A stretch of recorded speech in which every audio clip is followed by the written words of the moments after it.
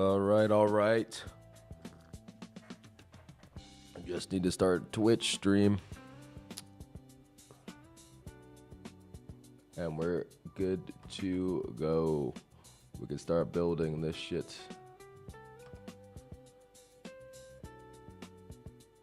Edit the YouTube title.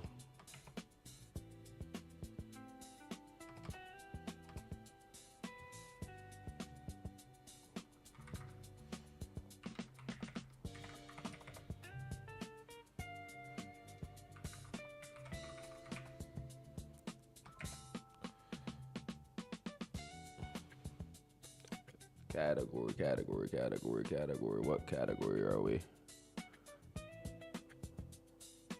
Category. Technology. Sure.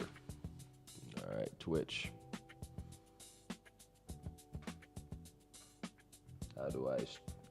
ChatGPT, how do I stream on Twitch?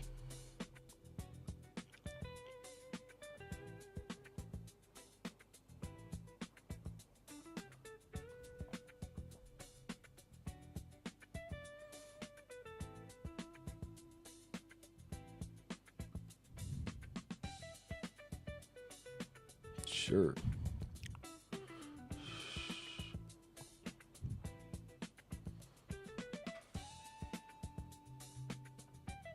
I gotta check if you guys can hear my music or not because we're vibing. Stream manager. Bro, I'm actually brain dead. How do I start a stream on Twitch? Why is this impossible?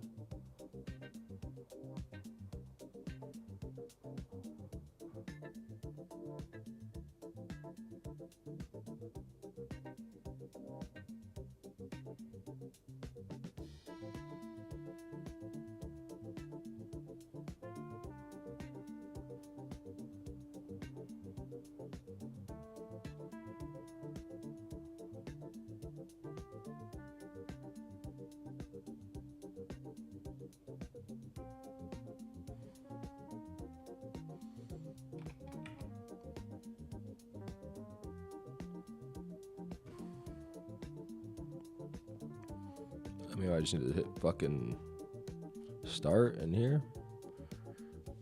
Is that it?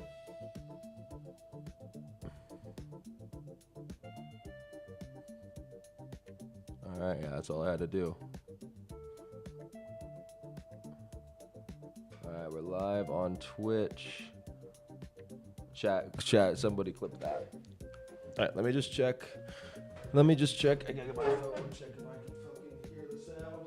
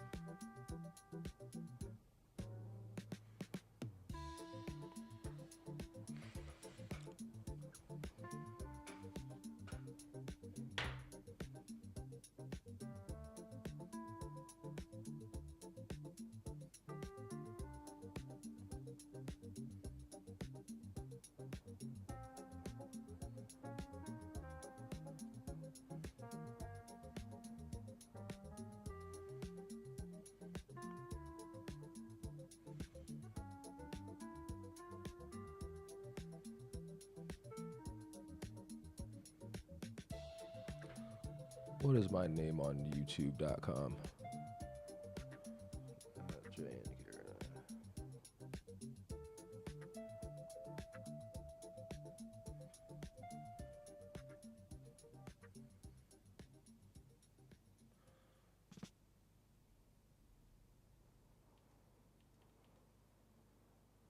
Okay, test mic, test mic.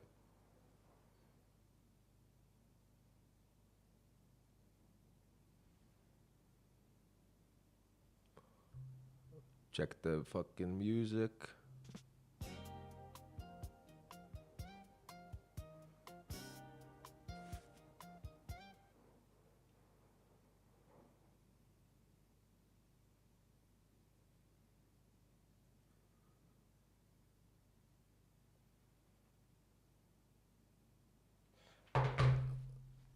All right, beautiful. I think sound's fucking working. I think we're good to go. Let's get this shit started, baby. Let's get this shit fired up. All right, put the fucking Twitch chat over here.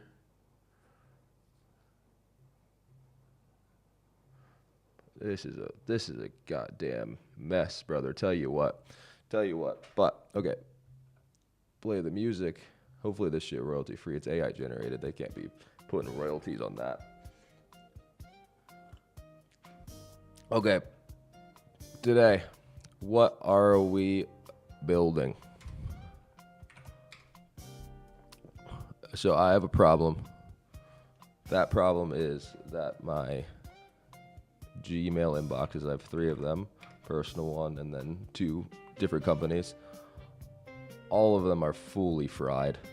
I mean, just 4,000, this one's 4,096 unread emails. I try to do some categorization, doesn't work. I'm always missing emails. I'm always having problems.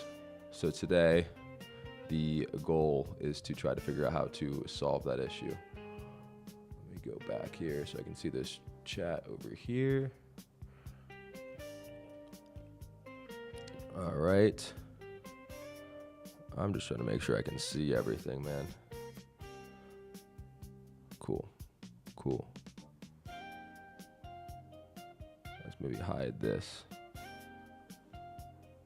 Wait, pop this out. Pop out chat. Okay, now we can see if there's any Twitch chatters. Cool. All right, so first thing we're gonna do is just gonna open up Excalidraw, plan this shit out real quick. I already did a little bit of planning the other day, just thinking about what am I gonna build, but let me add a new folder here.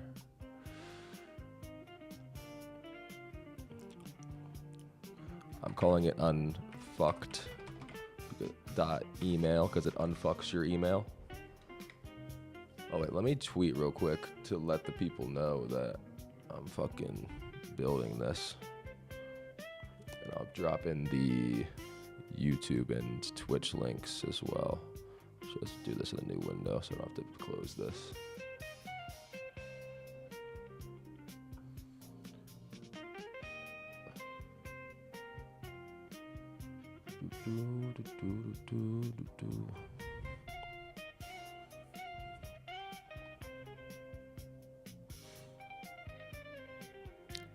Where did I tweet this?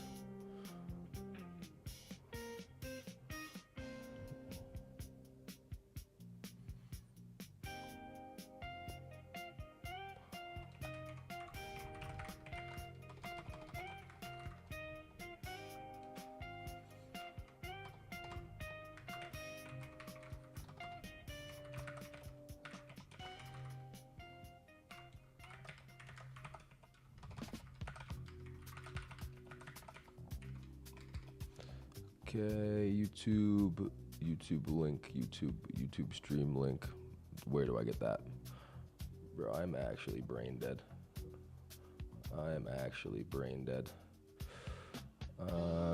Twitch,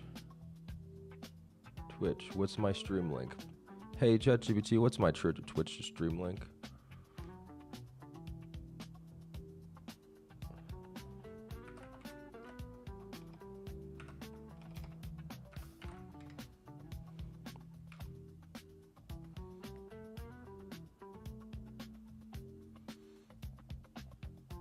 This seems like, yeah, that's what we want there. Nah, fucking mute that. No, thank you.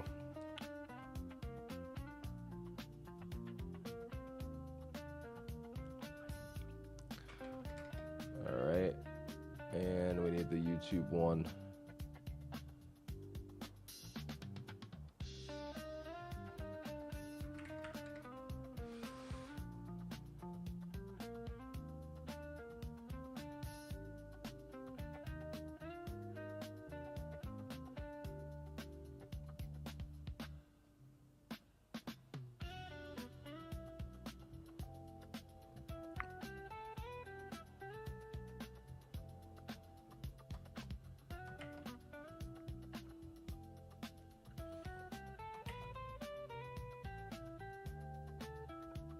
Is the YouTube quality really cooked like that? I think the YouTube quality is absolutely fried pieced. What the hell is that?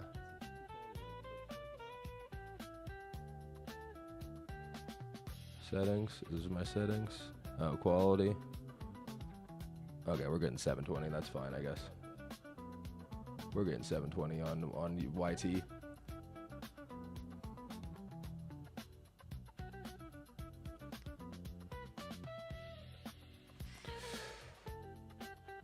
All right, now we can wait. Fucking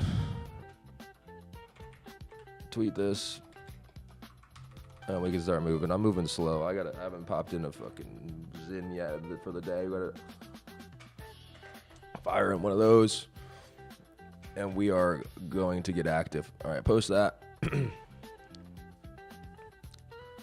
we can get started here. Oh, it was a genius idea I had the other day. Phone case that shocks your ass every time you fucking look at Pornhub.com when you're being a naughty boy. Okay. New note. No, new note. I do like. I have to do this. I have to do it here. Yep.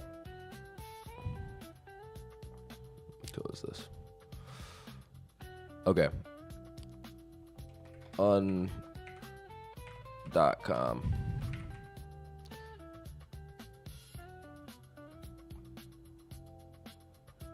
So, the problem.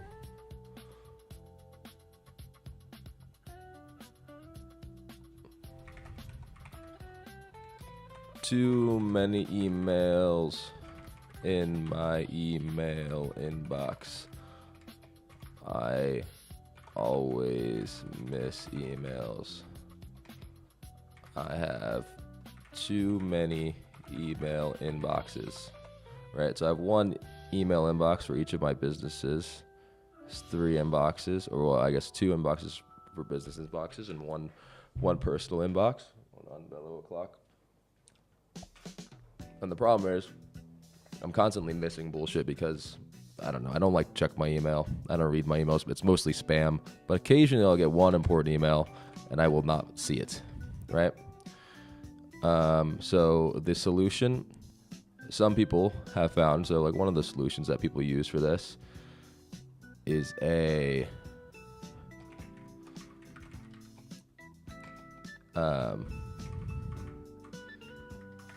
inbox management VA.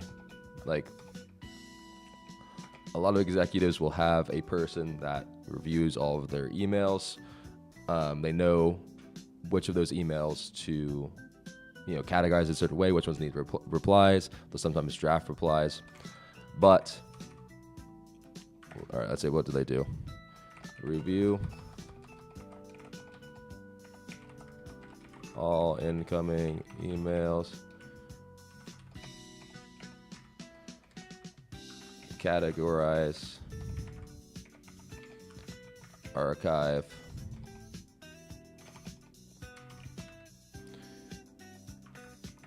draft replies.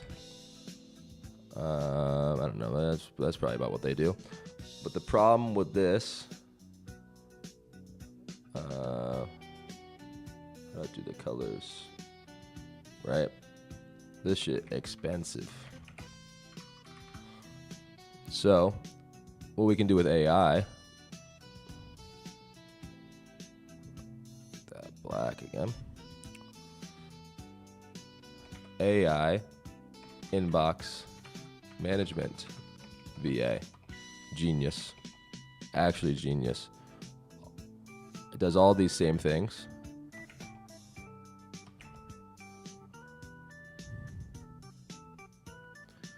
But, however, it's not expensive.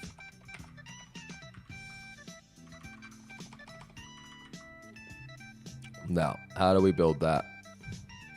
So we're going to have, right, we have like, let's say, for example, email inbox 1.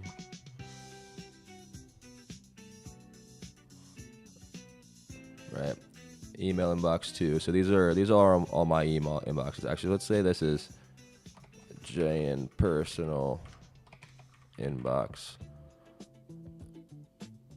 This is JN drippy inbox. And this one is JN flywheel inbox. And like I said, all these are fully fried pieces. Oh wait, let me send the stream link to my boy Alex.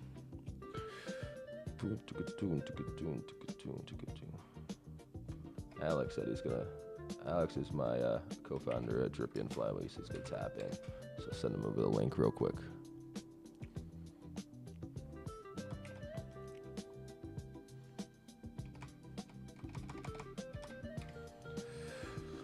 Bing bang boom. All right. And so we need a way to connect to all these inboxes. And there's a super easy way to do that with the Gmail API. Right. So here we have that motherfucking Gmail API. Let me zoom back in on this shit. Right.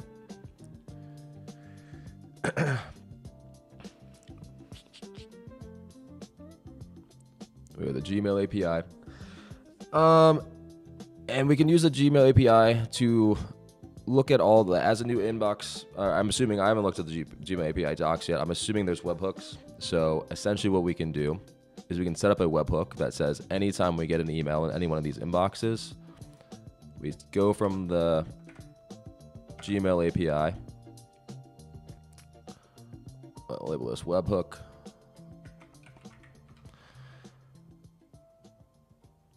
Let's take a webhook. Essentially, for I don't know if there's even anyone watching at all, but if anyone is watching, what a webhook is basically, it's a really easy way for one website or one web service to tell another web service that it is received data. So sending data between web services.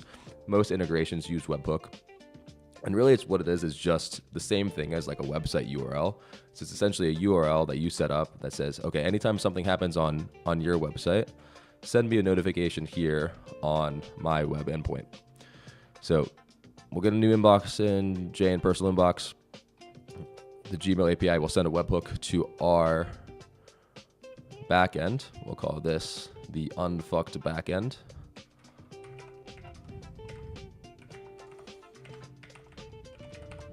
Right? So we'll get this webhook in, and then what we'll do is we'll take that email and we'll send the email contents to an AI agent that has some prompt that says, hey, I want you to review this email. I have some set of rules that I have that the user has applied for how to sort my emails. And I want you to sort that or process the email accordingly. So we'll call this email processing AI agent.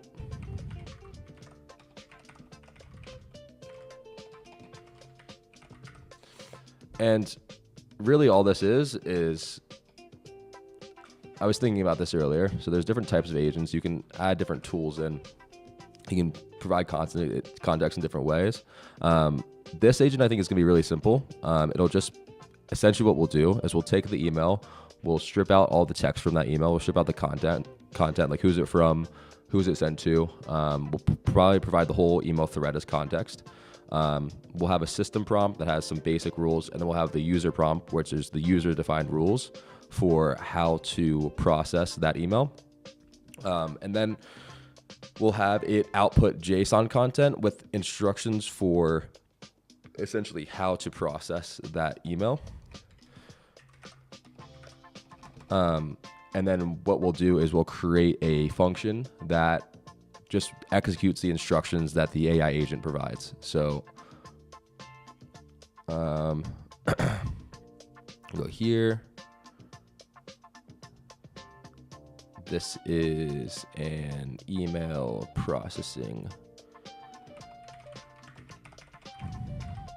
And I was thinking about this, like one way you could do this is you could set up a set of tools that the AI agent can call. I think that's actually overly complex for what we need. I think we just need, basically we need the AI agent to output,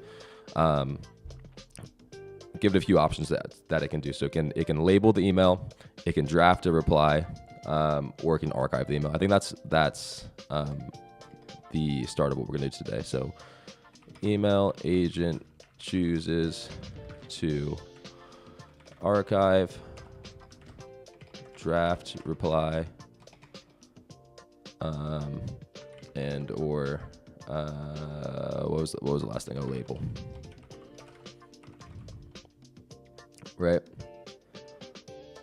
And there's one more thing I want to set up for my personal workflow, which I don't ever want to open my email inbox, right? Like if I could avoid it, it would be ideal if I could just fully never, ever open Gmail again. That would be ideal. I think sometimes I have to open Gmail to reply to emails, of course. But besides that, I don't ever want to open Gmail.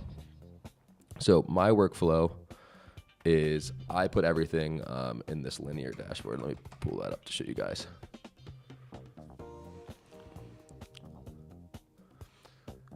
So this linear dashboard is my entire life. Each week, I try to put in all the things I want to get done that week. I kind of label which project they're for. I gotta call my mom. I got some things that I have some automations that run that automatically add things that I have to do each week or each month. And then as I move them each morning, I'll try to plan what I'm going to do today, and then I'll move things in progress and then done when I finally complete them. I have a bunch of other automations set up for this as well. If any of you guys have seen my personal website, I'll pull that up here. When this loads, you will see the activity logs, where we're actually sending the activities that I've done from InLinear over to this app. And it also powers this habit tracker, which is currently broken, not working, but you get the general idea. Yeah, it also tracks what I'm currently working on. So if I move something on Linear real quick, let's today build email.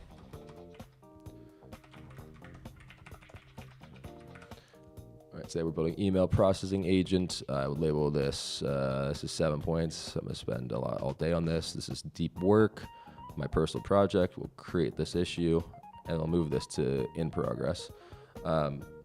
This also runs a few other automations locally if that's working, but then you'll see on my personal site, get fucked, Brave.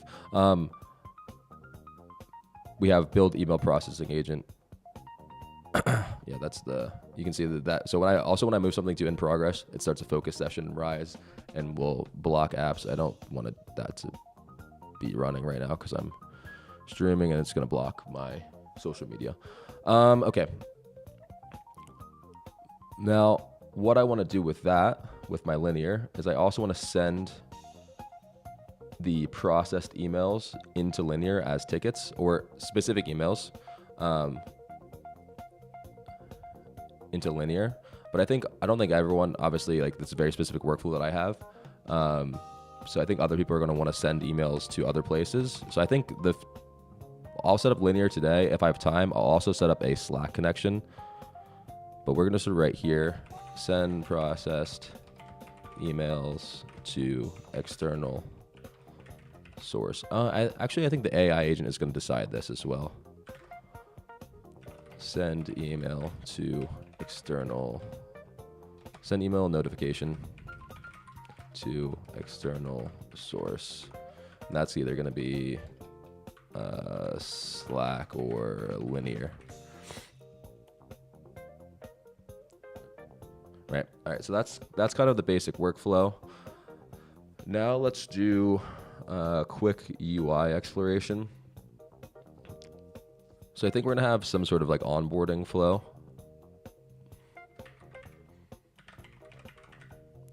Zoom in on this real quick. This won't do full screens here. We'll do like I think this is gonna be like in the middle of the screen pop up. I actually saw one of these that I like a lot the other day. User Jots onboarding is really good. We'll run through that real quick. And honestly, dude, like my favorite thing to do is every time I see a UI, someone else's UI that I like, I just rip it off kind of directly. I usually apply like a little bit of my own design choices to it. But for example, like if you look at Flywheel's sign up flow, it is essentially exactly the same as one of my favorite apps of all time, Linear. All right, you'll see that here. That looks a little similar. We're gonna do the same thing for Unfucked, but I think we're gonna use User Jots. Actually, I don't want to sign in. I want to sign up. Use Google. I'll make sure to do an account I haven't used here before. This is my burner.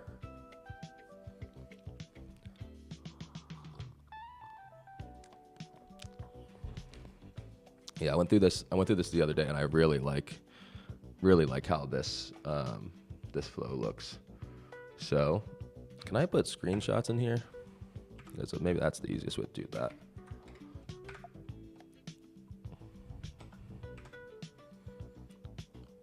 We don't need to collect their website, but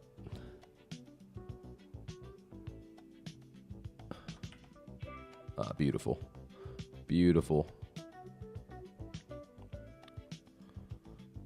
All right, so we'll have a kind of half-page section within the pretty next buttons. Yeah, that's the first step.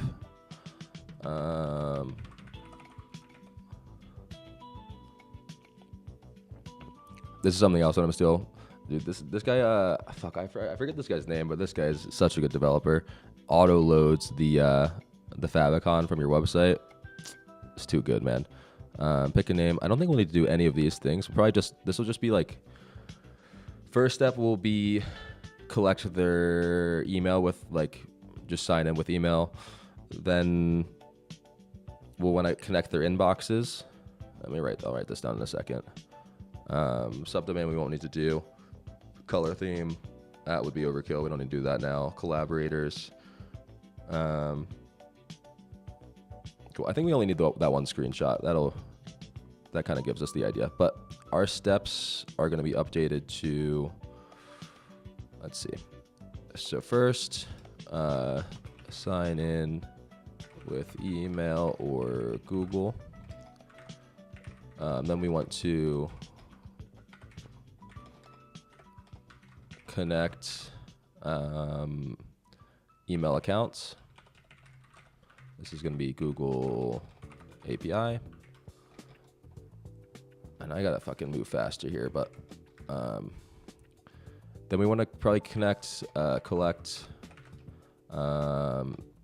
AI API key, because I want to use user keys for this, at least initially. That'll just make it easier to set up versus charging people directly. I don't know if I'm going to have time to implement Stripe, so I think I'm just going to set it up so it's free for today. And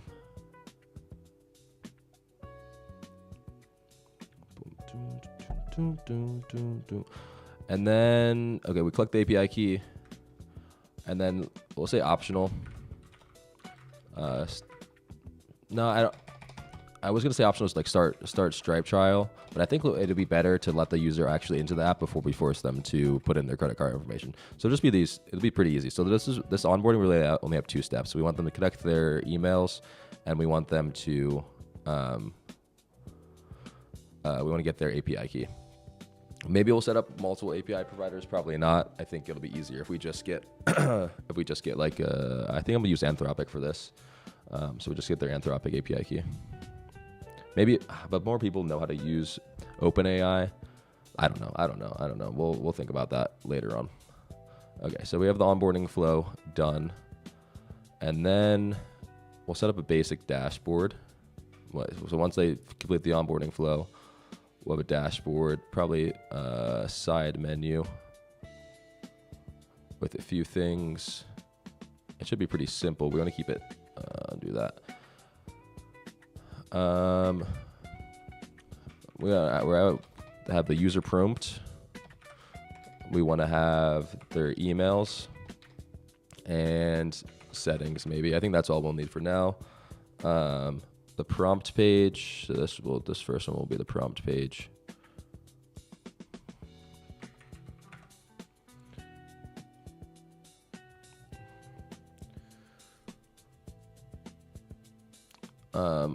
We'll have probably just like an input box here. This is like write your prompt.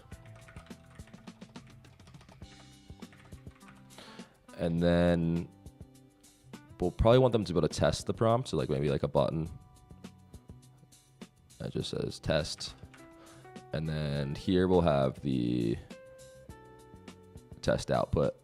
So essentially what I'm thinking for this is like you write a prompt, you click test, and then it goes through like maybe the last 10 emails or 20 emails in your inbox, and it tells you how to how they would be processed according to this prompt, but it doesn't actually do it. So this is just the test output, and I'll think about the actual design of this later. The emails page, I can copy this.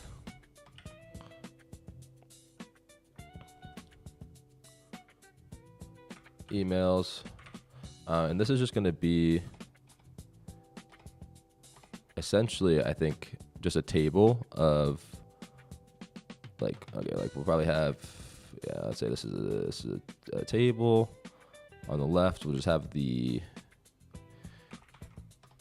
email subject, so you know which email it is, and then we will have probably like, I think like little icons here. Let's say like how the email was processed.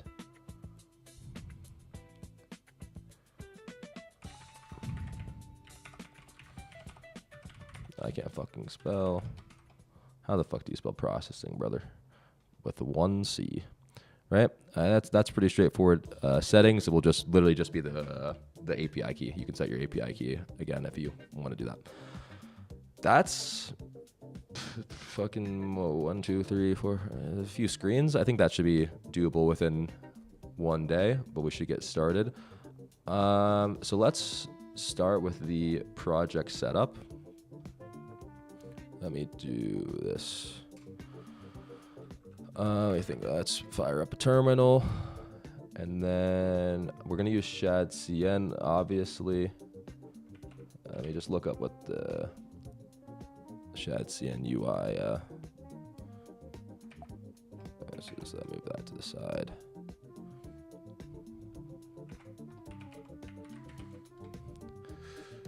We use ShadCN Next.js. Backend, I'm going to use Encore, which is probably kind of overkill for this, but installation, Next.js. Let's create a new, yeah, okay, we want to do that. PM, perfect, sounds good. Oops.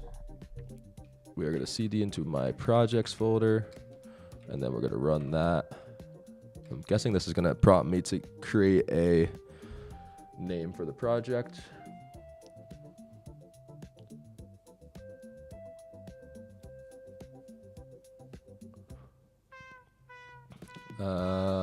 Do we want to do Next.js or Next? I think we'll do monorepo. Unfucked. All right, that is going to start setting that up in the background. In the meantime, we'll go ahead and start setting up the backend.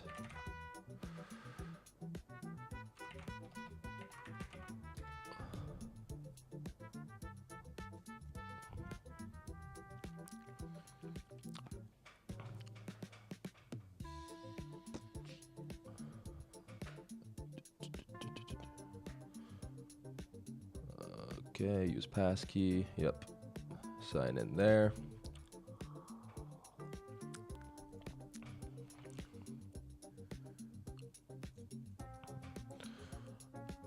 All right. Okay, so create a new app. We'll also call this Unfucked. I think I actually want to... we don't want to use any of their starters. I think we just want to use Encore app create. Yeah, we'll cd into Unfucked. Open cursor.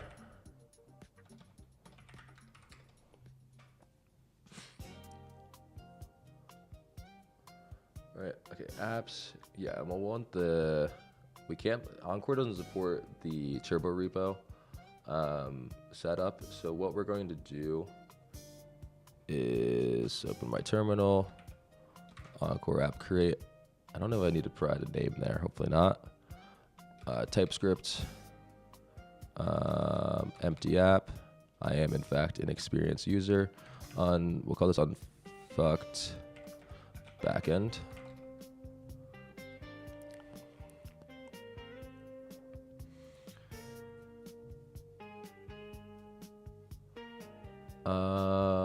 Do we want to run it now? No, I don't think so. And I know that this is going to fry me later if I don't delete the... What is this? Close that. Where's my terminal? We'll open this in Finder. And if I go here, I have to delete this git.git. Move to trash.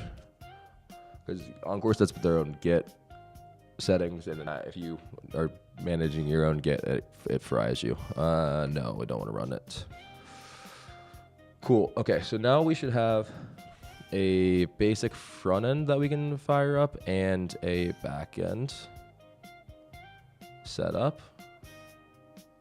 And I'm probably going to start copying stuff from some other projects here in a second, but let's go ahead and turbo dev filter web, and that should start the front end. No.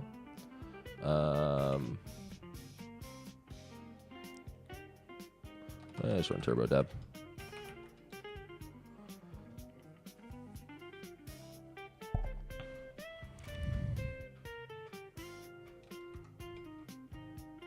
I don't like this default terminal. Let me check what my start scripts are on a different project. Go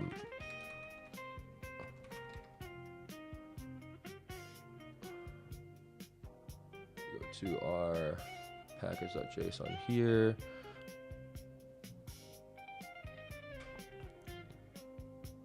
Oh, you have to go to our, I think it's in this package.json.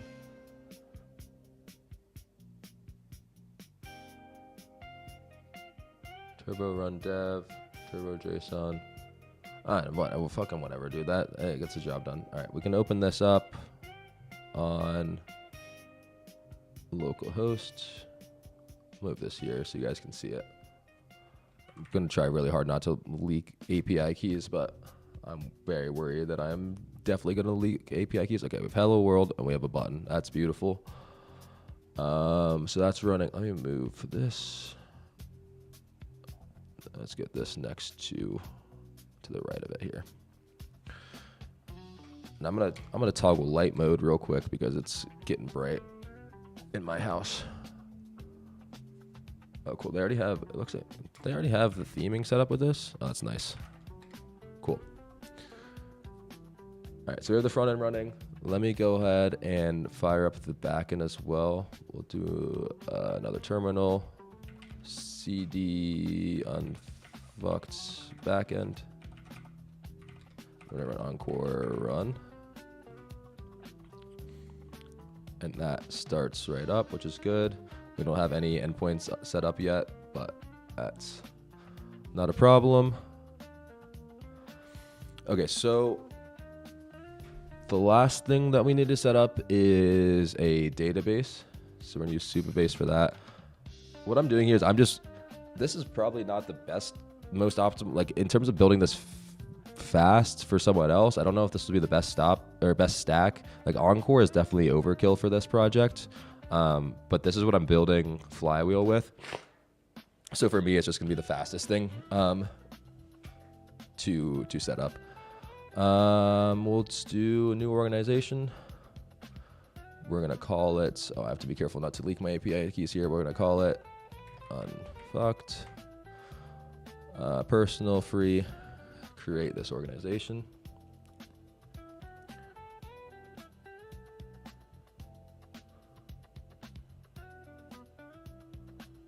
Go back here.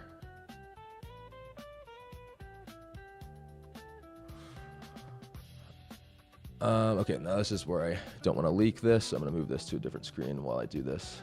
Set up a password. Edit.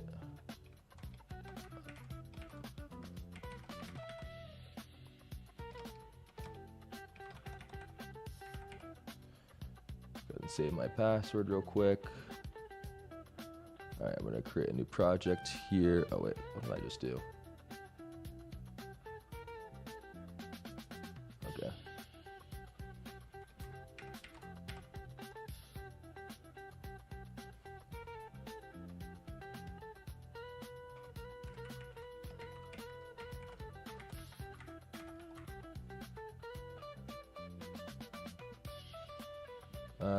US East.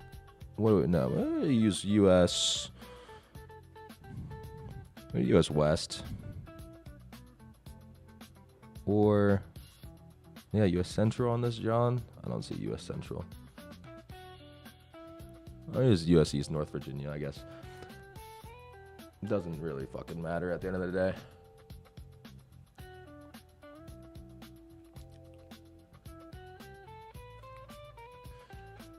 All right, so now we have our database set up. So let's start thinking about, do I want to start thinking about what tables we want to do, or we should set up, I guess we should set up auth first, and we should start with the onboarding flow. Because that way I can connect my Google accounts. All right, we'll go to authentication. All right, let's see. We will start here in the apps/web. Okay, so we're gonna have a new page. Sign up. Page.tsx file here, and then here is where the vibe coding begins. So let's implement a sign in with magic link flow for Supabase.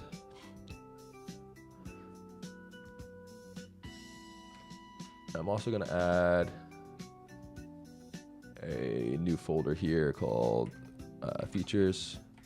That's just like how I like to organize my projects. I'm gonna add a new folder here called maybe auth. And this is gonna put the shit in the wrong place. I probably should have installed I don't know why, but if anyone else's cursor is the same as this, but my shit can absolutely never install the stuff by itself. Super Zustan, Supabase. Yeah, I like that. I like the sound of those dependencies. So I'm just gonna copy this. Open my terminal. We'll just set up a new one. CD apps/web. PNP add those.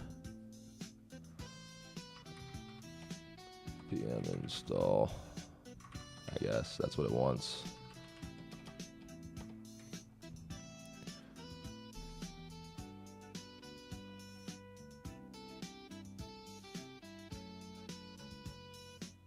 What is this about? Okay, I guess I just need to.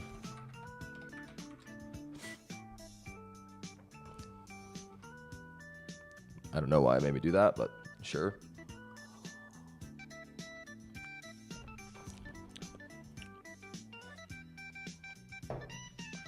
Okay, now if we rerun this, should work. Yeah, so just wanted Supabase, Supabase JS, or Supabase SSR, Supabase JS, and Zustan. Zustan is just a state management tool. I use it for most of my projects, so that's good. All right, now we can go back to chat. I installed.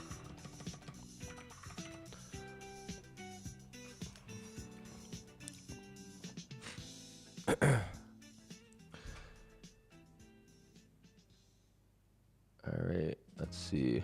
Create browser client. That's good. We like that. We like creating browser client. Setting up middleware. I don't think we're actually going to need to use the middleware because we're not going to use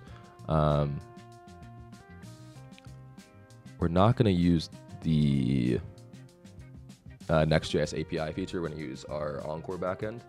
So while that's actually getting set up, what I'll do is I already have a lot of the stuff that I need set up inside of Flywheel. So we go to Flywheel backend. And then I'm going to go to, let's see, I have, let's see, Encore auth handler. We're just going to go ahead and copy this exactly for now. I'm going to move it over into this project. It's slightly different, so I'll need to modify things a little bit.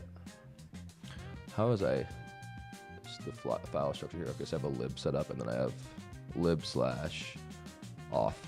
Do the same thing here. Lib auth, and then what's this file called? I think that's important for some reason. Encore auth handler.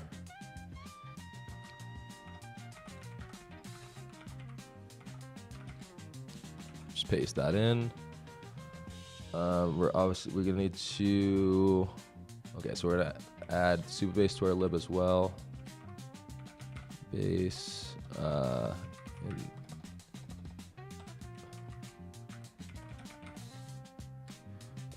think Supabase, net Supabase. All right, this is where our auth for Flywheel is a bit more complex than what we need here. I think we only need to be able to init a user client. I don't know why that is in TS error. Just maximum.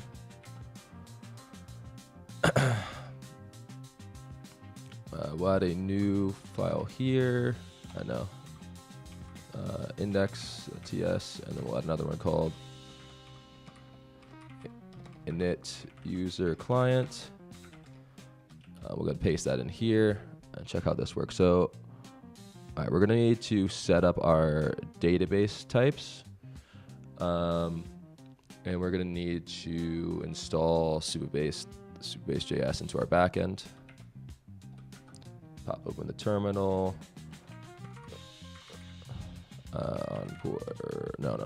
Unfucked backend.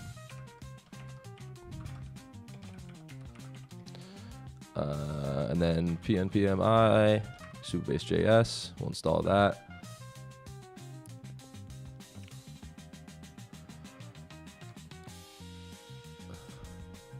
And then I have to decide how I'm going to handle types here, because I really like when my types are synced between the back end and the front end. It makes things super useful, or it makes things a lot easier, I guess, is the better way to put that. Let's delete this stuff that we're not using. So I go ahead and set up my Supabase types now. Let's check it back in on how it's doing with the front end real quick. The front end auth flow. Okay, it wants to delete something. What the fuck has it been doing? Oh, it's like building a dashboard. Sure. Go ahead, go crazy. I'm sure none of those files are going to be where I want them, but that's all right. Magic link. So we're gonna move those to auth. The connection failed. That's sweet. Please continue.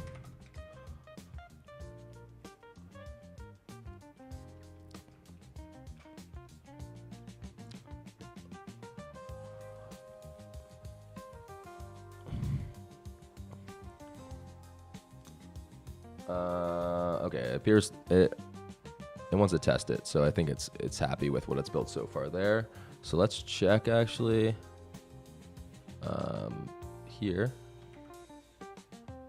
Okay, it appears to not be working.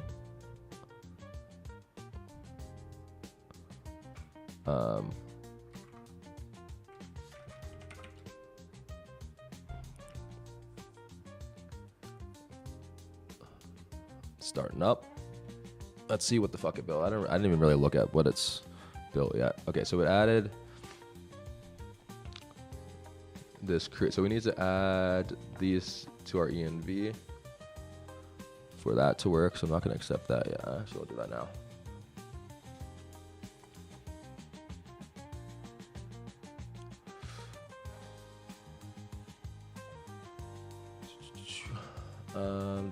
App. Yeah, apps/web.env, which is already get ignored. That's good. What did it want me to add again? Public Supabase URL, public anon key. Okay, I can expose both these variables, so I'm not going to worry about that. Fuck. Let me go ahead and pop into Supabase and add these. Okay, so we're getting an error there with exactly what I'm fixing. So let's go into Supabase. I am going to avoid accidentally exposing my keys again. Where the fuck did that window just go? Oh, okay, went exactly where I wanted to. Cool. So what I'm doing now is I'm just grabbing the I'm going to project settings in Supabase. I'm going to the data API, grab that URL, go ahead and paste that in. And then I'll go ahead and grab the API key.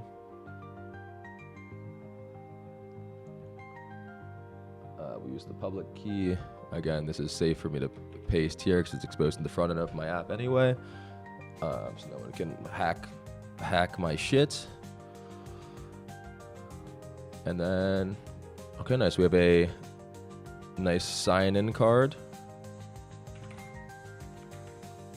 I don't know if I need to enable Supabase auth for this to work. Project settings. Let's see.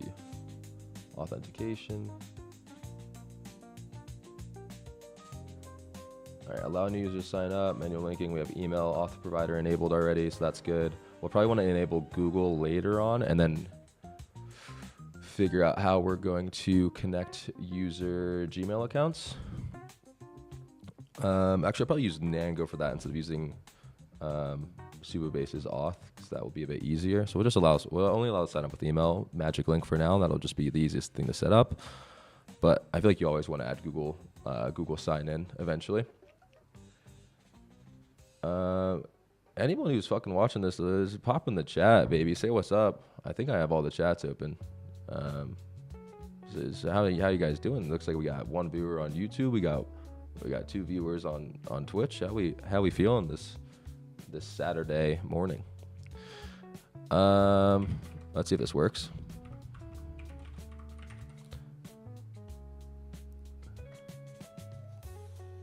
Okay. I mean, it looks kind of shit, but it appears to be working. Yep, we like that. Confirm my email. Welcome. Oh, look at that, dude. The dashboard. All right, dude. Claude, man. Cursor.ai. We love that. All right, so you got a user ID. I think what we need to set up quickly, table editor. We want to set up a users table. inside of Supabase. So we'll do that real quick. Users ID. We're gonna use we're actually gonna link this to the auth table. Auth dot users. ID is going to be the user ID. That is easy enough. Action, no action is when the row is updated. We're gonna do a cascade. So if the user gets deleted, that also gets deleted. Save that. Created that. We'll have, and we're just gonna have their email for now. It's gonna be text. And do we want this to be nullable? I don't think we want this to be nullable. We want to always know there's an email.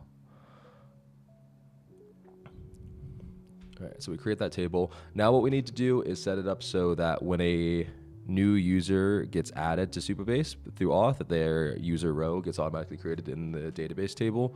I've done this before in a different project, so I'm going to just check real quick how I did that. How the fuck? No, I want to go to. This is in Flywheel. I did this.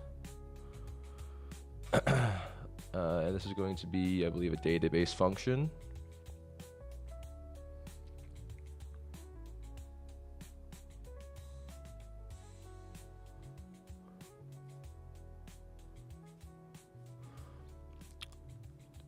Database function, and then I think there's something here called like user. There's a lot of things called user. Create, yeah, this is. Create auth user member row, schema public. Yeah, we want to just copy this exactly, actually. We got to keep that open for now. Duplicate this. I've been meaning to switch off of Arc for a while onto like Zen or something because this shit is so buggy, but all my things are on Arc and I can't be fucked. All right, so same thing here. We'll go back to unfucked, this project, database functions, create a new function. What did I call it here? Well, we'll copy this real quick, and then we'll copy the name as well.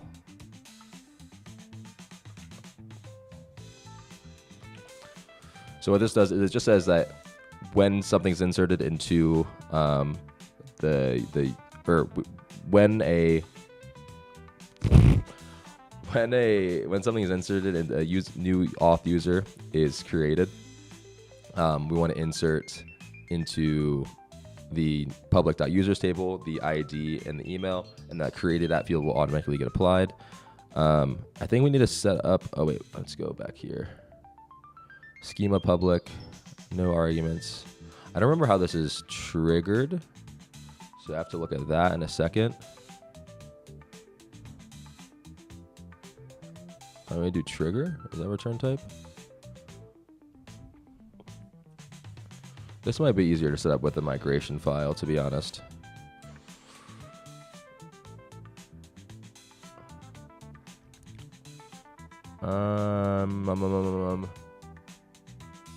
Yeah, we're actually gonna use AI to write this migration file for us. So we're gonna go back into this project. This is where I need to figure out where I want to initialize Supabase in this project.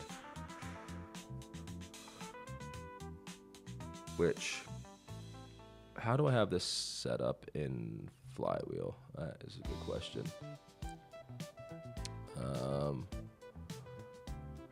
I know it's here somewhere. Okay, packages. I think it's in my.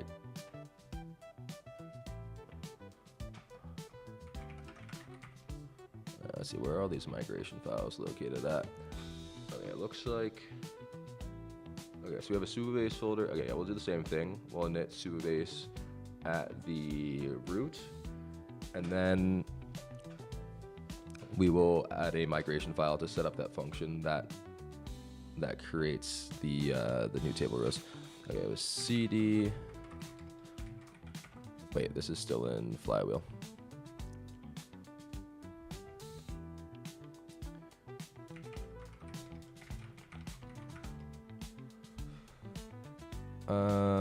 No, don't want Dino. No. Right now we have our Supabase folder, config.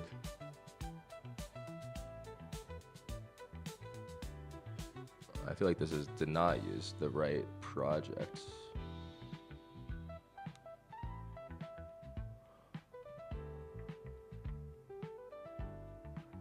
I have to figure out how to make sure this is using.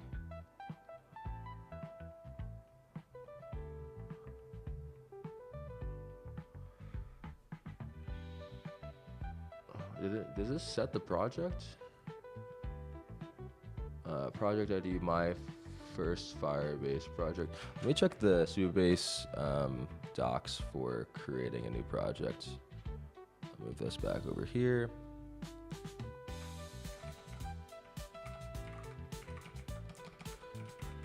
So we want to link it to the Supabase project that I just created.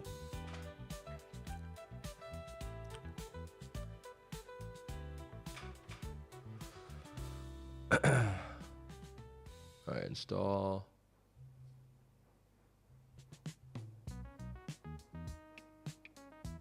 I think we need to run like Supabase link or something.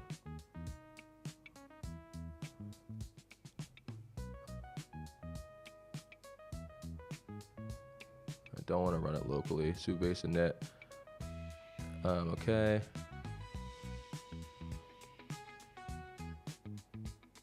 I think I'm just gonna try running Supabase link because I think that's what it is. I don't know which project that's gonna link it to, but we'll try that. Let's see what happens.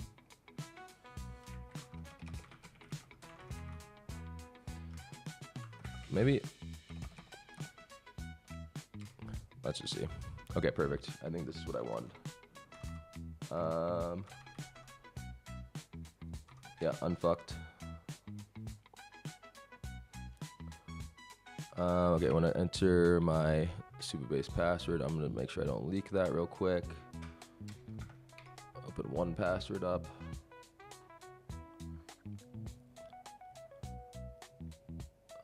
Copy that password in.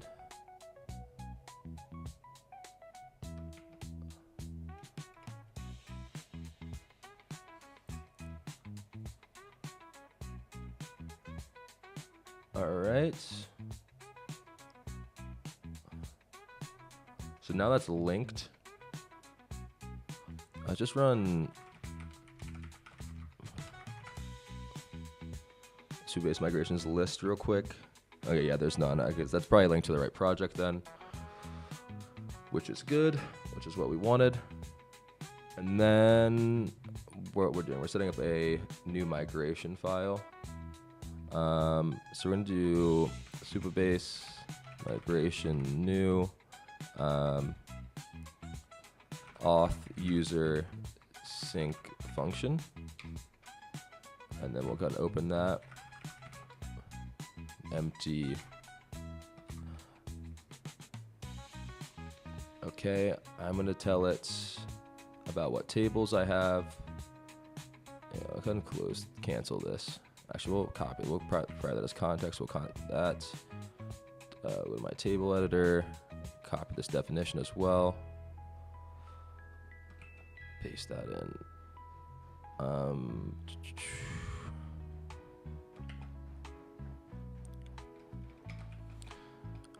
I want to use the above function to add a row to the users table when an auth user is created. Can you set up the function and the trigger? So that will create our migration file. And then we can run Supabase DB push to apply that migration. Okay, handle new user, define our search path public, begin insert trigger on auth user created, we produce handle new user. Yep, that makes sense to me. I don't really like this name, so we're gonna update that real quick. Oh, fuck me.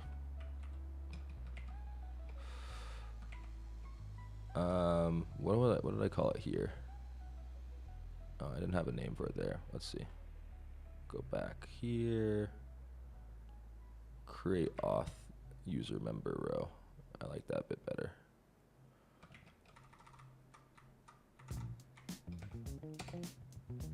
Okay. We already have this table, so we don't need to recreate that. We'll enable row level security on the table. So we're gonna have to set up RLS rules in a second for that, but that's no problem.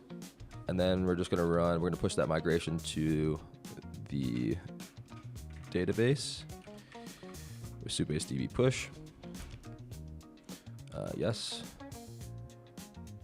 Users, relation users already exist. What is it? What is that? What is that? What is that? Oh, I didn't save it. I didn't save it after deleting the create table. So just rerun that after saving it. Yes. All right, that migration is applied. Where did my Supabase dashboard go? What the hell?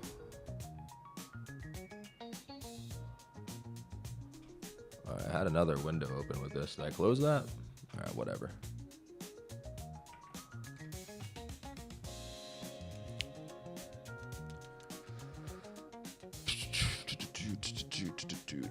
So if I go back to database functions, we see that function got created, and then we can test real quick that that's working by manually creating a new user. Create a new user, test user1@gmail.com, sure.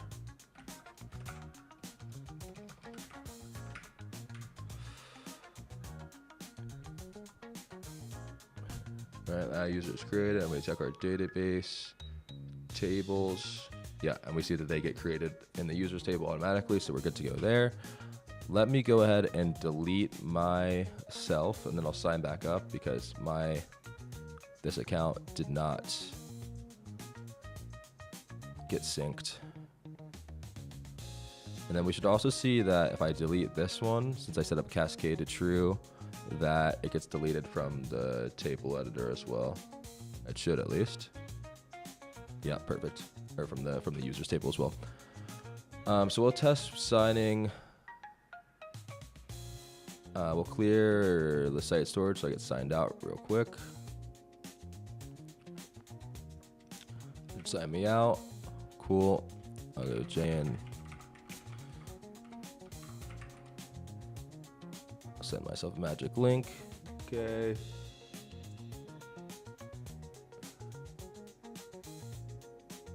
Fucking goddamn it. Confirm my email. That'll take me to the signed in page. And then we should see here, new user, jncaradine@gmail.com. Beautiful. Okay, so that's working. What the fuck is up next? What is up next? Let's continue setting up the auth in my API, and then also let's go ahead and add Supabase typing. Close.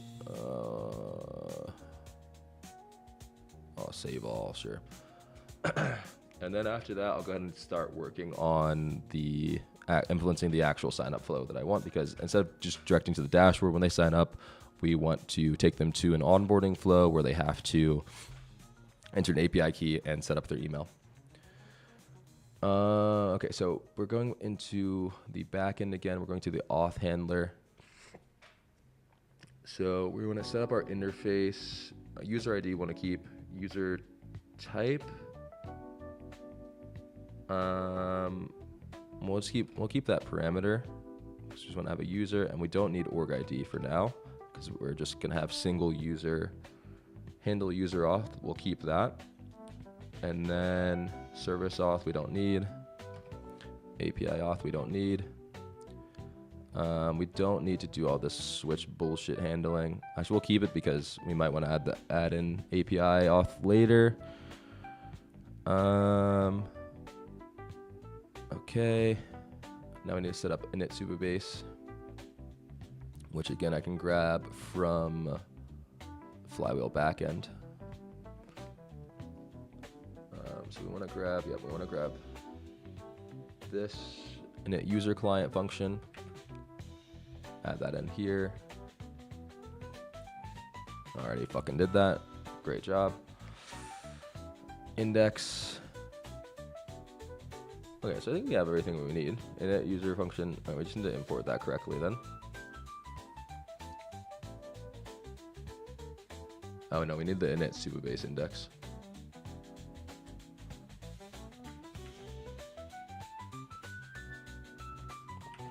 Again, we'll Supabase user client, service client. I might keep the service client params here, and then we're gonna do, we're gonna remove that, and we'll move this. And we're gonna add in the init service client. Let's see, is this exported?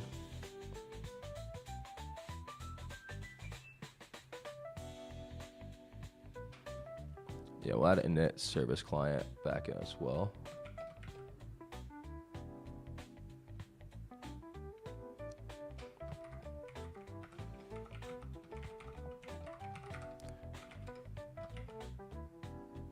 Paste that in. Right, that just creates it with our service key. This, what we're gonna do next is set up the database type. What I need to figure out is how I'm gonna share the types between the front end and the back end. I might not worry about setting up that now because I don't have very much time, and I'll just set up, we'll just set up within both the back end and in the web package, the Supabase types. We'll actually, we'll just set it up in both individual packages, and I can fix that later if I want to change that. Essentially, to tell you guys what I'm talking about. So here in Flywheel backend, what I have is I have this shared types folder, which automatically gets synced because I have two different projects, obviously, for Flywheel, the backend and the front end. Slightly different here is where we just have one mono repo for both. But essentially, we want to share types between the front end and the back end. But Encore kind of has issues with mono, like it doesn't really work when you try to set that up in mono repos right now in Encore. So I'll just manually set up the types in each. And since we're just gonna be using our database types from Supabase directly without modifying them, it shouldn't be a problem at all. Okay, so we'll go back here. All right, I need to figure out why these are not importing.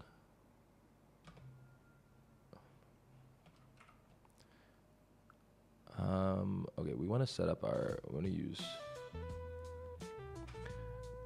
use @/imports. So I'm gonna set up VS Code to do that by default. We're just gonna add all of these. I think that will get it working.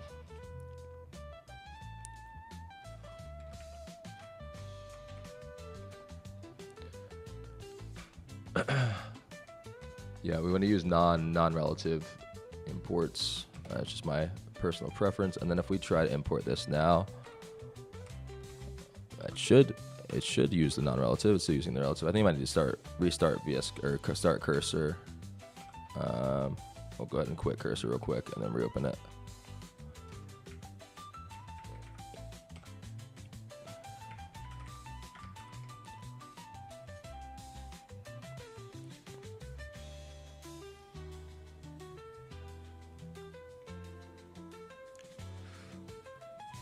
I think.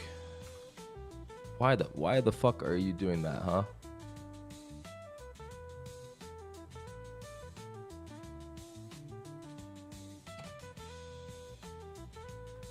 It should be using. What I wanted to do is not use relative imports because I don't like relative imports. Ask cursor. Why isn't my VS Code defaulting to relative imports? Or why is my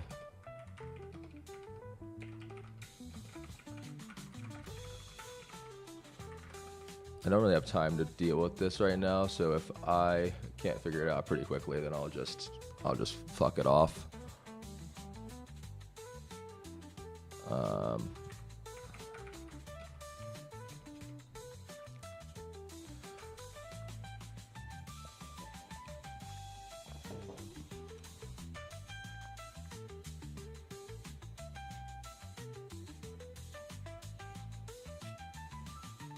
Oh, we haven't set up, I know why. We haven't set up the TS config to handle relative imports. That's why.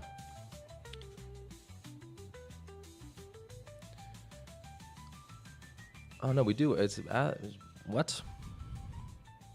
Okay, yeah, it's fixing it for us, I think.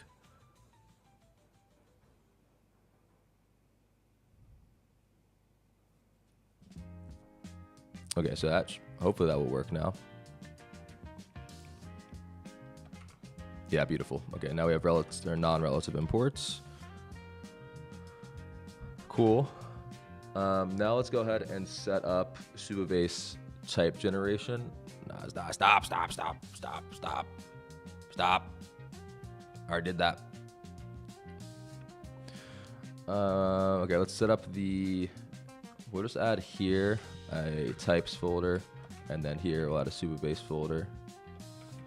And what we're going to use is Supabase CLI to automatically generate our database types for us, so we have good type support. I found that having really good type support is really important when you're building with, especially when you're building with AI, because it's when it starts going absolutely nuts in your code base, at least you know and it also knows when it fucks up the types. If you're raw dogging Java.js files these days, you're out of your mind. Especially if you're using Cursor, that is anyway. If you're not using Cursor, another AI tool, you're also out of your mind. So, yeah.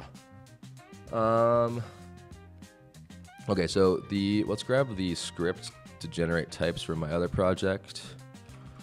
Flyable will have that in, I believe, either its package.json or the turbo.json. Okay, I think it's in the web package.json. Where the fuck is that? There it is. Dev, env development, appdb, run, Gen Encore client. Let's search for Gen Supabase. Yeah. Yeah, okay, this is what we want here. We want Supabase gen types. And then this, I've set it up so it's using variables for one password. Don't need to worry about setting up that right now. We do not have any time for that nonsense, that fuckery. So this is my backend, package.json. We want to add let's see, we have scripts already? No. Scripts. What did I call that here? Yeah, Gen Supabase makes sense.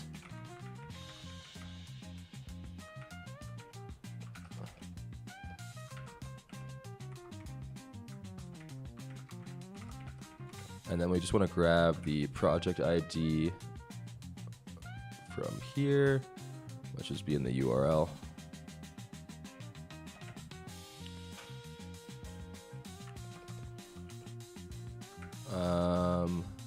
I think that's all we need.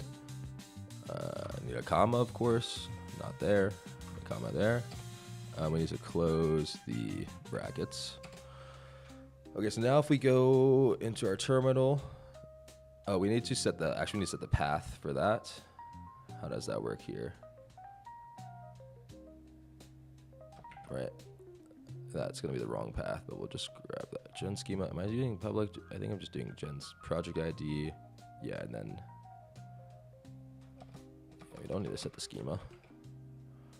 Okay, this is going to be in types, I believe. Types / Supabase database types.ts. We need to make that file or it's not going to work. Okay, and then we'll go ahead and try running that. Save this. CD unfucked backend. BM run gen Supabase. Okay, I didn't get an error. All right, beautiful. Yeah, now we have our database types for the backend set up, and we'll go ahead and fix the imports in a second, but I'm gonna set up the same script in the front end as well. Again, we'll go here, we'll just add types. And what I was saying is I like we have duplicate types for each of these, and every time we change the database schema, we'll have to manually run both of those scripts, which is why usually in my projects I set up one shared types package, and then I usually set it up so when I fire up the server, it just runs that package. But I don't have time to do that config if we want to get this shipped today. Supabase. And then we'll go back into the package.json. This already has some scripts. We'll add, I think, the exact same script that it should just add types Supabase database types at TS.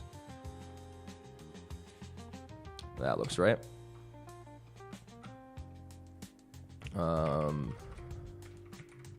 Slash web. And then we're gonna run gen Supabase. Cool. And we have our database types there as well now. That's perfect. Okay, now we'll go back into, we don't need this. What did I just do? Delete that. And we have to go into Supabase, index.ts. So Supabase is gonna be, we're gonna import, we'll go into our database types, Supabase, okay, new, fucking goddamn it. New index.ts, and then we're gonna export Supabase as that database type, which I've done in Flywheel as well. So I'm just gonna find where I did that. It's gonna be in our package. Our types package, src, Supabase, index. I'm just gonna copy all this. Why not? Most of this is not gonna work because we don't have a lot of these types. Right. We're not using database override. Don't have any of this shit. Okay. We don't have database. I don't know. I should not have exported everything. Okay, so database is going to be, I want to import database JSON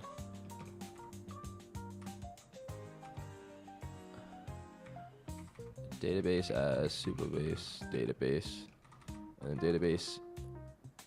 Oh no, we don't need to do that. We don't need to do that. We just want to import the database schema from the database types, and then we're going to import Supabase as Supabase client database. We don't have database schemas. We don't need any of this other shit. We don't have any of these types. We don't need this. Okay, so we just are exporting these basic types now. That's good, that's all we have. Sure, we'll keep exporting the enums, I guess, why not? Now we can go into here, and we can import Supabase from the correct place. At type/Supabase, perfect. That's resolved. Init Supabase client, same thing.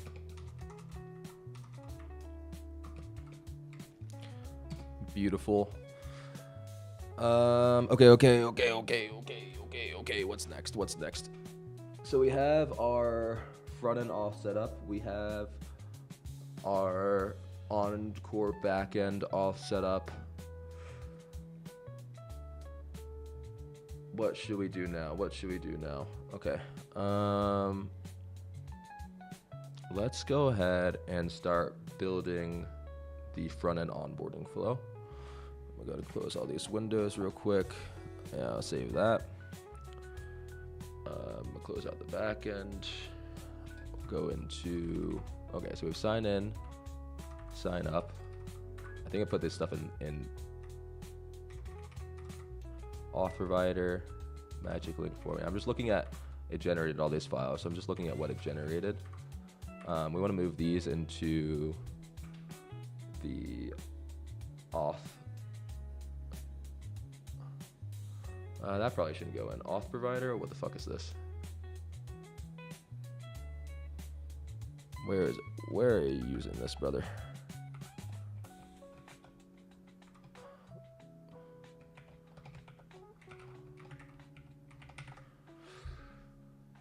Okay, so it created providers, app/webs.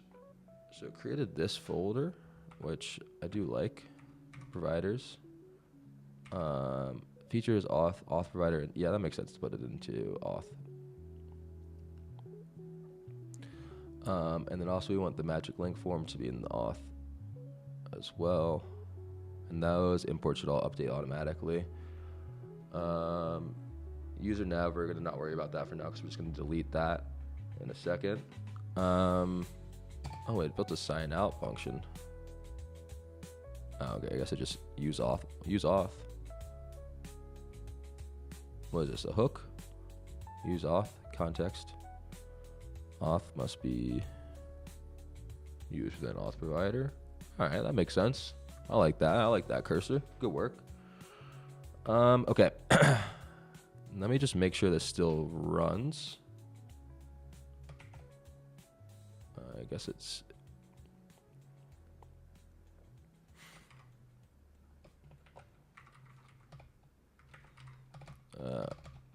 turbo dev.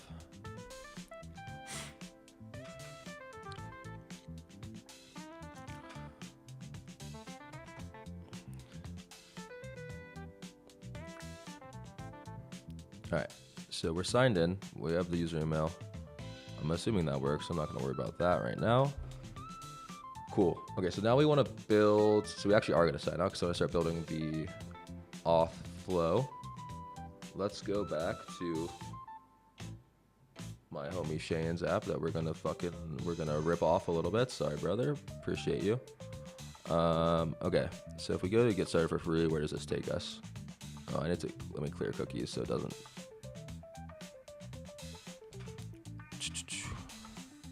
We just want to sign out of this. So it takes us to this first step of this flow. Yeah, I like this. Email, passive. So we just have the magic link. We already our shit kind of looks like this already. I don't love the theme at the moment. So what I'm going to do is I am going to, should I have time for this? How much time do I have? All right, I've spent an hour 25 so far. We have some pretty decent progress. So I have like 7.5 hours left. I have until about 7 p.m. All right, yeah, we have time. We have time to do a little theming. We can do a little theming. So we're going to go into, where is the CSS stored here? Packages, SRC style. Oh, we're using styles. We're using packages, styles. Oh, and our components here? Our components are here. Interesting. Okay. It set that up manually for me, which is cool. What I'm going to do is I'm going to grab the theme from Flywheel, and we're just going to reuse that. So that's our CSS file. I'm going to copy this part, and I'm going to ask my homie Cursor to we'll keep the variables the same because I don't want to be fucked to just be changing all the variables and all the ShadCN generated components. But we'll ask it to implement the same colors as in our theme. Implement the same colors and styles as this theme.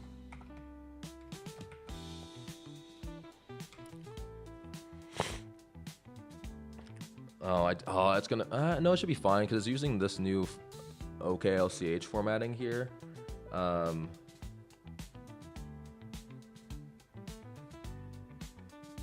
but yeah, it's gonna switch it to HSL. Nah, it's not doing it right. It's not doing it right. Right, it's because it's switching. Do not implement the variables. Just replace the existing variables with our colors in a way that makes sense.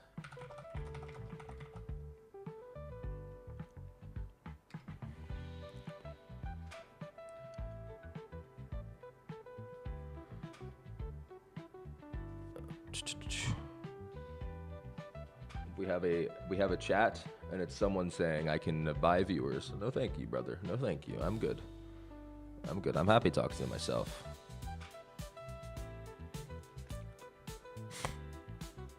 Oh, doing it at HSL?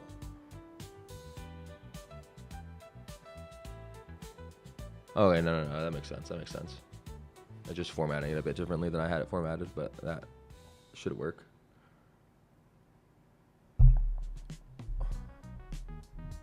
I do not think it did that right at all, actually.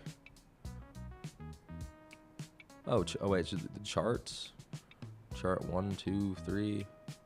Ah, no, this might be right. Primary did right.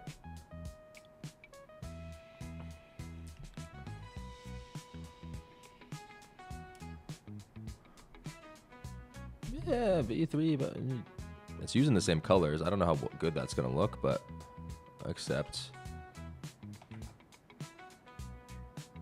We don't need to restart the server for that to apply.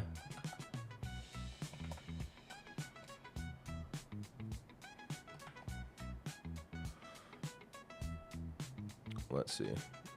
Oh yeah, I did implement it. That's our primary button. Let's see if we go to dark mode. Is the dark mode fucking cooked? Why is the dark mode cooked? Fuck.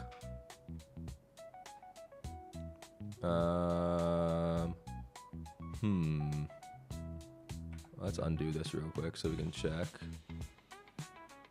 Root. Dark. Does that unfuck our dark mode? Okay, I don't think the problem is with the themes. I think the problem is maybe with our provider.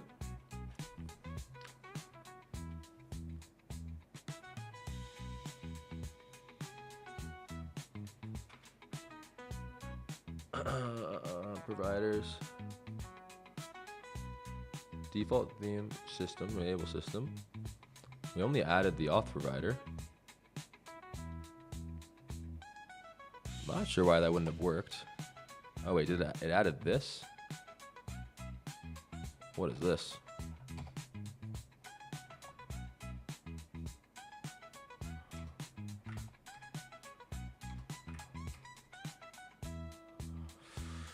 We busted the dark mode. The dark mode is cooked. That is life. But why? Alright, well, let's try real quick. I don't know why that wouldn't be working. Alright, that says dark. Color gray 50. It's not using the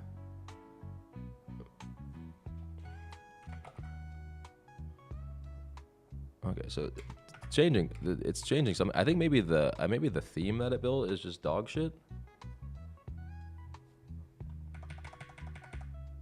Let's undo all this again.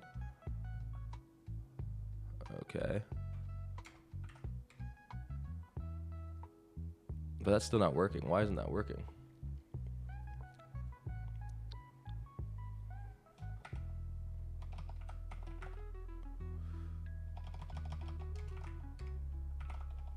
It's changing the text color, but it's not changing the actual theme itself. Let me just try restarting the server one more time and see what happens.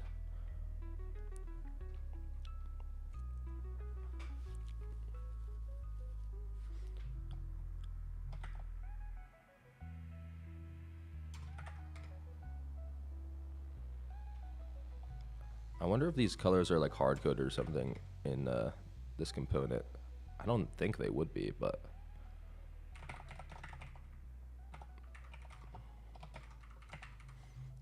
if I can't get this working quickly, I am just going to skip it for now, and we'll do it later because, again, no time.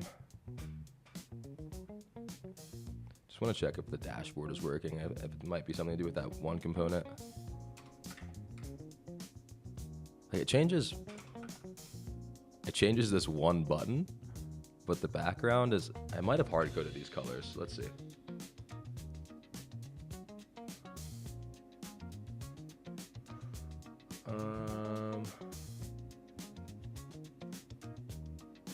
Yeah, it hard coded all the fucking colors.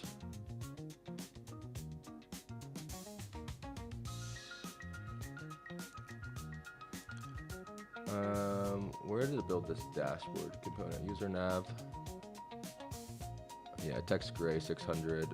That's why the button's working, because it's using the ShadCN button. Okay, so it's not actually a problem with the theming, it's a problem with the components themselves. All right, so let's sign out again. Now that we know that, and we can re-implement our custom theme. And then, if we go to features auth, magic link form.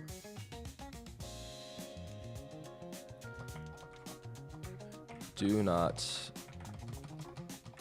hard code the colors.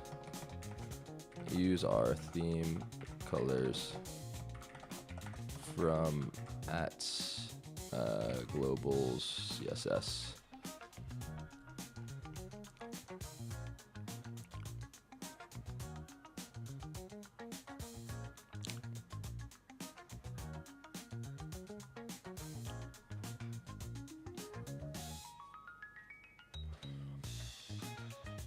Might be time for another Zen soon.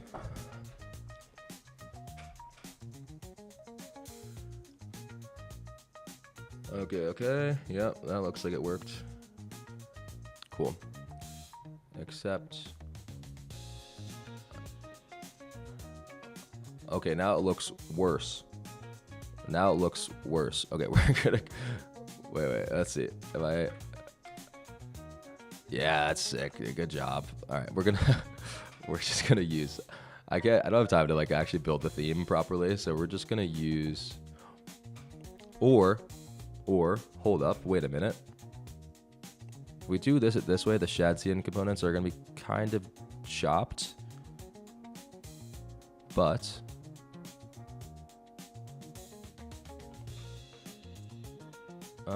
yeah, let's just we'll do. I'm gonna spend. I have like 20 more minutes to spend on this, and I can't get it working well. I'm gonna move on. We're gonna grab the root, this exact theme, and we're just gonna ask chat to re-implement the themes for all the components, which shouldn't take too long. Okay, root. Paste that in. Why is this formatting cooked? I don't know. I think that should be fine though.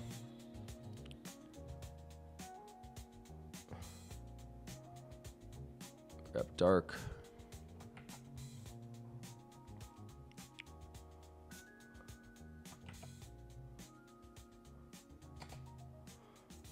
Okay, so now we're just gonna run that same prompt again.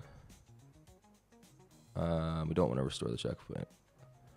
Let's say I updated. Oh wait, we have to implement first the Tailwind config. Do we? Wait, no, it's in Tailwind config of this package. Globals. Is it, where the fuck is the, how does this shit work? ShadCN. Riddle me that. There's no Tailwind config here in the UI package? Explain that to me. And then here in the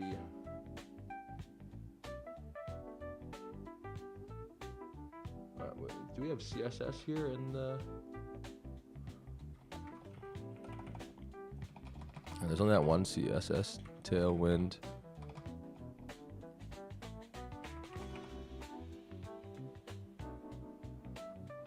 What the hell?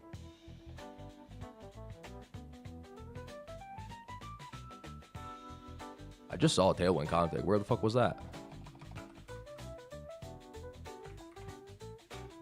I'm losing my mind.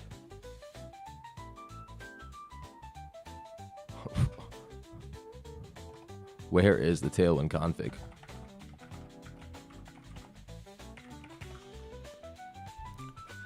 Riddle me that. Cursor.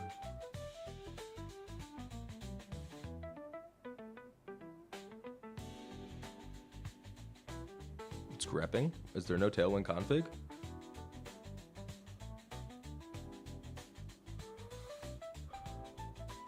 Don't add it. It's gonna add it. You fucker. Don't you do it.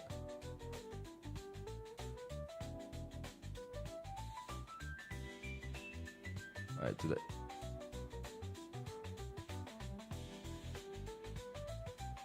I don't know. We're using tail. Where's the Tailwind? It's grepping everywhere. It doesn't. The cursor doesn't know where it is. I don't think it exists.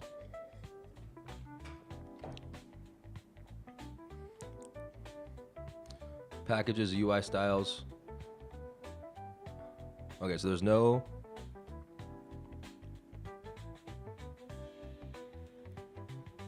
All right, there's no Tailwind. There's no Tailwind config. Okay, so we don't need to worry about.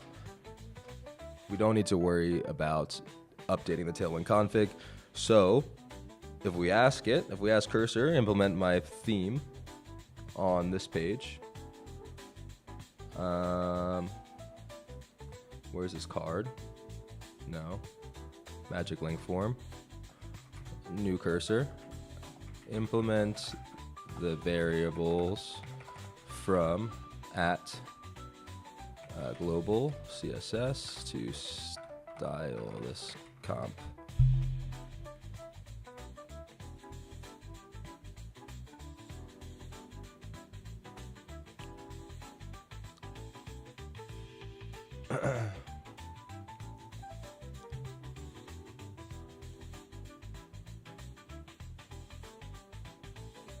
Oh, we got four Twitch viewers.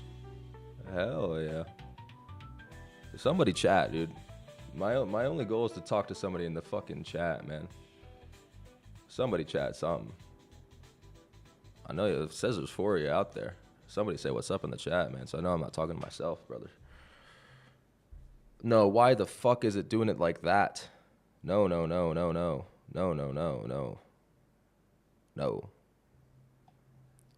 No, use Tailwind variables. Did I delete the Tailwind config?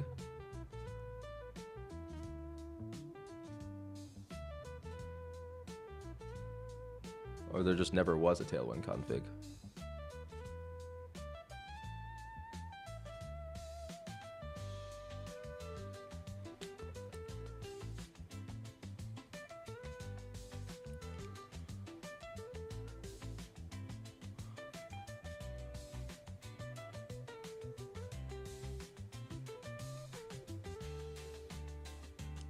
Alright, it just didn't use the colors that from my. Am I missing something here? What is going on? I might capitulate and just use the default theme if I can't figure this shit out. I'm feeling brain dead, retarded right now.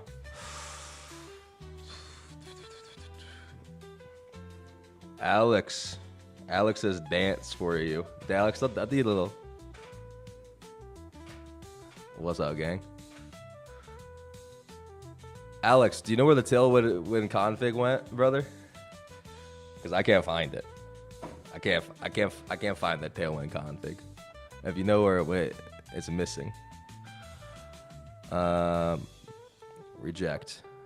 No, you did not use the variables from at globals CSS. Alex says, "What the fuck is Tailwind?" Tailwind is one of God's gifts to men, but not today because I can't find the Tailwind config. I think Shad Cien deleted the Tailwind config from this shit, and I can't find it. It's Tailwind's a tool used to style apps.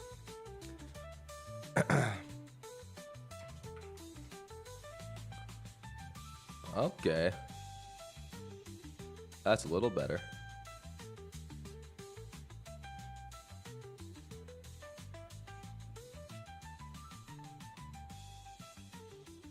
Why? Oh, I'm gonna kill somebody. Alright, what I'm gonna do, if this doesn't work, I'm giving up.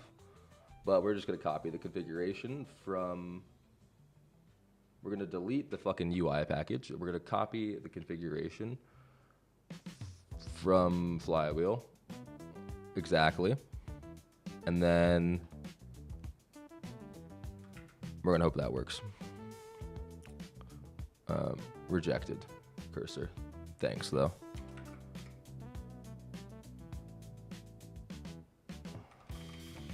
All right. App. Hooks. Lib. Type. Super basic. UI. Get fucked. You're deleted. Trash. UI trash. Move to trash. And then we're gonna I think we should init shadcn again inside.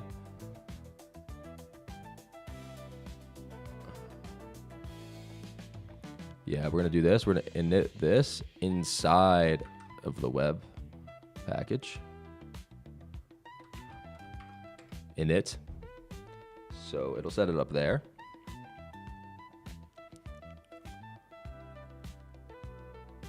Right, and then that's not gonna fucking work anymore, tell you what.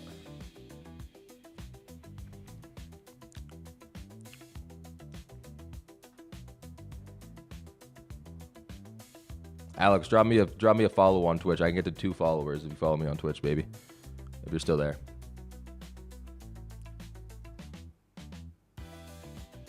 Components.json. Remove the components.json file and try again. Components.json. Get fucked, so you're gone. Trash.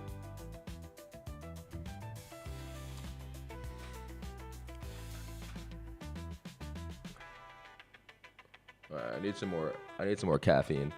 We got 7 hours and 15 minutes to go.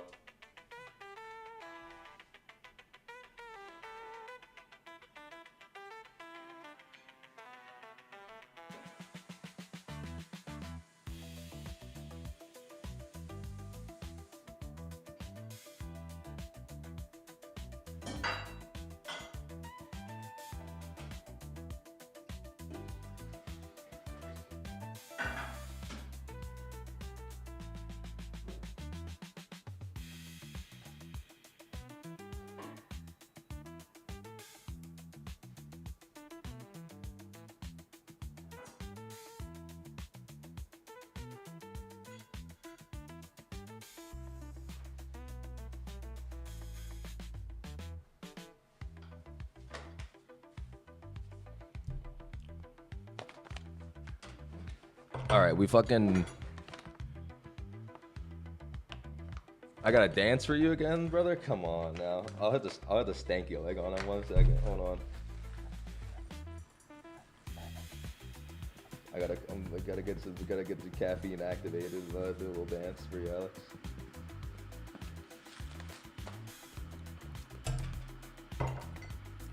Oh, let's see. Yeah, Alex, this one's for you. I got the camera. Do the stanky leg. Do the stanky leg. Yeah, that one's for you, brother. You know that one, Alex? They did the stanky leg out in Mexico City, baby.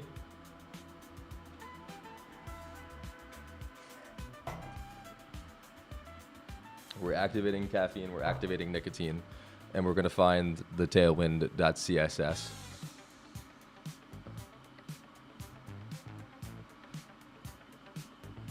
All right, did that work? You fucking piece of shit, shadcn. All right, I think I gotta init it with tailwind.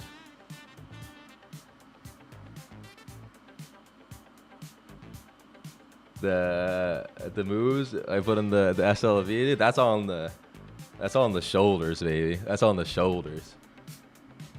I gotta have a few drinks in me to loosen up the shoulders, though, brother. Maybe I'll show you a few of those. I'll have a glass of wine before I go pick up SLB V2 later tonight.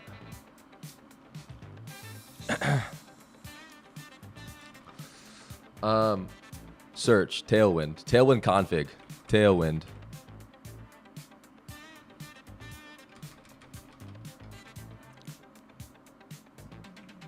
Install Shad CN UI with Tailwind. You know what? Nah. We're gonna do Flywheel Tailwind. I swear to God, my Tailwind config is gone. Okay. Tailwind CSS activated.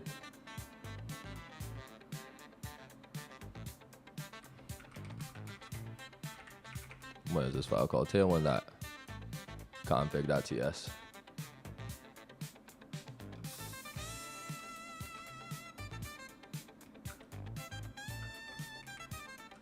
What is going on?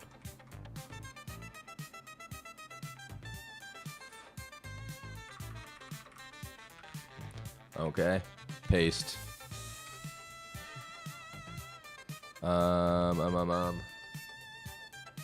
Fix in chat. SLV V2, baby. You know how it goes. If she's under 5'2", she's SLV qualified.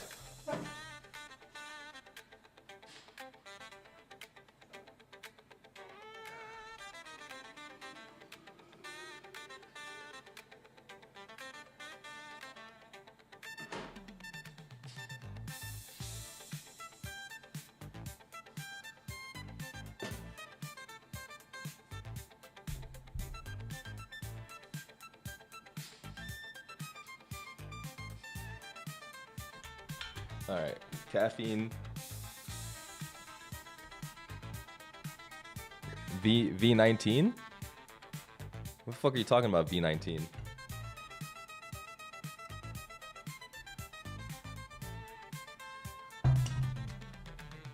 All right, we need a Tailwind plugin. I think we just probably PNPMI that shit. So many what? I don't know what you're talking about. I know. I thought you were talking about real Flywheel, not Pussy Flywheel. Yes, the Pussy Flywheel is in fact spinning very fast. Okay, we gotta get rid of this from somewhere.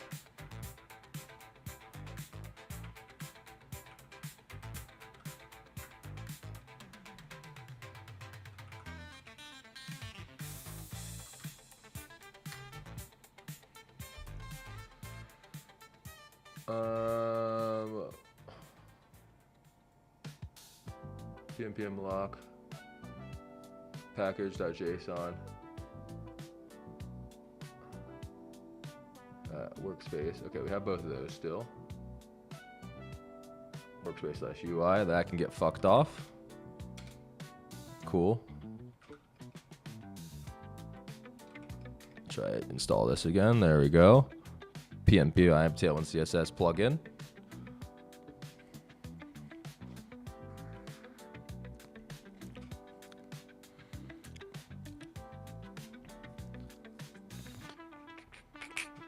Deploy nicotine.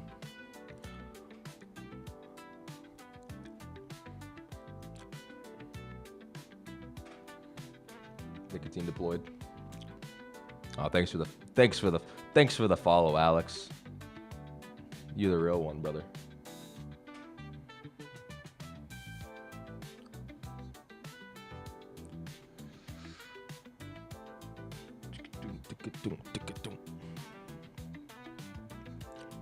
Alex, you can hear the music, right? The Astro bass.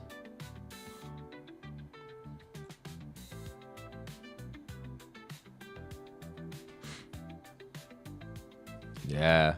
Hopefully that shit. I mean, not that it matters, but I think that shit royalty free, AI generated. Send the link. Yeah, I got you, brother. Got you.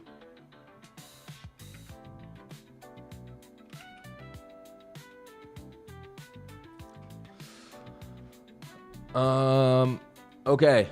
Tailwind config. Still thinks there's no plugin. That's cool.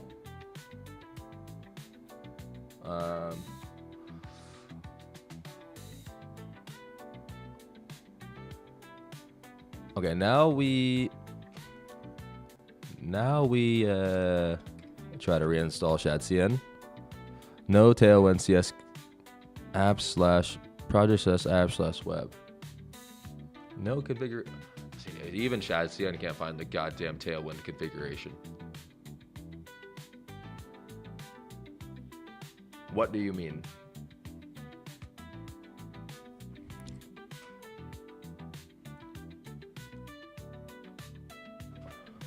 I gotta Google this.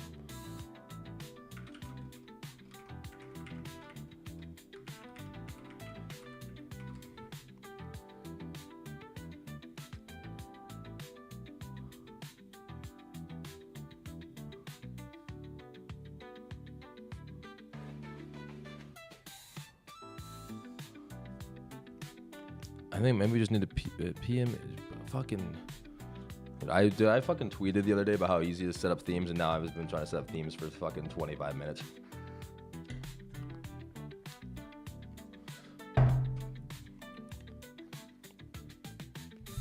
Deploy caffeine, deploy nicotine, deploy caffeine, deploy nicotine.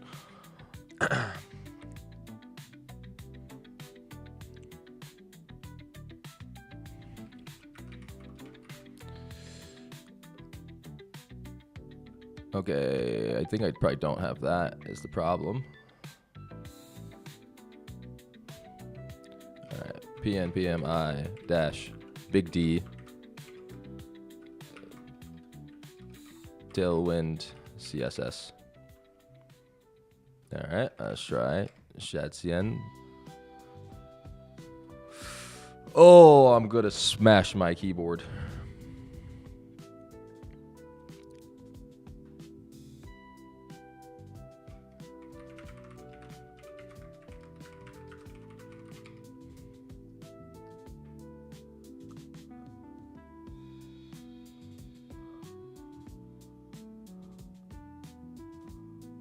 Yeah, I'll just copy this shit.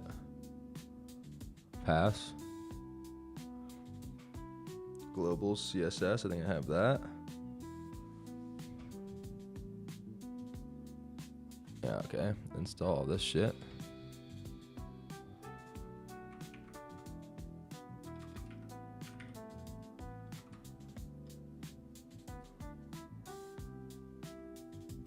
No, we don't have global CSS yet.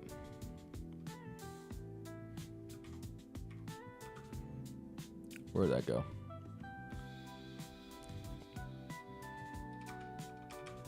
Bro is floundering right now. I'm floundering.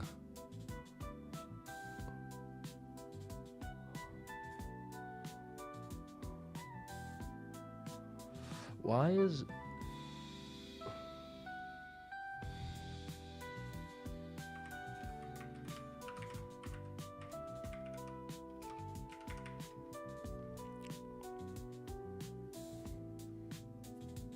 No, I didn't need to do the big D.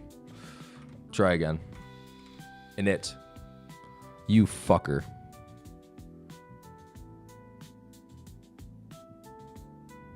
Okay, let me try Tailwind config delete.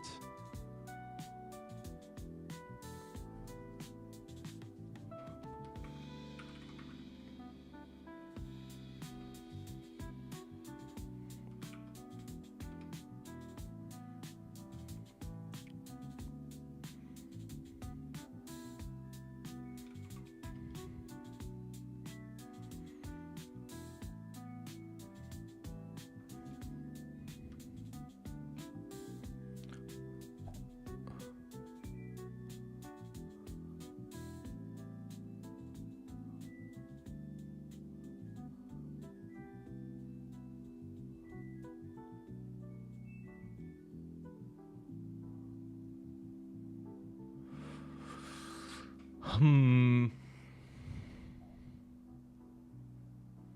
already created the fucking app. I don't want to create a new app, brother.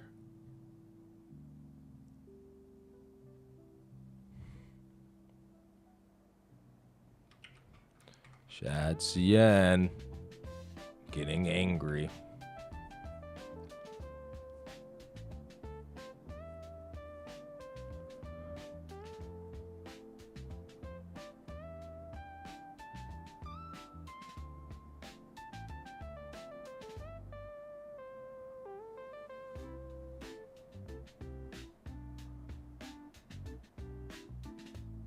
Okay, 7 likes on this. This probably works. Index.css. What the fuck?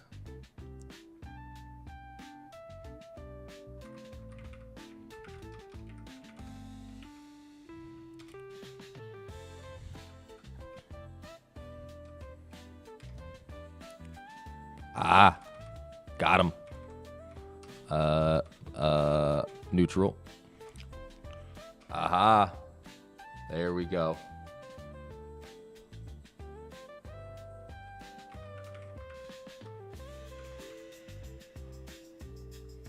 But there's still no Tailwind. Why? I don't understand why this Tailwind config just not a thing anymore.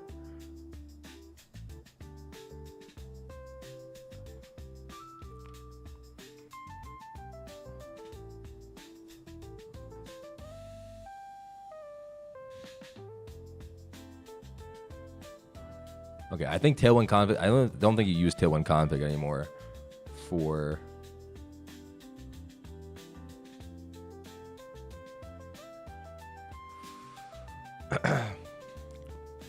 Okay, now inline. Nah, fuck it. We're using Shad. Alex, you're telling me, brother. It's Tailwind config, CONFIG, Tailwind config. That's what we can't find.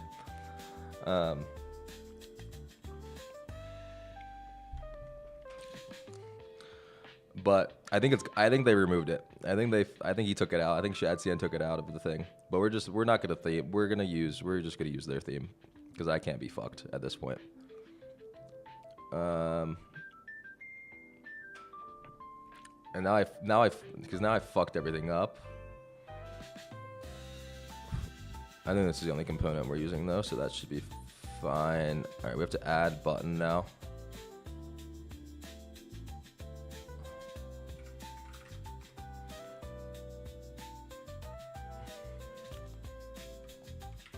No, we're in this deep. We're in this deep. I'm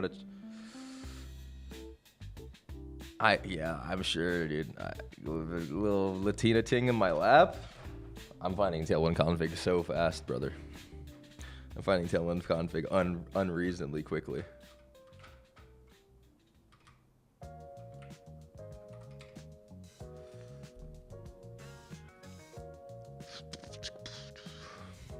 Nah, that doesn't exist anymore.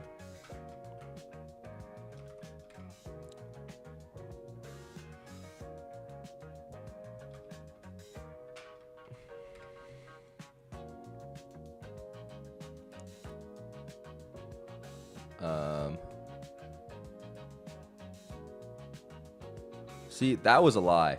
This was a lie. There's no tailwind config.ts in there. Tell you what, but whatever. Search one more time.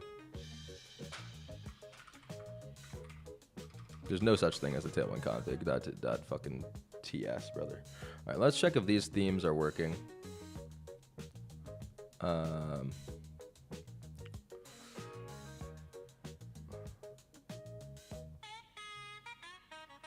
Okay, we want to fuck that off as well.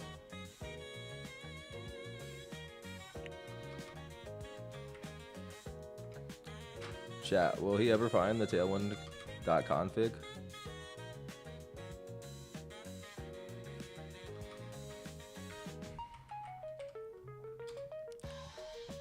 Okay, import index.css. Workspace UI post config.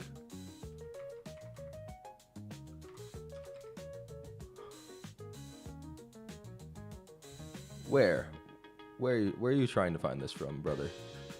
I fucked myself here. Oh my god.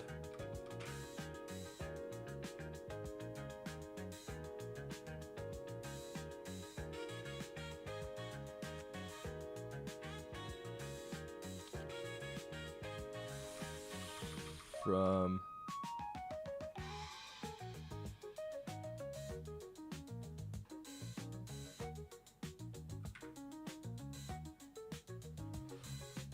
where's that? Where's that Shad CN tutorial? I'll just click the button again.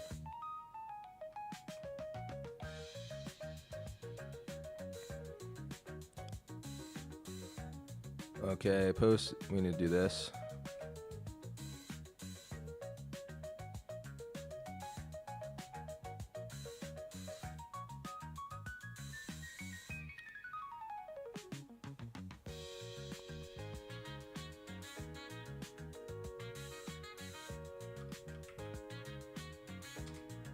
Okay. Oh no. Oh no.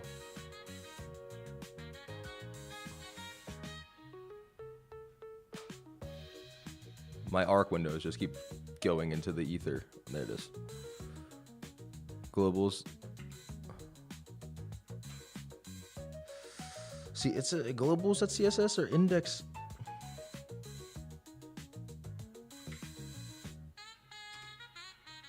Do that. You like that? Ah. Fucking back to square one. And that breaks everything.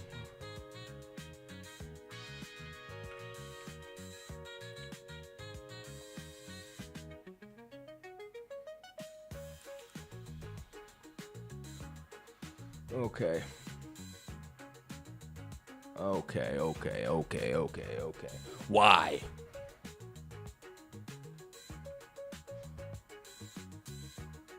Riddle me why this doesn't toggle. It was working. It was working before. All right, we're light mode only for now. I don't like, why is this?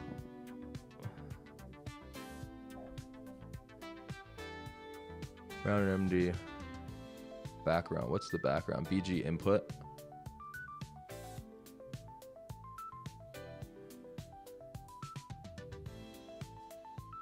Let me just try something, little something real quick. Globals to CSS. Let's do primary. Copy this. I'm gonna paste root. All right, we're paste primary here. And then we're gonna try with a custom color as well.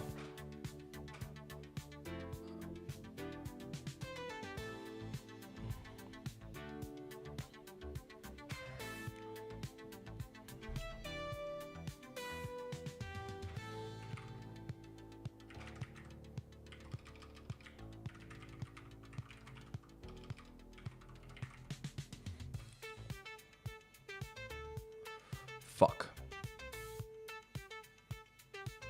All right, that should. We're fully capitulating here. Here's what we're gonna do. We're gonna fucking delete everything. We're gonna restart. We're gonna reinitialize. We're back to square zero. I'm gonna copy all the files. That's what we're gonna do.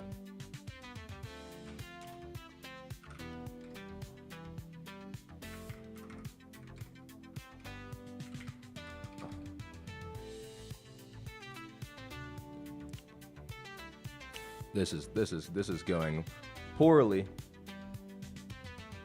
Yeah, who the six people here? Somebody else speak up in the chat. Speak up in the chat if you're in here watching me flounder.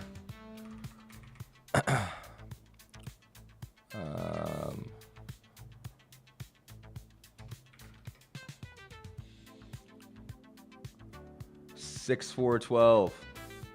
Welcome, gang. Welcome. This is going not well. It's going poorly at the moment. We're turning things around though.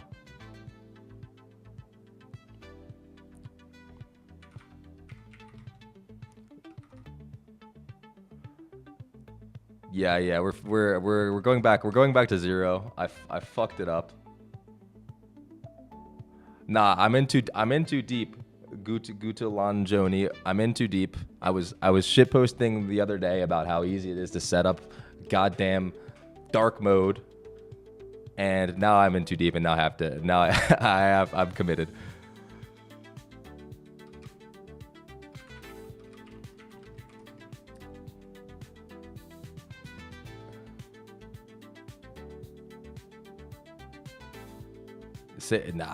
Sane. You think I'm sane, brother?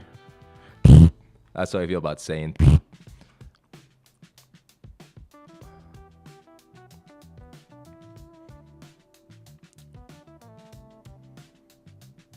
Where the?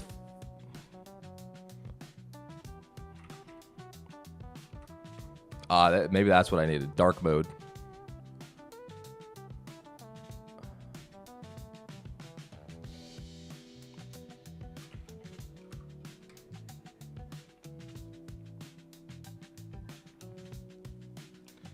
Yeah, most web is prepared for using only light theme. Yeah, I know. But I don't like. We need to have dark mode, dude. My eyes. Unfucked V2. It should be called fucked. Nah, it's not even unfucked anymore. It's fucked.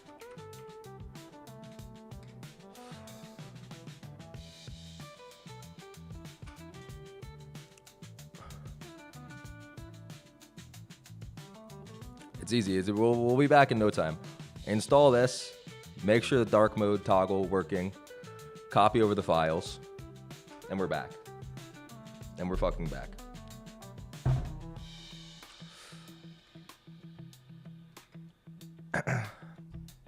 And then we're back to cooking. All right, CD fucked. Cursor. Dot. Open that shit up. Move that here. Now we... Okay, so we have that here. We have this here. Open this all the way up. Let's just see. Does dark mode even work on this one?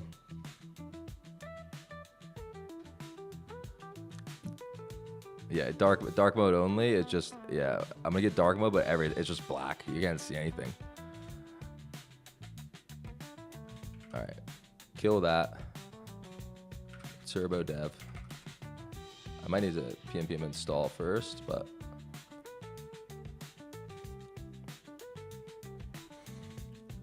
all right. I have too many windows. Too many windows. Too many windows.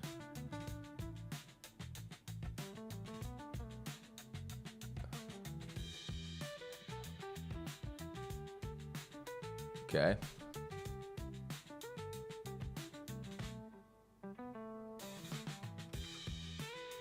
That page doesn't exist anymore.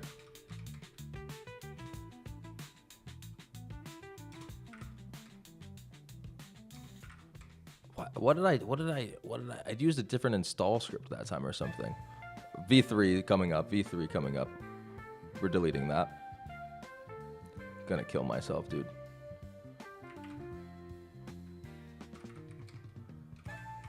What fucking...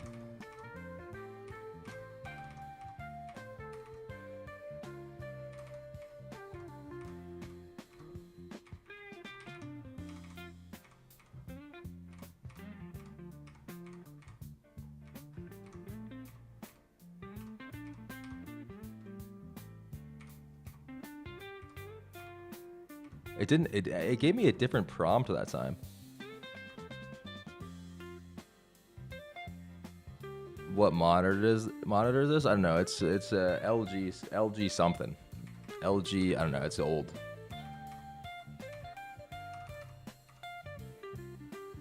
That's what I did. Is it not? All right, one more time. Oh, because I did monorepo last time.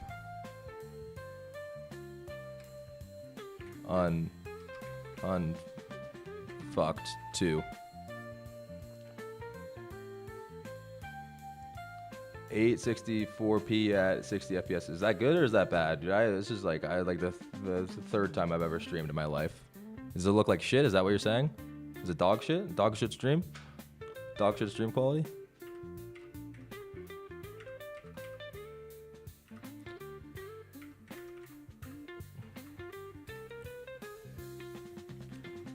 There's straight up too much going on now.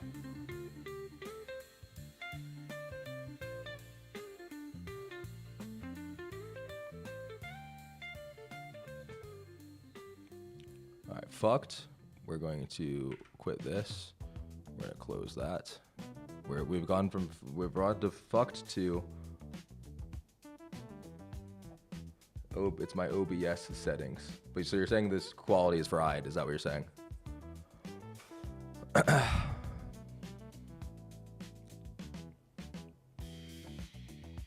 Yeah, it's fried. Oh, that's not good.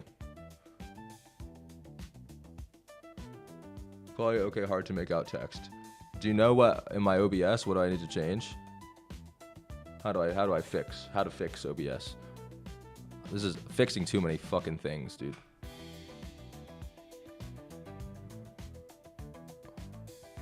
All right.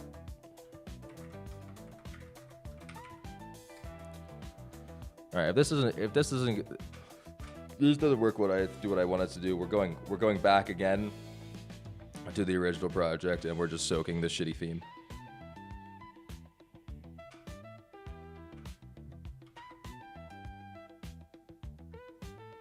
Okay. Toggle. Okay. And we're back. We're back, baby. We have dark mode. Okay. Move this here. Unfuck 2. Okay, now we just need to copy over shit. That's easy. That's easy mode. Unfucked backend. Copy. Paste. Backend deployed.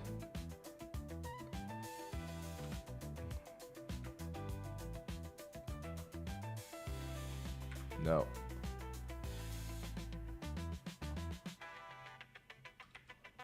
Suabase deployed. And then apps, components. Copy that.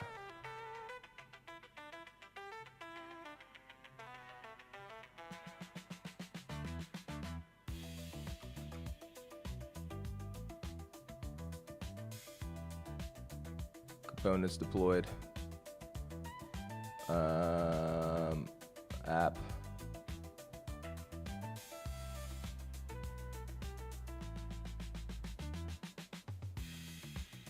Alright, well, I'll do the pages individually. Off.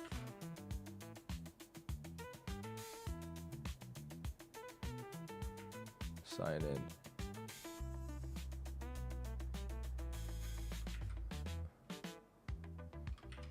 Okay. Okay. Probably need to fuck around with resolution settings. I haven't used OBS in years. Consider next stream. I got a piece. Got cycling sessions with somebody. All right, thanks, brothers. Thanks. I'll just try to figure out that next time. Thanks for stopping by, though. Appreciate you.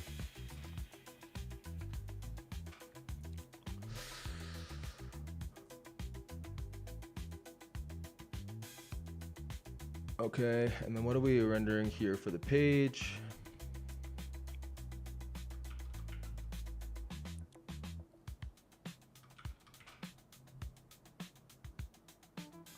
All right, we got the features.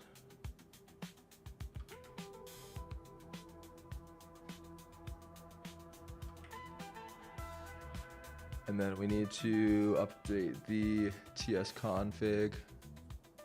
I'm losing my mind right now, man. This is so annoying.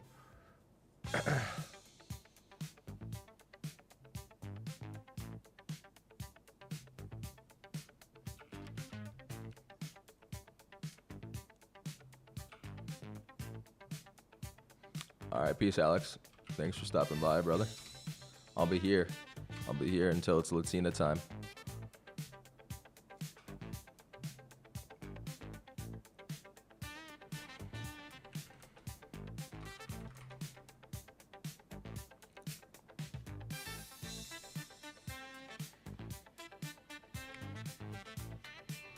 We got errors, we got errors, we got errors.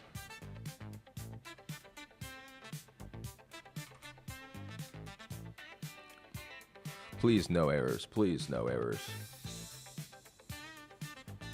Kill myself. Okay. We just need to... Alright, there's more shit that we didn't copy over yet. Oh, we need lib. We need a lib.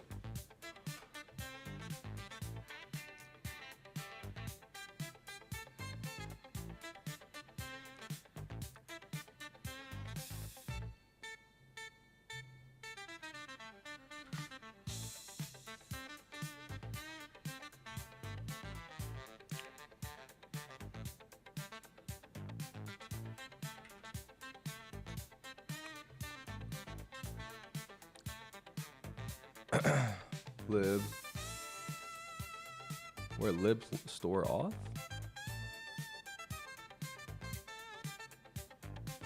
That just doesn't exist here either.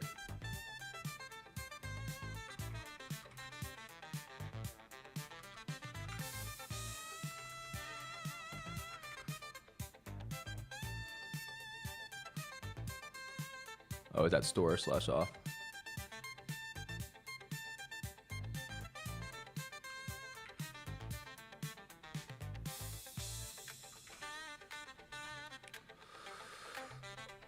All right, we're on the comeback, baby.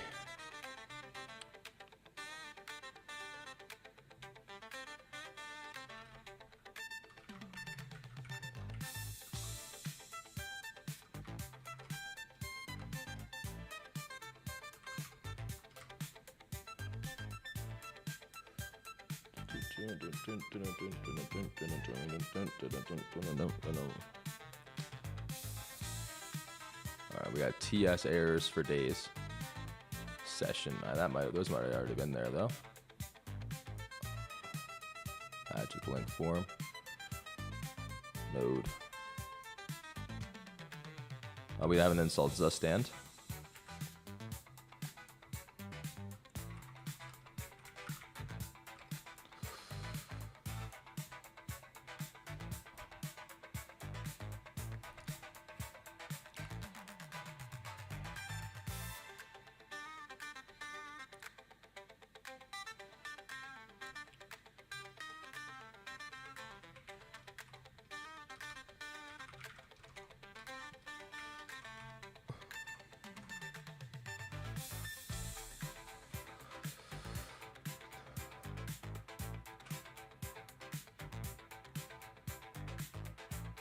God, this is hell. Fucking, I take back everything I've ever said about implementing dark mode. Implementing dark mode is not worth it.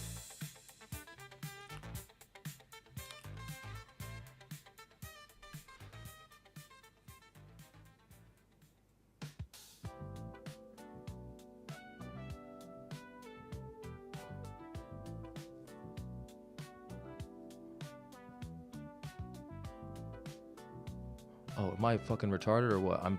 All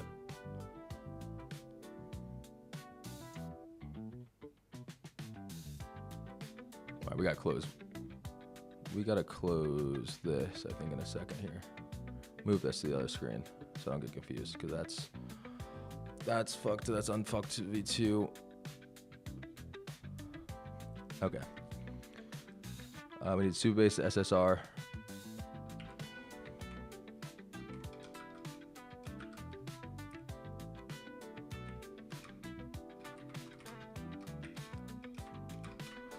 Losing my goddamn mind.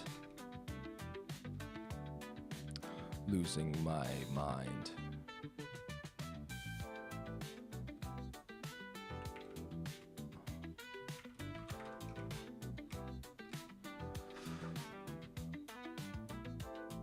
Okay. No, fucker. Did I install it in the wrong place? Absence webs.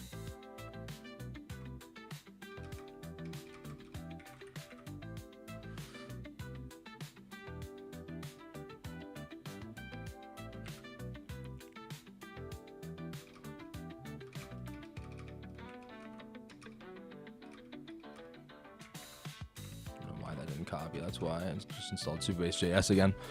All right, we got to lock in here. We need to lock the fuck in.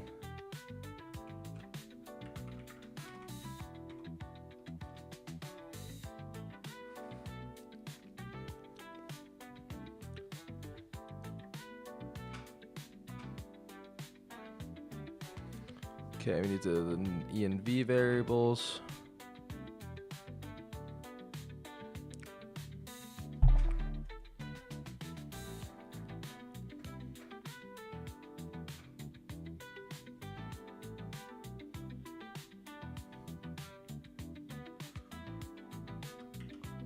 All right, env added. Weblib utils cannot resolve. CLSX, not found Tailwind merge. All right, install both of these.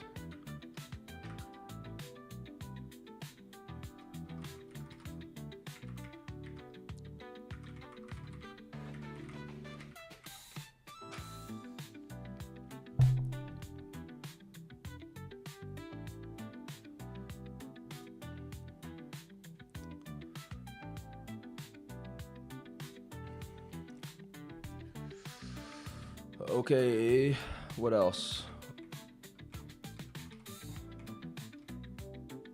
What else do I need to do? Compiling. Slot. Okay, hopefully this is the last fucking thing.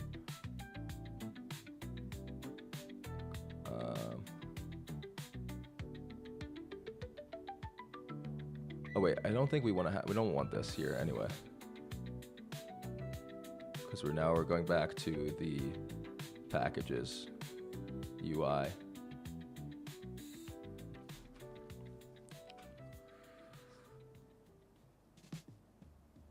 Okay, and I fucked myself with this goddamn nonsense. We want to install. Did I update this? Did I copy this over? I think I copied this over from the other project, which I should not have done.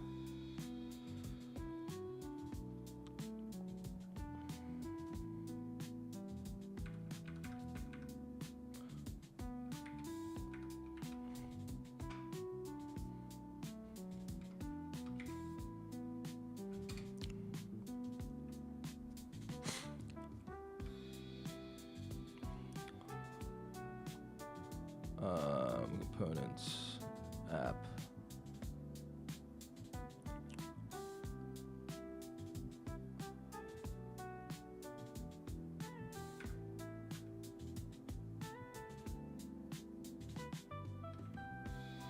And search the button imports.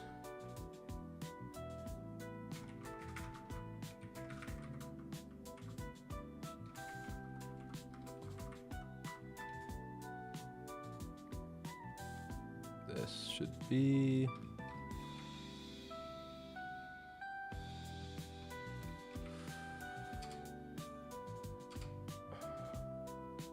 if my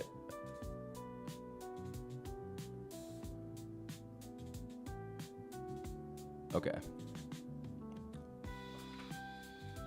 All right, we're back to square zero.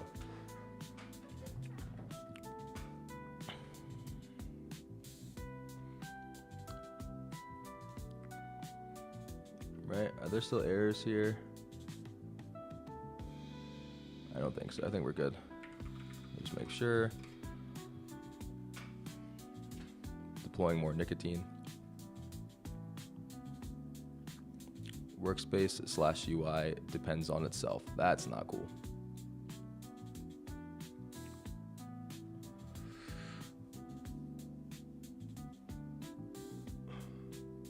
Oh, I added that to the wrong package JSON, that's why.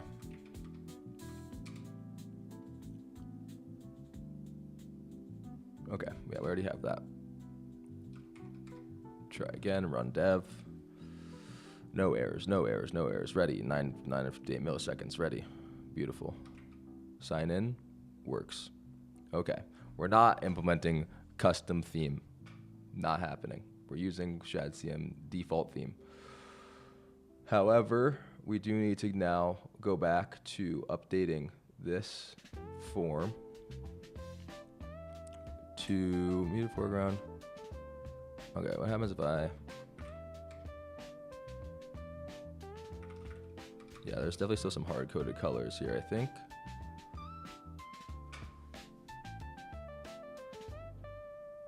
Texture, muted foreground.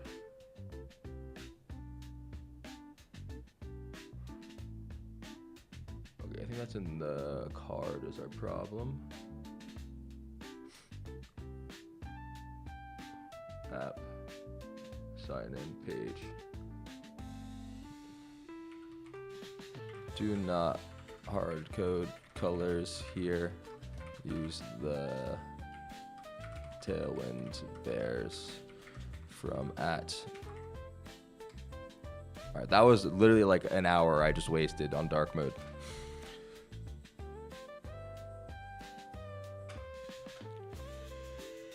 Oh, me oh my.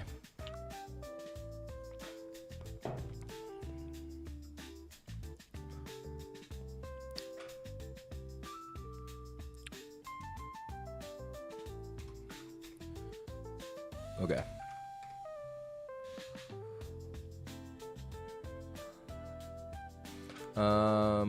Let's use the...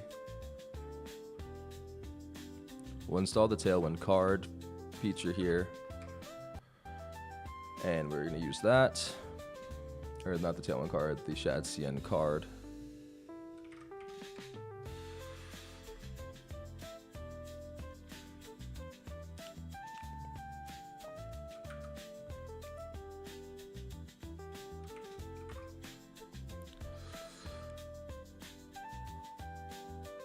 Okay.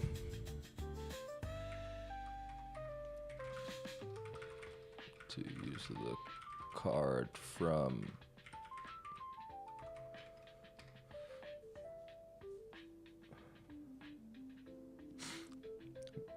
we're back, baby. We're cooking now. Ready to go. No more slowdowns here. We got 6.5 hours left to ship this, which fuck. Can't be fucking around anymore.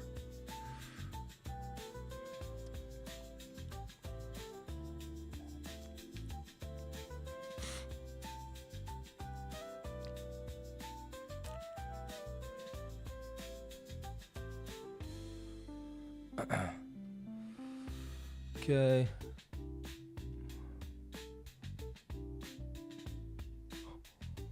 What does that look like? Dog shit?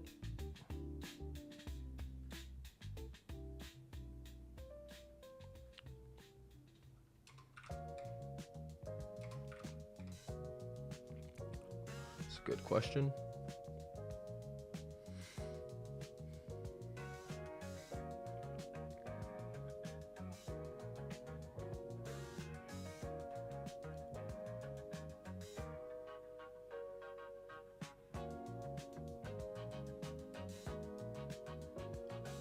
Do we have in the...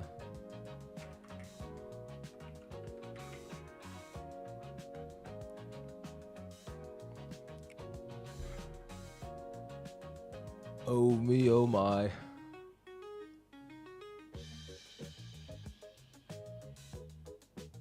Yeah, why is that not applying the roundedness to it? ShadCN is butt fucking me today. Ah.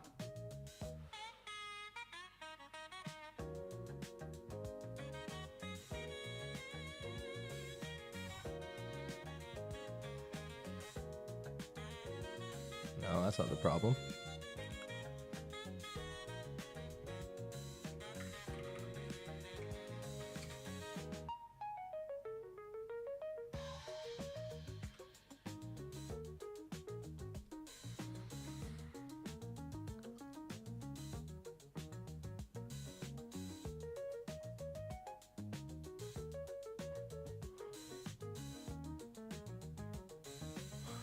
Dude, I still think we need fucking Tailwind config. Like, why is this not rounded? Riddle me that.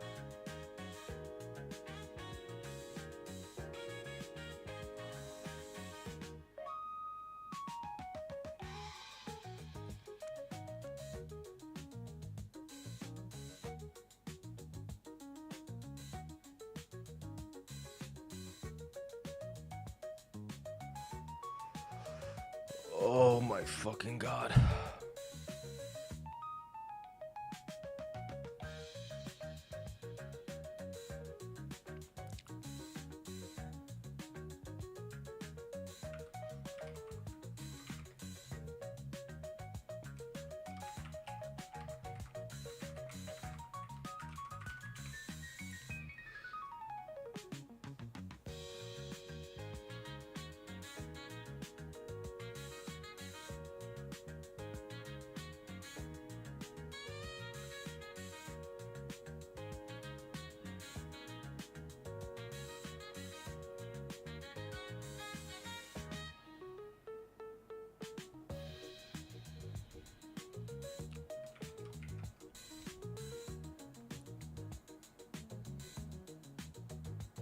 I don't know why it doesn't add that automatically.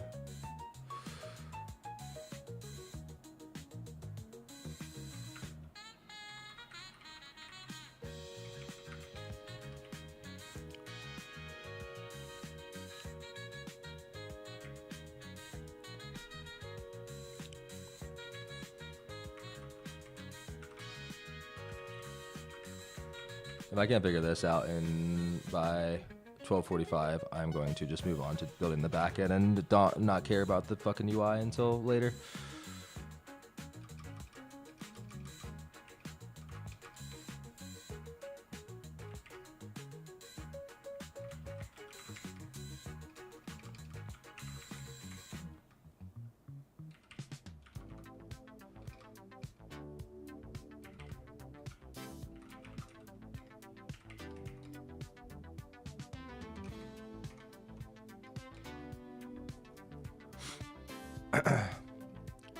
We're going quiet mode here. I gotta lock in.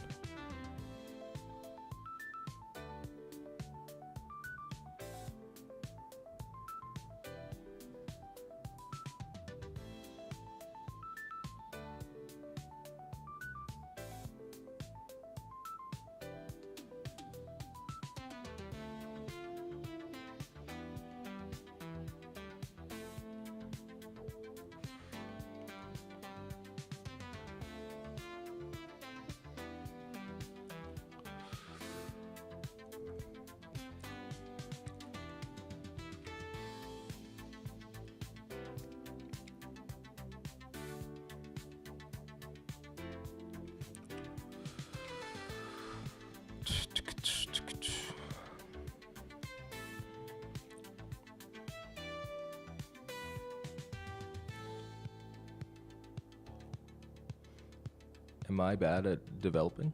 Is that what's going on here? Am I a shit dev? Am I a 0.5x dev?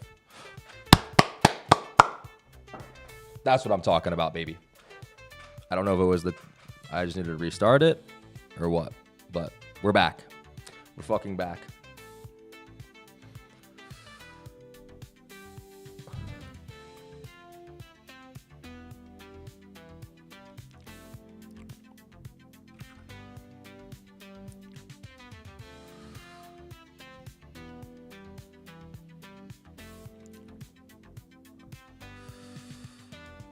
Okay.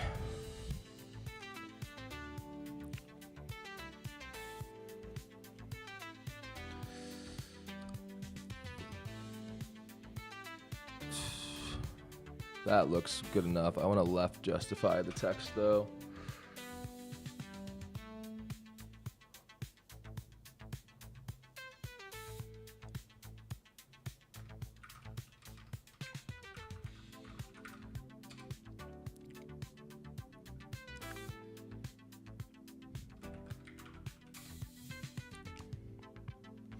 Yep, good enough. Good enough for now. I don't like the input color though. I'm going to change that real quick.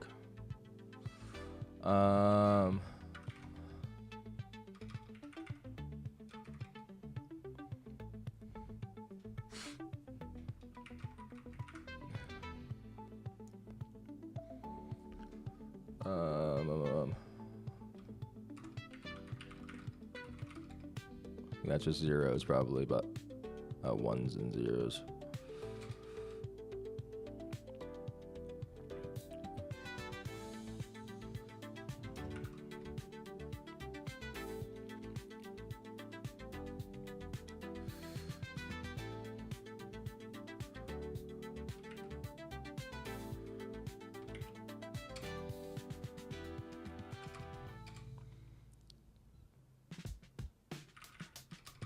Okay.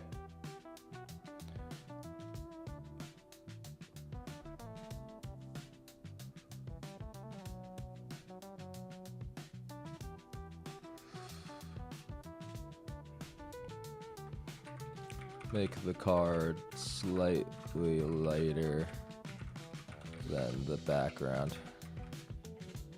Actually, wait. Let's do this. Color pick, steal the color. Card.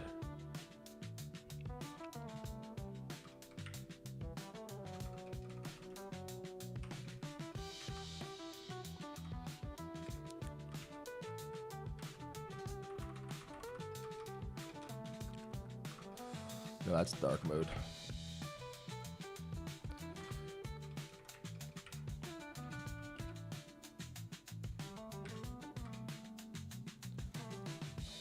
Don't need the percents.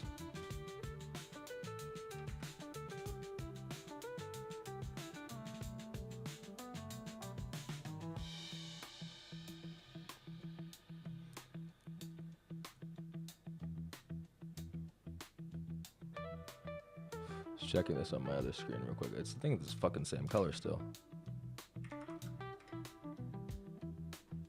It is the same color still. Whatever.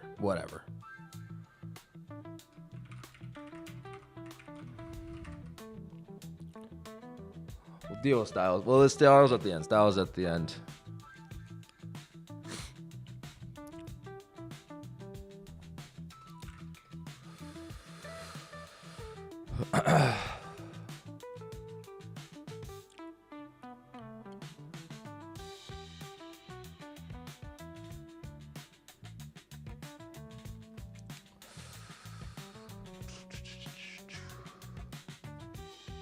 Email address.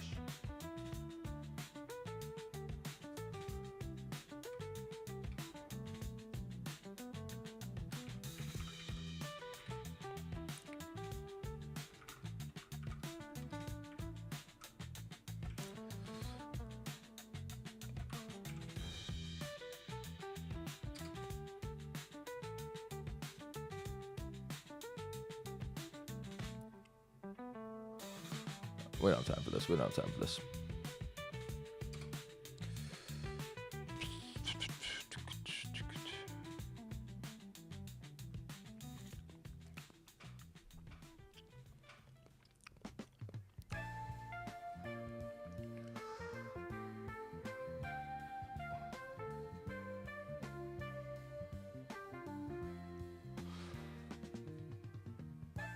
Okay.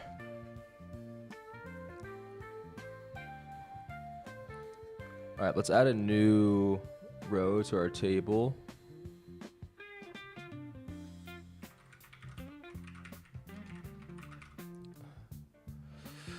And this will be Boolean. It will allow nullable, save that.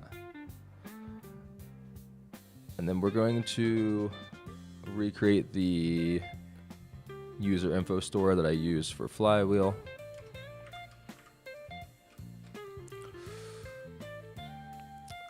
All right, we're back. We're cooking. Now we're cooking. Web.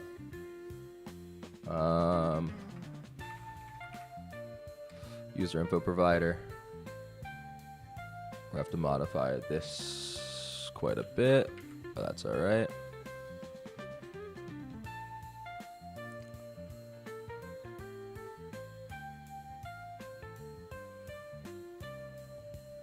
How do I have the file set up for that? I have lib riders. The same thing. Hooks, lib. providers. And this is called what? User info provider.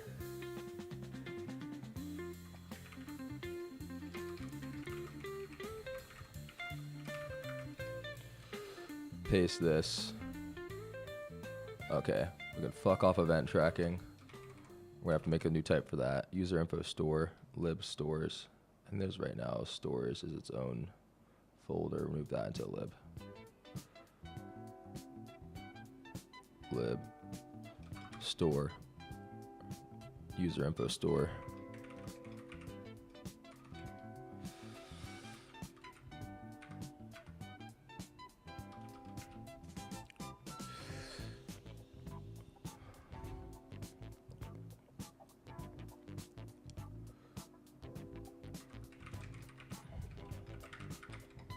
Paste that.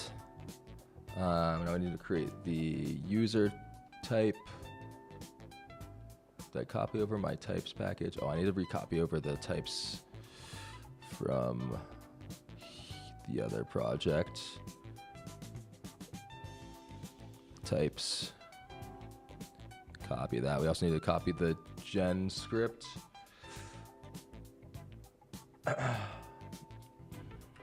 Types. No, fuck that. Delete.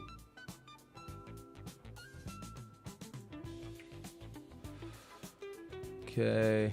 Package.json.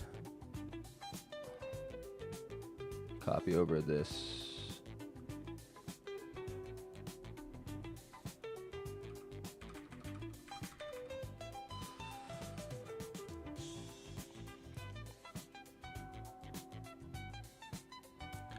Where the hell did that script go? Here it is. We already have scripts.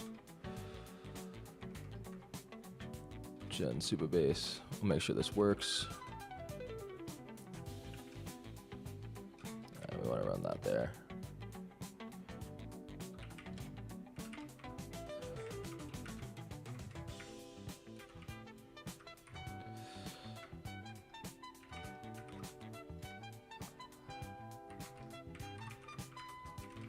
Just make sure this still works.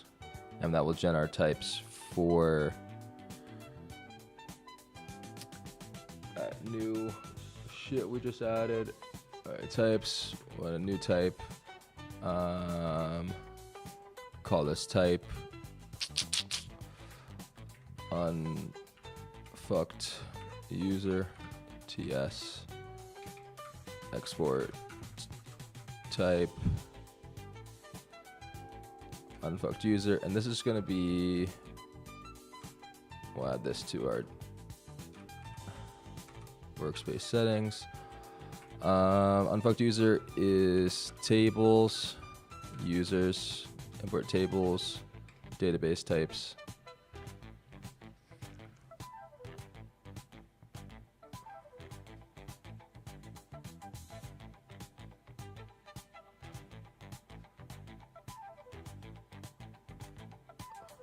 All right, user info store. Now we'll get unfucked user. Right, user info provider. Get rid of event tracking. From users. Okay, so we just need to get from users. We can just select the user. Session.user ID.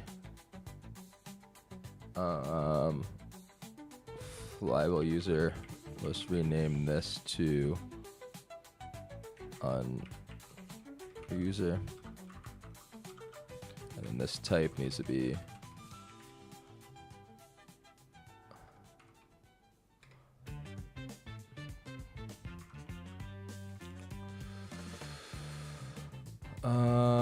okay, create browser client Supabase lib Supabase client. We just want create client from client. Probably I can auto update that.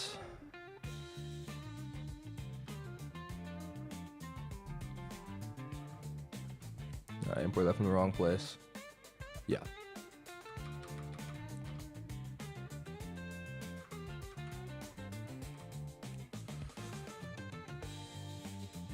Space/client. Okay. And get rid of this event tracking shit.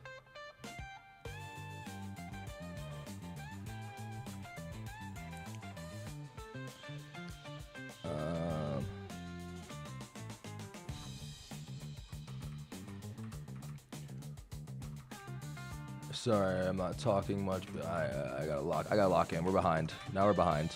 I fucked up and now we're behind.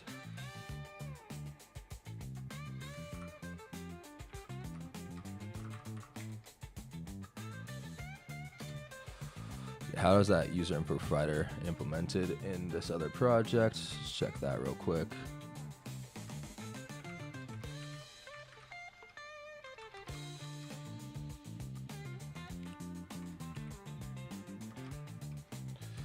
Okay. Oh, we want to check here.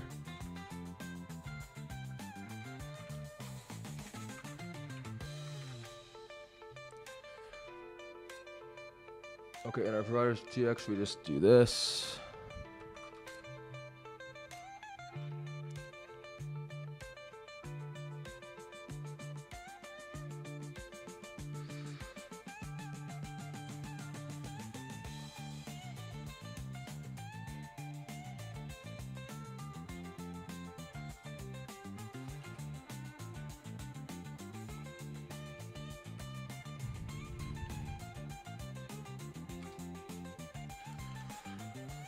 Okay. I gotta take a quick pissatron. I'll be right back.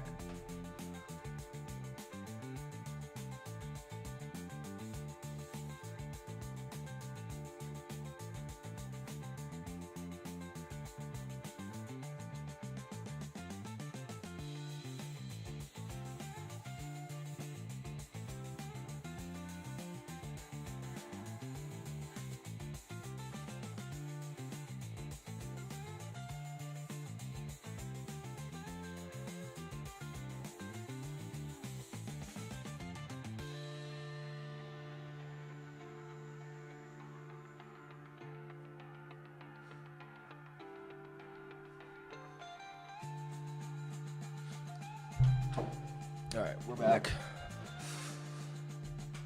Okay. Stores, user info store. Let's set up real quick dev tools for the store.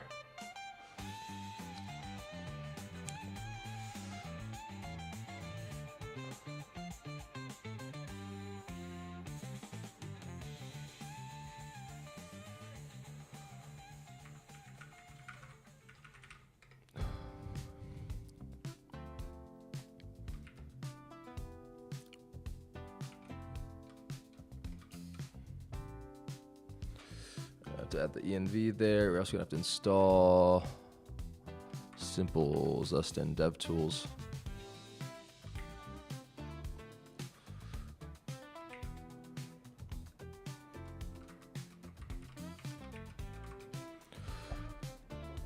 This is going to be user info store. It gets that. .env, node env.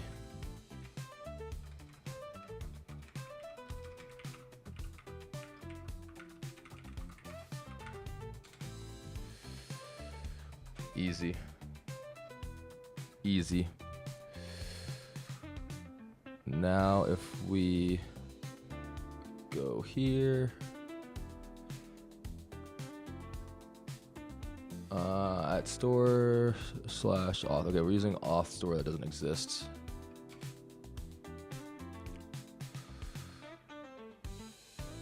Where are we doing that?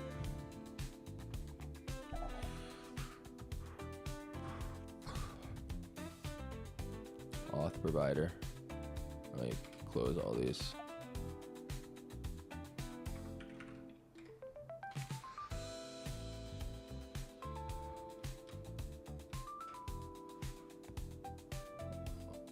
Why don't you like that? I think I just need to, I'm going to restart the server. Yeah, that's 'cause I just changed the path, hopefully.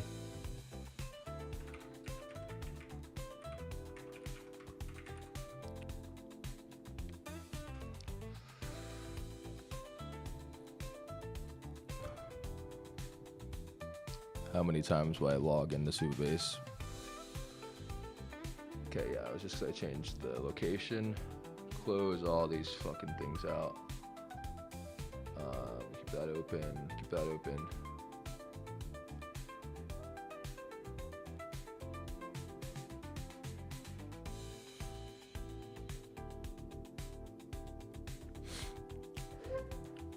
All right, we're back in business, baby. We're back in business. Okay, let's check real quick that dev tool's working.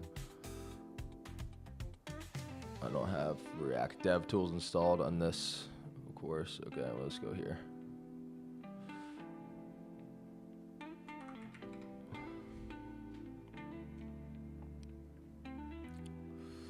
Gonna sign in again.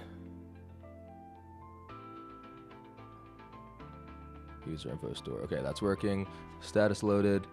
No user, no session. Okay, let's make sure that that loads when we sign in again for the 5th time. Okay, type my own email.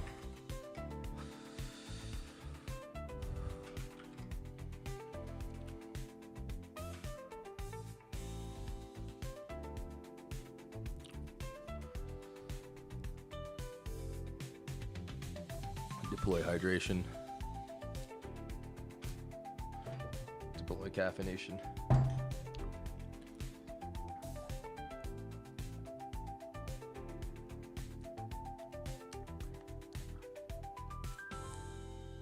We failed to fetch user data, which is because we haven't set up RLS yet. So we'll do that.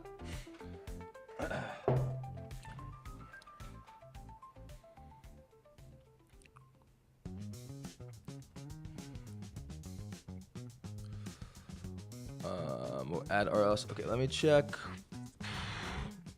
Let me check my Flywheel RLS. Actually, I think we'll just use we use Cursor to just create custom RLS rules for me.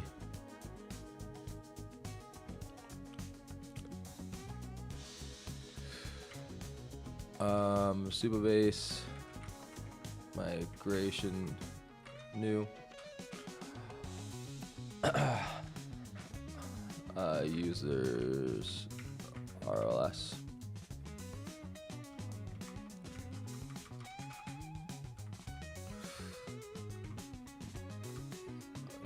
Get rid of that. We're not doing that anymore.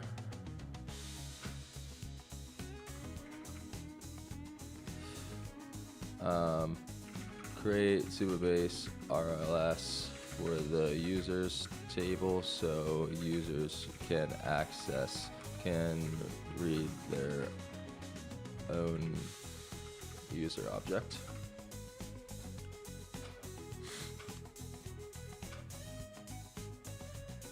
You got four viewers. Speak up, you guys. What's going on? How's your day going today?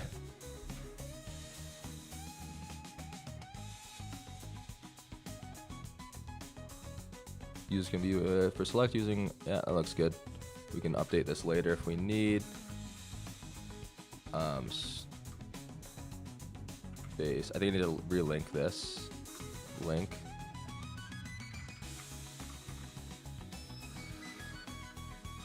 Unfucked.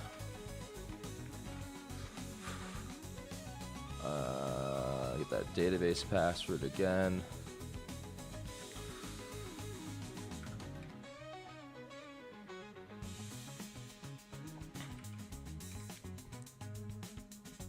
Connecting to remote database.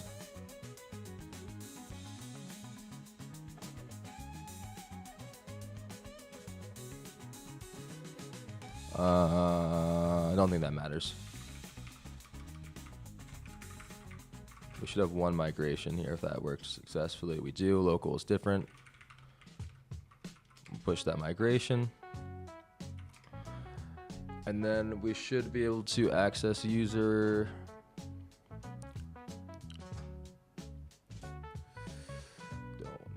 rid of that. We should now, if we go back to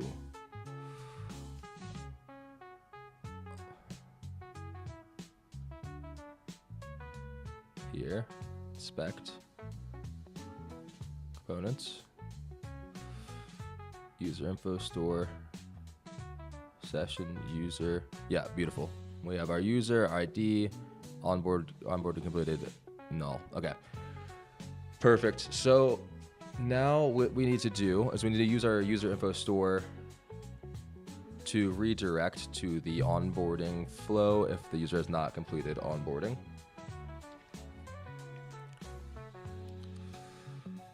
Close this shit out. Make a new page. Onboarding. Page.tsx, tsrfc, create a React component. Onboarding page. Now we'll make an onboarding feature.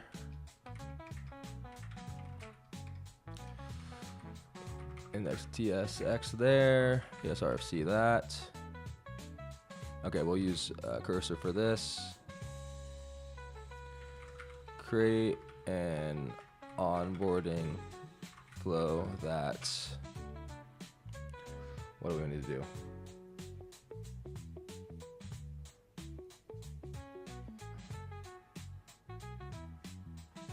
All right, connect email accounts, collect AI API key. That first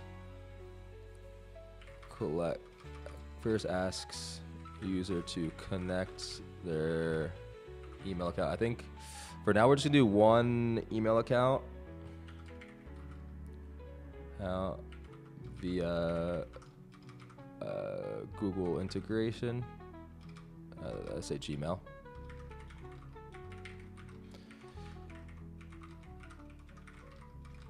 Then collects their open. Do you want to do OpenAI or Claude? Their AI API key. We'll just say for now. Mock any backend endpoints that are required.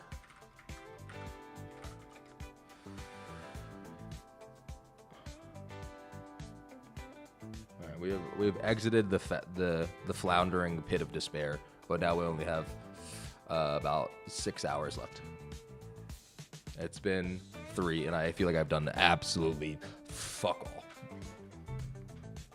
No backend functions, no nothing. So we gotta pick up the pace here, baby. With deploy caffeine, deploy nicotine.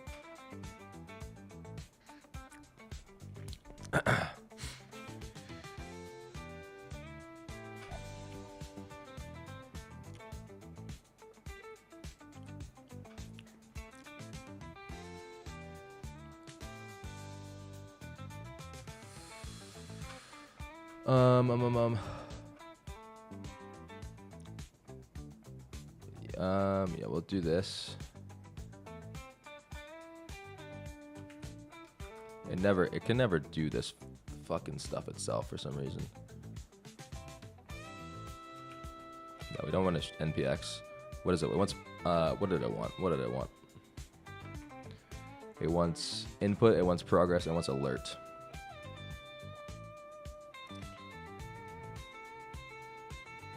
What's that? Is it?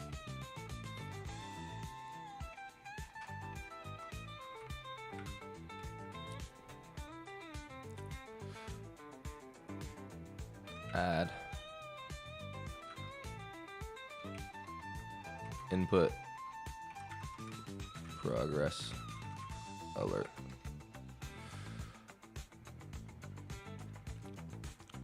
Okay, we installed those. Go back to chat. I installed for you.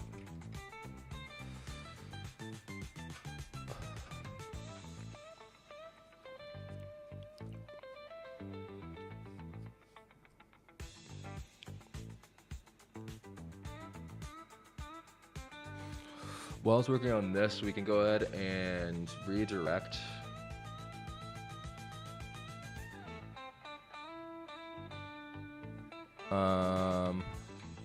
Const. Yeah, on user equals user info store state.user, and then here we'll say if not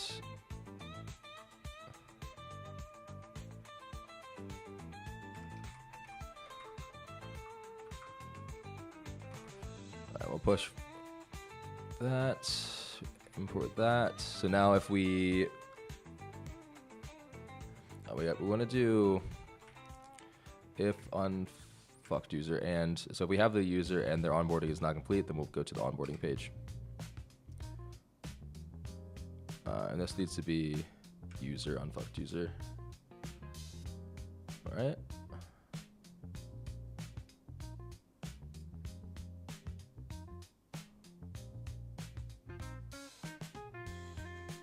Okay, we just need to do, we're gonna destructure that. All right, it's cooking in the background. Onboarding complete, not completed. Is loading router user. Also we're gonna add unfucked user there.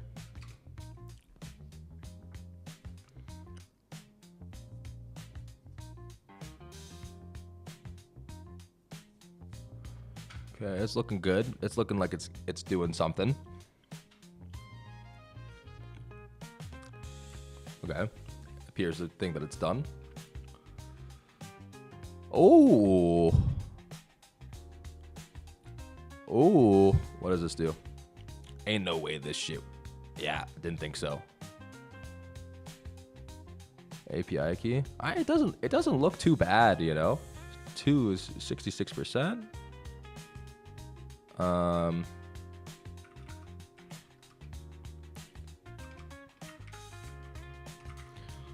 This, now we're cooking, baby. Now we're cooking. Okay. SK dash API key.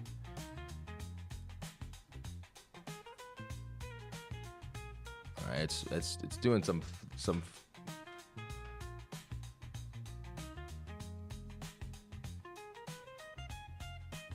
Why do you think you can't? All right, sometimes this shit just bugs out.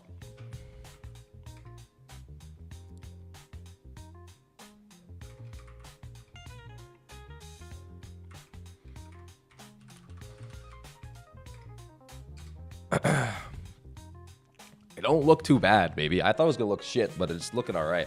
It's looking all right. All right, so now we need to actually implement the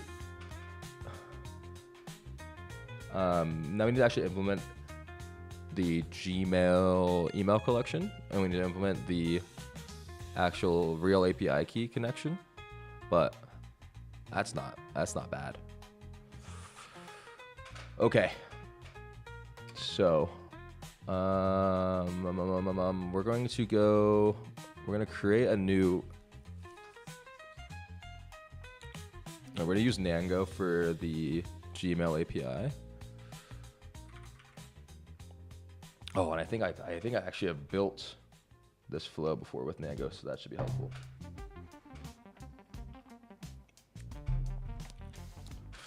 Nango is a integration platform. It's not the best, if I'm honest, but it's free if you don't use some of their tools that in all honesty don't work that well anyway. So, same with Google.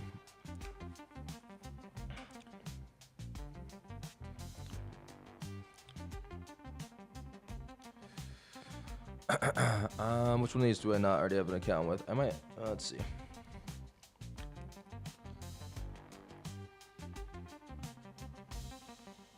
Integrations. Okay, I think I used this before. I think that's all right though.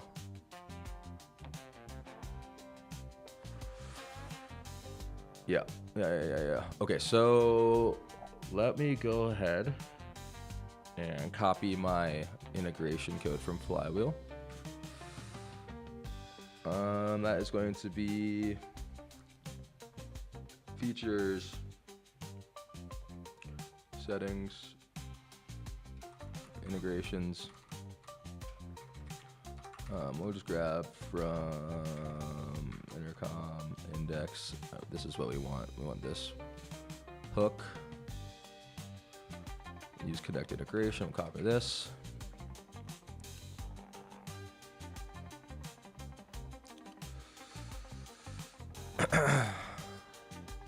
Alright, close all these out real quick. Do I have a hooks folder? Hooks. New. What did I call this shit? Use connect integration. Sure.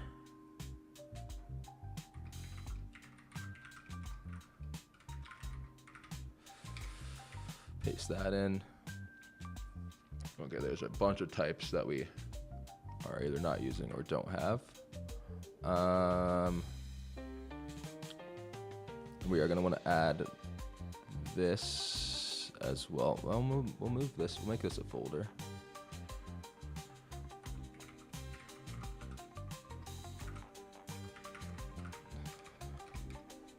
I'll move this here. And we'll rename that to index. Cool. Alright, we're going to delete this. We're not using that. We're not using UUID. Get request client. Okay, so we're going to have to build the request client. We're not going to use the... We're going to need both of those things. We don't need that. We don't need that. Yeah, we're gonna have to build this API endpoint real quick. Good God, dude, we gotta move fast.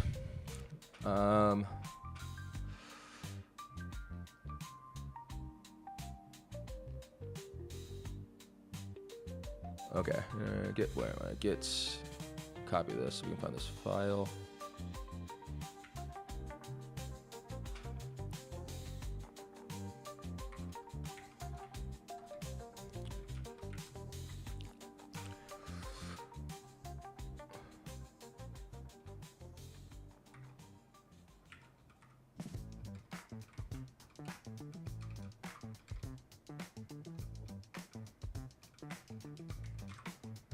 TS, paste, fuck, paste,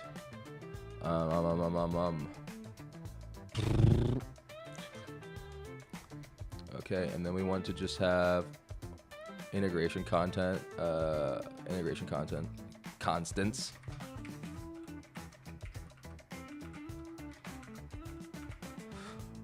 I could rebuild all this. It could be a lot simpler than this, but I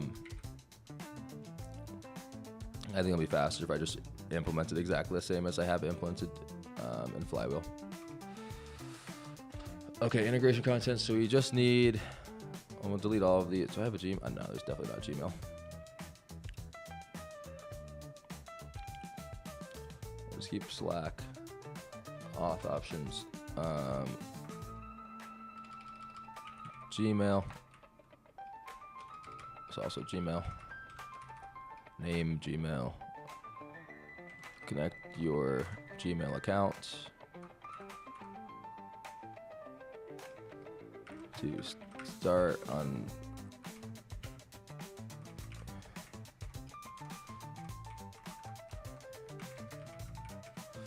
Yep.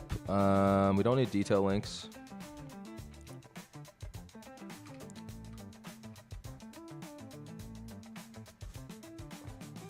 We don't need Flywheel docs links. Auth options. Okay, yeah, we just need that stuff. I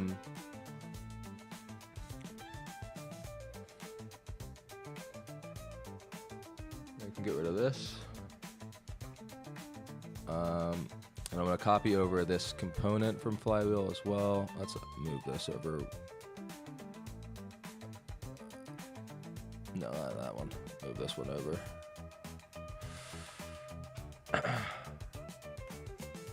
This is a component I built. I just, fuck it, it's icons. It's icons. It's icons component.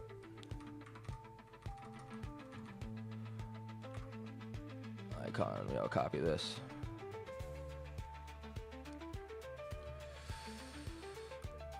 Components. Icon. All right, and I think this is going to be broken, maybe. Yeah, I'm going to install Lucid Lab. I'm going to install CVA. PMI.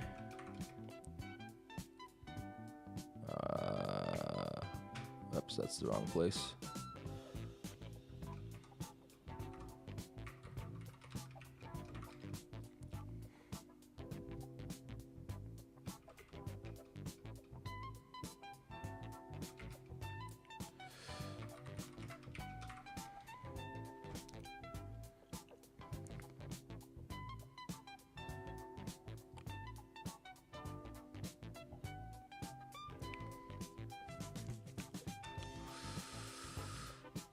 All right, we got both of those things installed. Are there any other issues? I think there's gonna be problems with the. That looks fine. Company icons. Okay, we need to just. We'll go ahead and just paste all these icons in from here as well, into public/icons.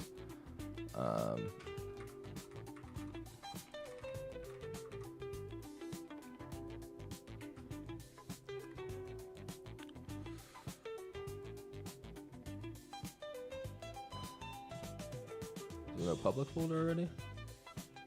That's at root level, right?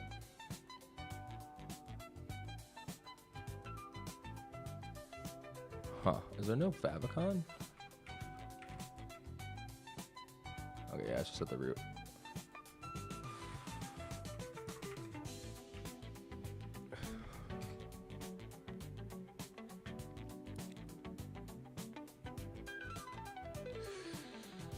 Okay, that's the icons component sorted. Now, okay, we need to get this. We need to get the request client function, and we need to create the init Nango function. Both of those, which I already have here.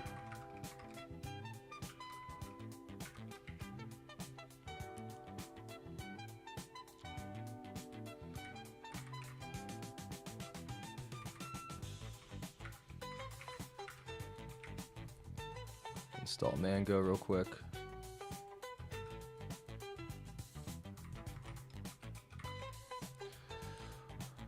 And then we need to create the function that, okay, we need to create the Encore, do the Encore setup, create the Encore client. I think there is in my package.json here, there's a script for that. Yeah, gen Encore client. We need to update that project ID there.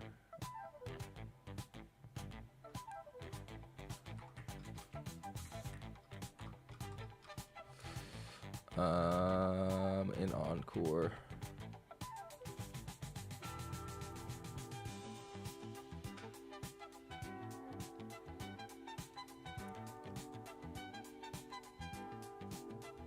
I think it should have my apps. Yep. This is going to be that ID. And then we'll go ahead and create a new terminal.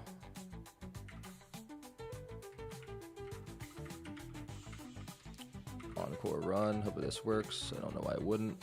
Of course.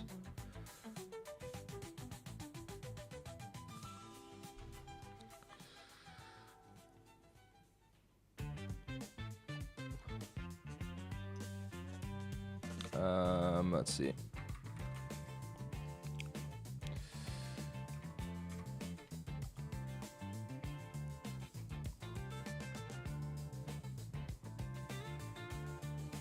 I was trying to import types from shared types. Good.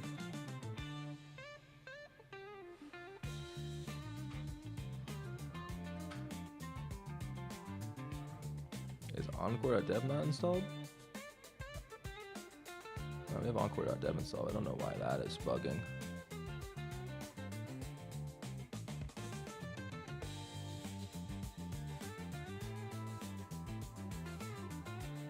importing database from share type somewhere.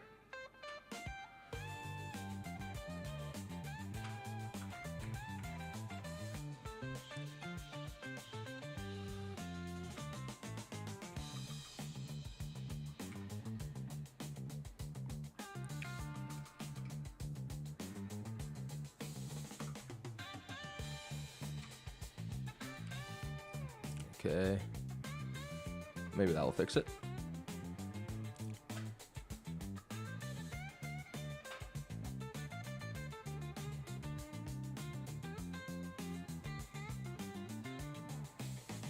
I think Encore. Try npm install. Beautiful. Beautiful. Okay, now we should better run the Gen Encore client script. Save that.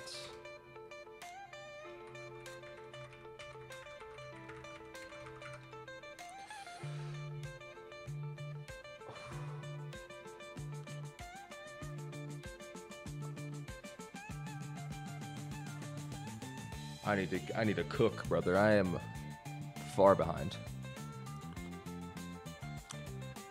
Okay, so SRC lib encore client.ts. We need to create that file.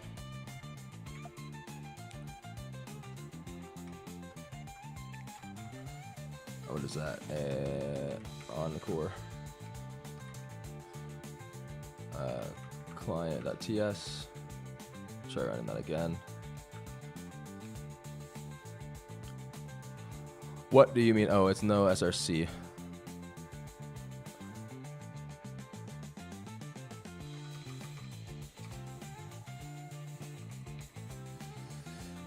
Okay, client. Beautiful. We have our client generating. Now we can create the get client. Get request client. Just copy this.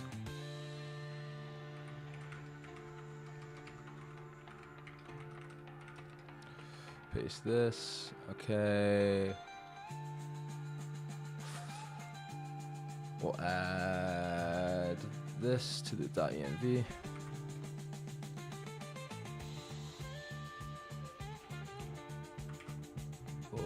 And let me check my env here real quick. I don't think there's any variables that I can't leak in it, but just to be sure.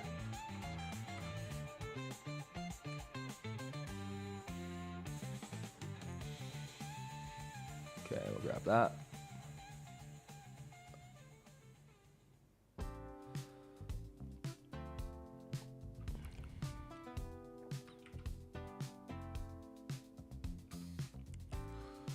Yeah, just localhost 4000.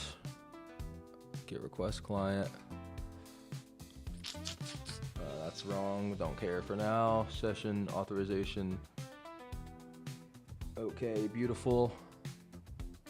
Now let's go ahead and set up the Nango endpoint in the backend. Also going to copy code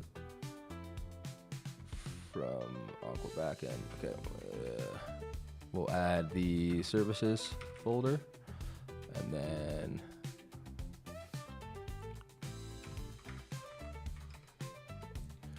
file backend. Where services? We'll do services/API. We want to copy this. I'm gonna get rid of the init sentry, but what's that called? What's that file called? Encore.service.ts. API. That should be a fucking.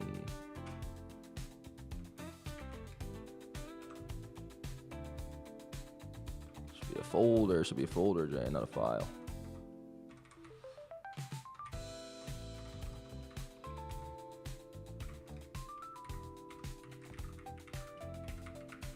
This is just to tell Encore what the service is. We don't need either of these.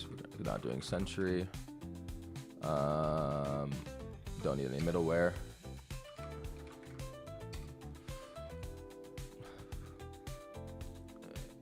And then we'll go create a new folder here called Nango. And we're gonna grab the, I think there's a Nango here. We'll just copy these two functions. Actually, let's just do this. It's gonna be almost exactly the same. We'll copy this over.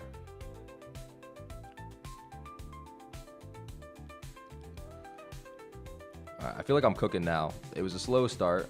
We had to get in the swing of things a little bit, but now we're moving, baby.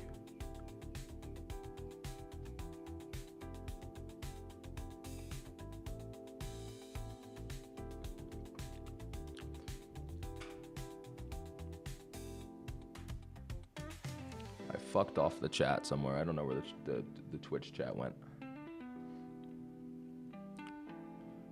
ChatGPT, how do I use Twitch chat?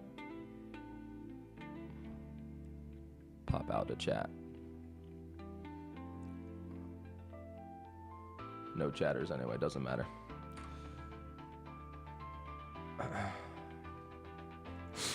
Okay. What the fuck was I doing? Alright, backend, services, Nango, get session token. What's wrong? Init Nango. Okay, we need to add that function to lib, Nango, init Nango, ts, copy that over.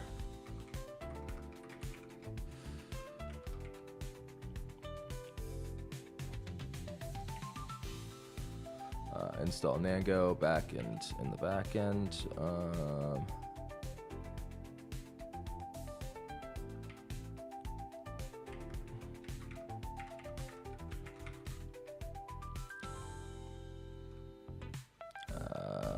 NPMI.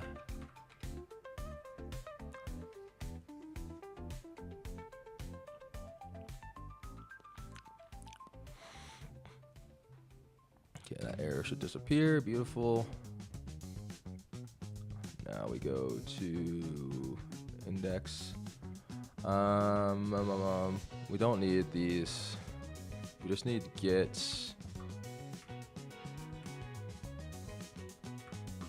We just need get connection session token. We'll go here. We'll rename this get connection session token. Let's go ahead and delete this. Okay, org. There's not going to be any org, so we can get rid of that. Delete this. Delete this. Get. There you go. Connection session grams. Delete that. Okay. Yep. No, why didn't that one not work? Yes.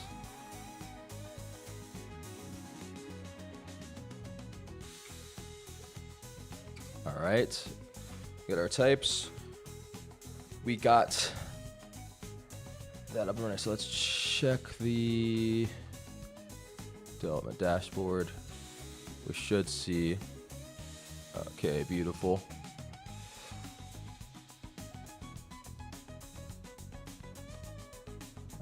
Maybe it didn't rebuild.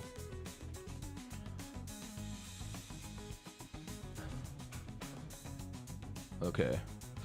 So let's go ahead and add those to the. So we don't have the secrets defined. Let's go ahead and add those to the Nango dashboard. Do this on my other screen. Settings, secrets. Add the secrets in. Nango secret key, service API key. Also with Nango secret key.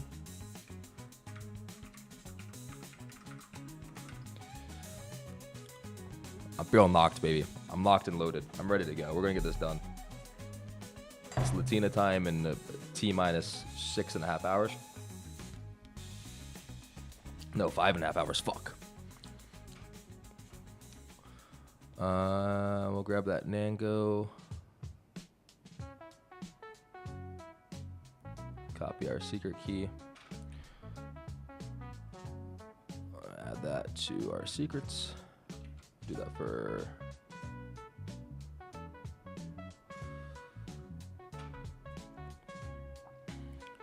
have Nango secret key added. Now we need service API key, which we're not using at the moment, but I'll just add a blank to do for that, just so we have it there. And then it wants Supabase service key, Supabase URL. We can add both of those in.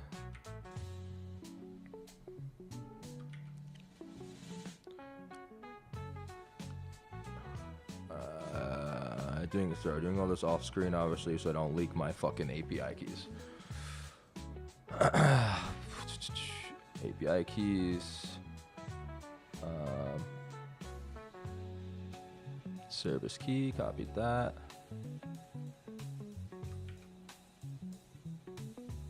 All environments, create that. And then we need Supabase URL. So grab that from Supabase.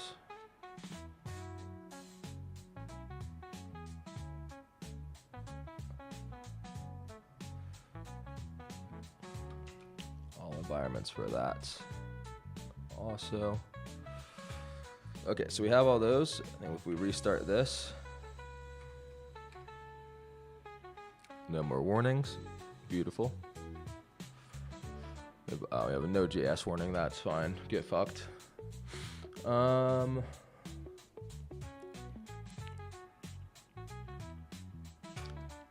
It's time to redeploy nicotine. Redeploy caffeine. Now what? Okay, let's check the dashboard again. Get connection. Okay, that's the only one we have, right? Yeah, okay, beautiful. So now we'll go ahead and gen the Encore, regenerate the Encore client and the front end.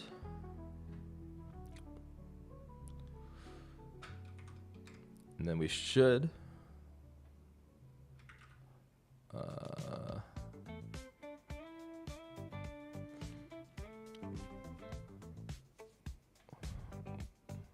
client.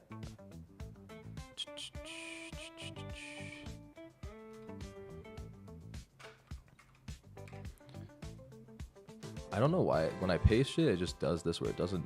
Maybe the imports are wrong. I don't know.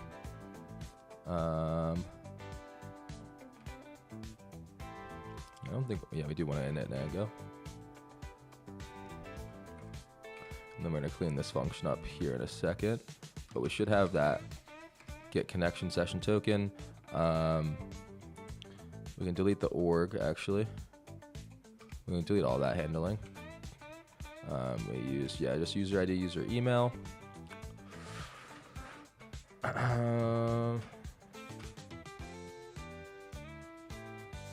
Let's try catch. Did I fuck that? What's fucked here? Something's fucked.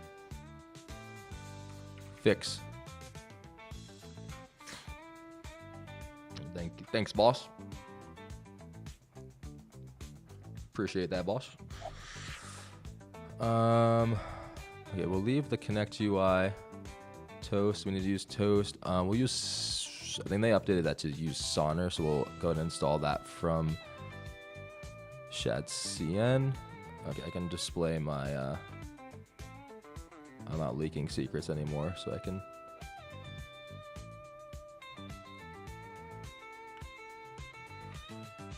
show this again. And then input Toast. Chooses Sonar. Okay, Sonar. Copy.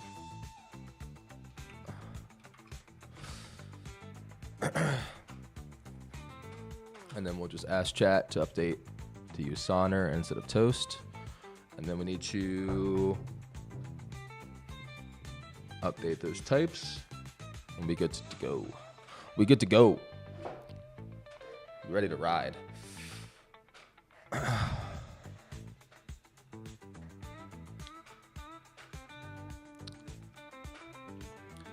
Okay. Fuck.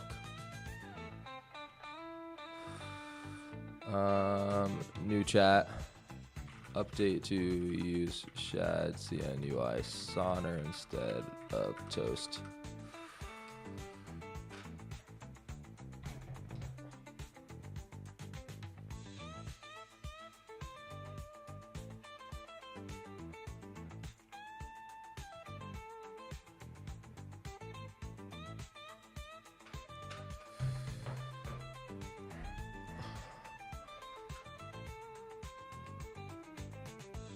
Gotta import it from the fucking components, brother. Import it from the components. Yeah, there you go. You fuck. You fuck. No. No. Wait, let me just do this. I think I should better do this myself. Okay, did not add to fucking, where did that? Shad seems killing me today. Packages. UI. SRC. Components. Sonner.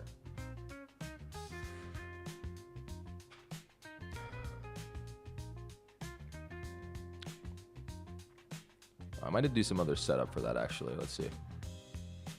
Yeah, we gotta do this. Import toaster. And then import toast. Oh, and then we import toast from Sonner. Okay, so we do need to install Sonner.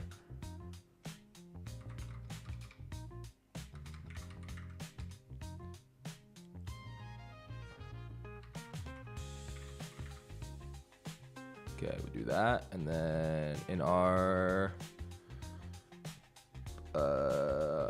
components, providers, import toaster. I'll just do this. Toaster. No. Yep. And then now we import from Sonner.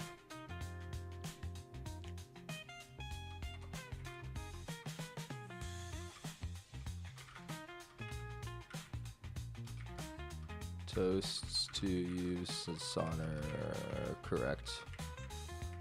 Format, please. Please, boss.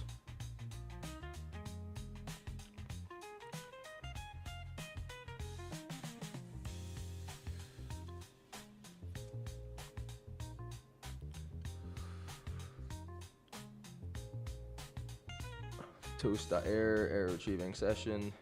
Last one. Okay. Accept file. Okay, still have to update Git Nango configuration options I created, I believe. Yes. Boom. And then user account connection provider. Okay, these are provider. We're gonna hard code because we only have Gmail. I think this might need to be like Google Mail or something.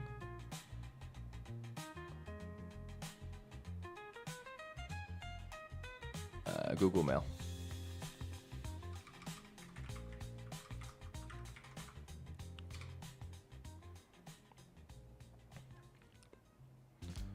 Get rid of that fucking bullshit.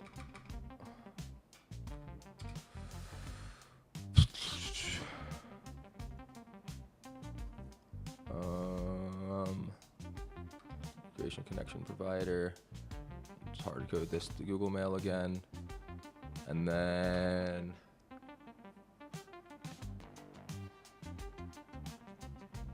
we just use it. We just need the integration constants.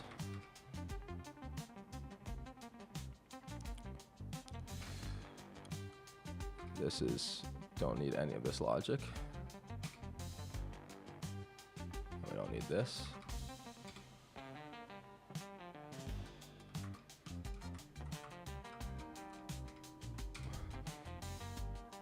Okay.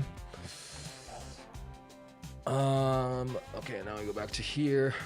What's the problem? Okay, yeah, we deleted that parameter, so we'll delete that. We just need the provider.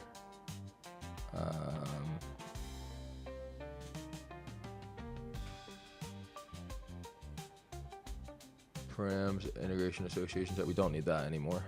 We can just remove these params. Integration constants.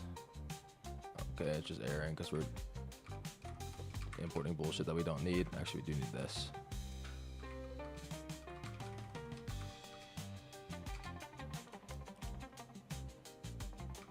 Clean that up a bit. Okay, just Gmail.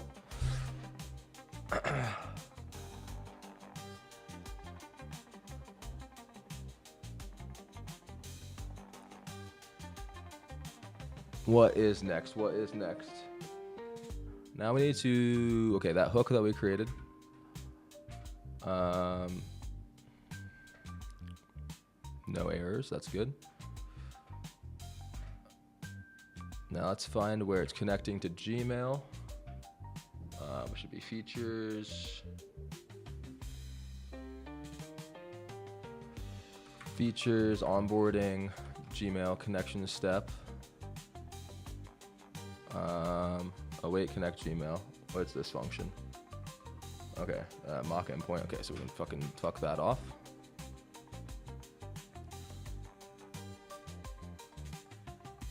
And then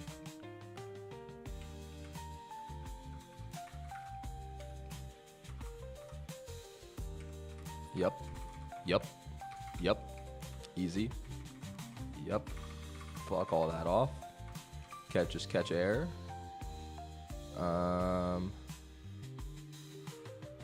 Let's see. Let's implement Sonner toast for errors. Okay, then we have Gmail connected. So we're manually handling. It looks like the Gmail connected state. So what we need to do now, we need to set up the webhooks for, oh my, dude, am I gonna have enough time to do all this shit? Oh my God, I gotta keep moving fast. Okay, we're gonna go to hook deck. I'm just gonna do this in the fly with hook deck because I don't have time to deal with hook deck bullshit. Because this one's already connected to my local host. Okay, new connection. Fuck that off. Webhook source. Let's call this unfucked Nango. Destination is gonna be CLI. Past Nango. Dash web hook listener.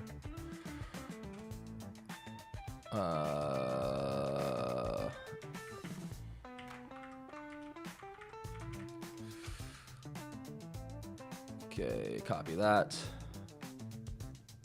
And we're gonna drop that where? We're gonna drop that into my Nango.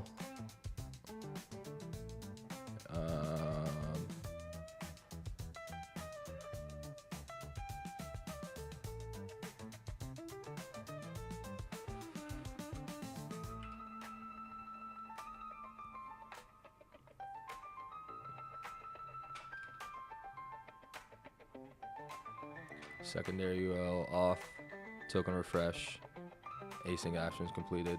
Okay, perfect. So now we need to set up that webhook endpoint in the back end.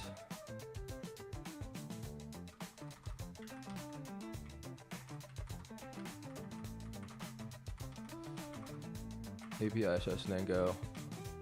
Is this, what is this path? Yeah, beautiful. Okay, webhook, center, TS.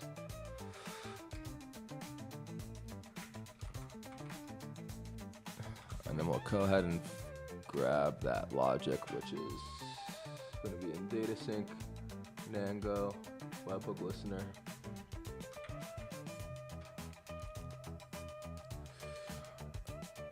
So this is why I'm just using I'm just reusing the same tools as Flywheel because it makes it so I can just copy pasta literally everything. Okay, we need to install entry we don't need. Sentry and get fucked. Install raw body.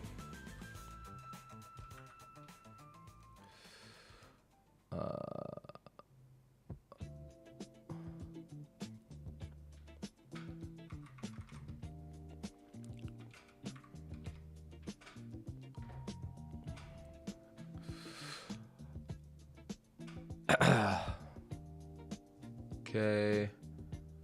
All right, let's go ahead and create these topics. Now everything else is working besides Sentry. Remove that shit. We're not using that right now.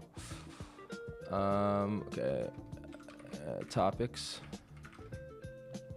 Copy over the topics. These are going to be slightly different, but that's all right. Do we want to use? Nah. We don't need to do fucking pub sub for this. Move to trash. No time for pub sub.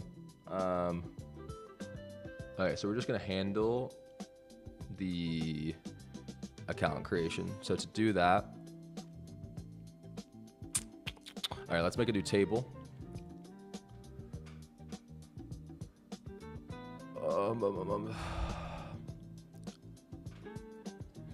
We'll call it user email. No, wait, a new table, not search. User email account connections. Right. Let me copy the schema from Flywheel for this.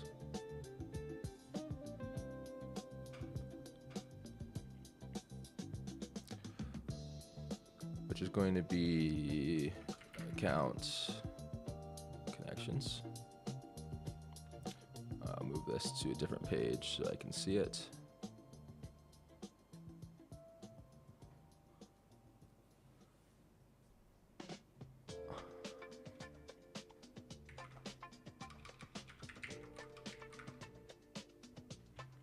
User account connections. We'll go back here.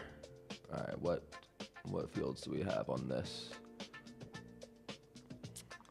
Edit table. Okay, created that user ID. All right, I'll start with that. User ID, that is going to be reference to user's ID. Cascade delete, save that. Add a column, that's not nullable. And then we'll say, all right, so this is only, we'll make this kind of flexible. Provider. We'll want to update this to an enum for eventually, but we'll text for now. Provider. Username. Text.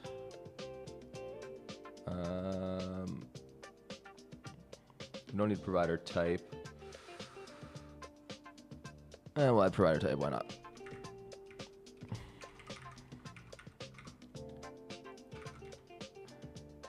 We'll leave that nullable. That's not nullable. That's not nullable. Provider type, connection ID we definitely need. Text. It's not nullable.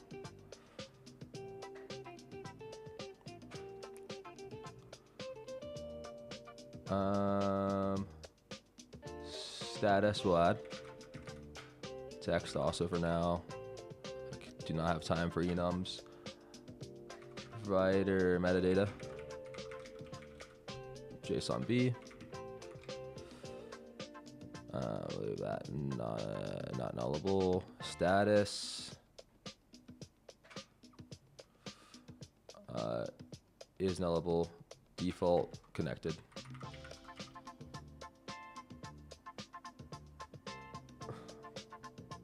Okay, org ID. We don't need org integration. We don't need that, so we can delete this. Save that shit. Add our columns. Add our table. Okay, we need to add RLS to this. We need to pull those changes down from Supabase. And then we need to regenerate our types. So we go to do cd slash Supabase pool. I know, Supabase DB pool.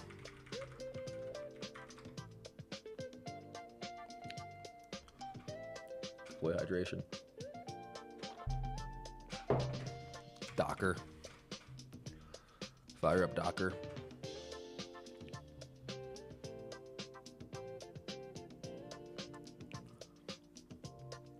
Docker engineering is starting up.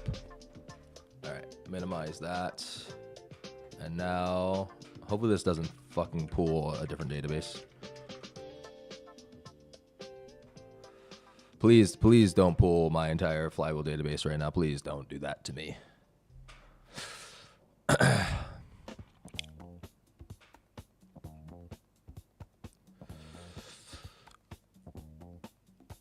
Okay. So all right, here we're gonna get rid of these topics, and we're gonna just add functions to just handle it directly. Like I said, we don't need pub sub.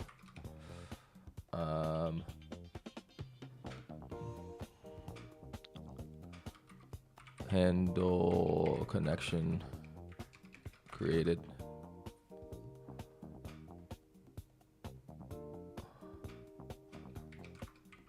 .ts.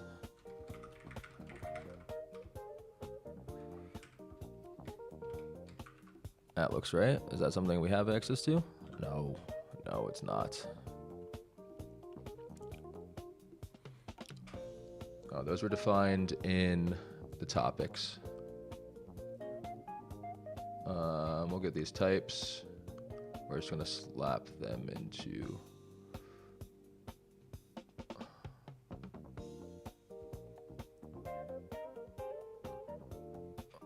we'll grab these and we'll remove that topic in a second.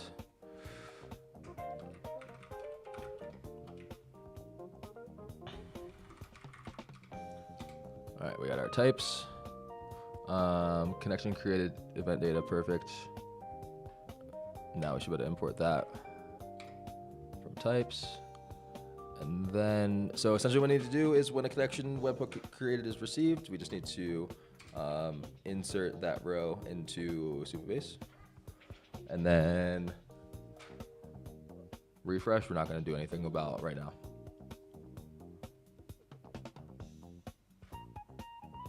Creating my shadow database. Okay, I don't think it's pulling my Flywheel database, which is good. Let's just commit this while we're at a decent spot.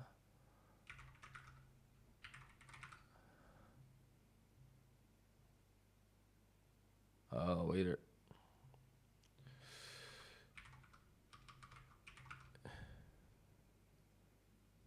Is this gonna fuck me? I don't think this is gonna fuck me. Yeah. Publish branch. We'll call it unfucked. Private repo.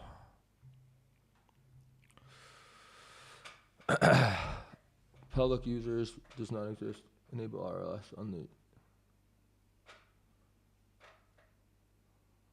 Oh no, we have migration conflicts. That's not good. I didn't pull the table before I started. Okay, so we're just gonna delete. Yeah, we'll just delete our migration files and then we'll just pull and that will apply it.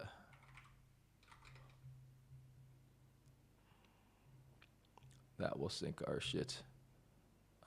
Delete, move to trash. Delete, move to trash. And then we'll do Supabase migrations list. And then we'll update these to status reverted, and then we'll pull.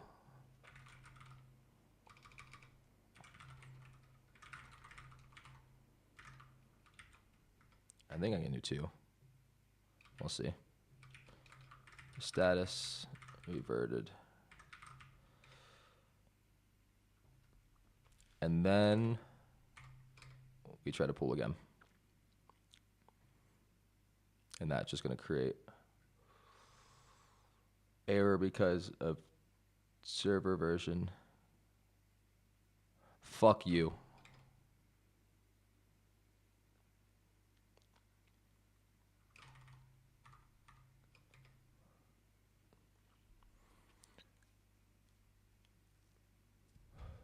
right? Because this is not gonna have anything in it. Yeah, delete. Move to trash. Okay, what is this about? Halfix cursor.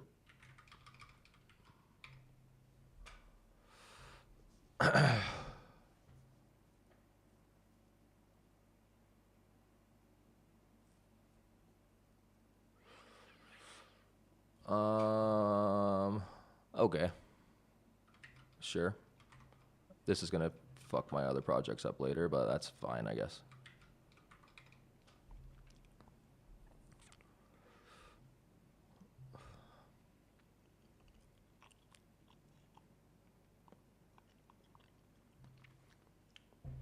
While this is running, I'm gonna text back my Latina friend.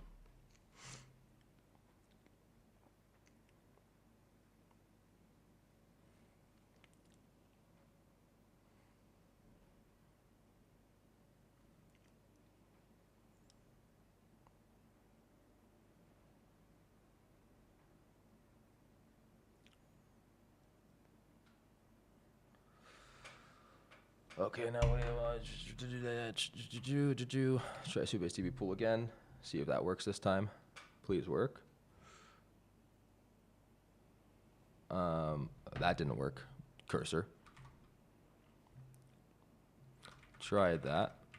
Didn't work.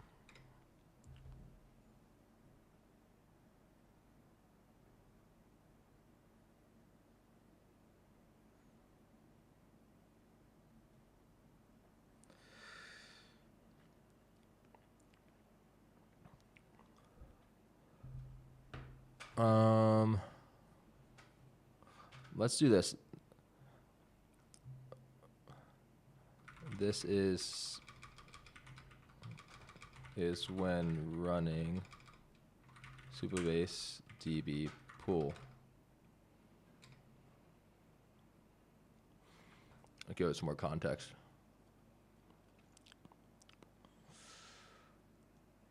Because we're using a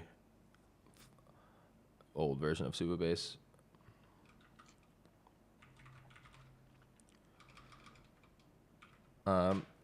If this isn't working, I can just push migrations, and we don't need to worry about pulling stuff and keeping the migrations up to date.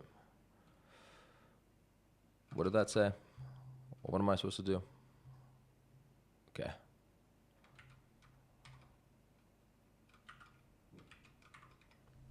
Brew upgrade Supabase. Sure.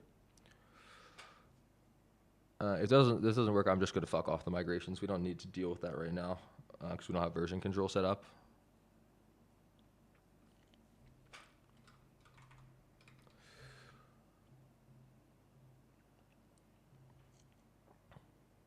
Okay, we got to delete this again.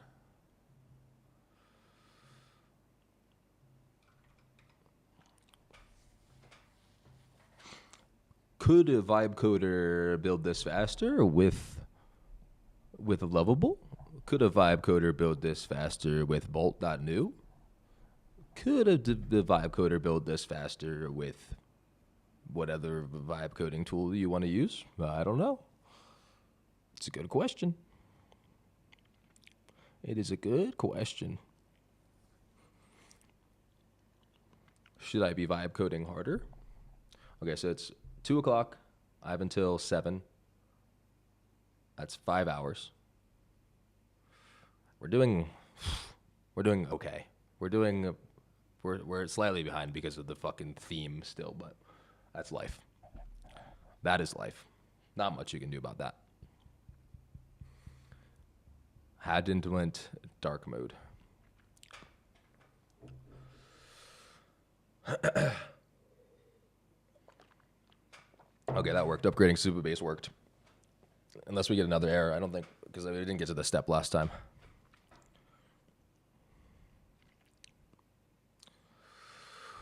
Downloading. Okay, we can start working on the handle connection created function. Handle connection created, connect user account, handle Gmail account connection. See, we already got some code for this, baby. Let's make this a folder.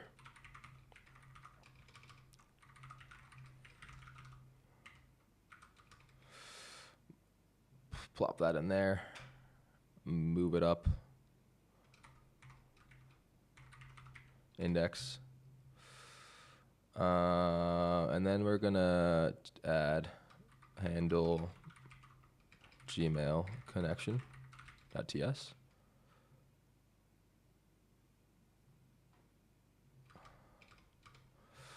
Okay, so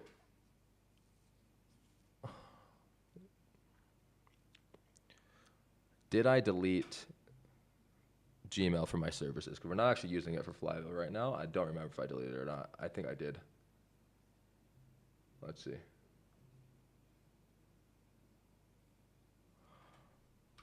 Gmail API. Hell yeah. Hell yeah. Okay, we're gonna add this to lib. Did not delete it. Never delete your old code. Keep it in your code base, muddying things up. That's why. Okay, now I have Gmail, index, types, Gmail types, Gmail. Okay, that's just the wrong path. Send email.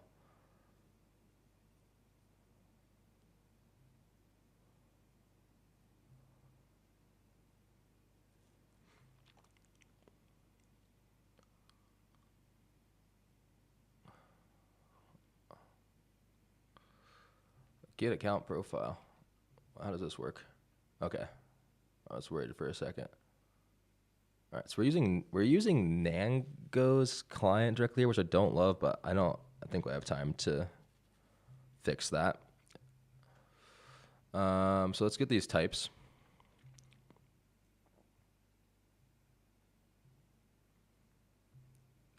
Type / Nango types. Do I already have a types folder here? Should. Types. Yep. Nango -types .ts. Okay, there's not very much there, but we'll copy it. We can fuck all this off. We can fuck this off and this off. Save that. And then we want the Gmail types.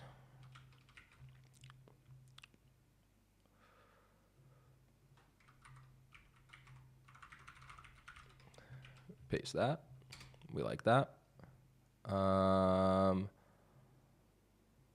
Okay, Gmail user account connection.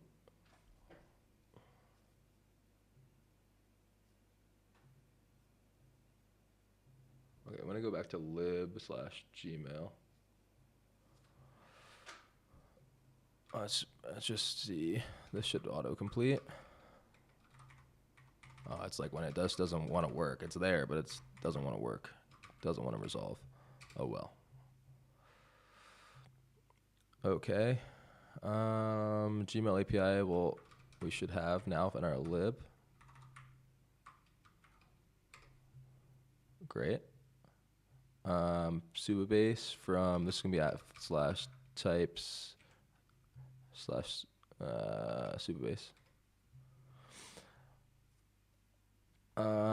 We have these created as well.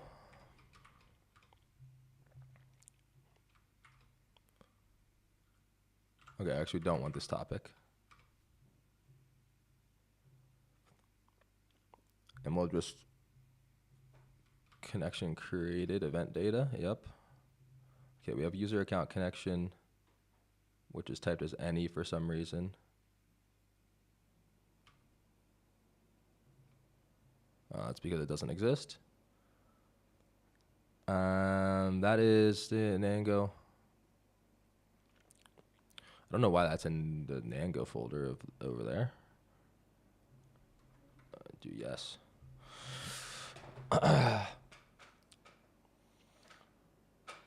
Do.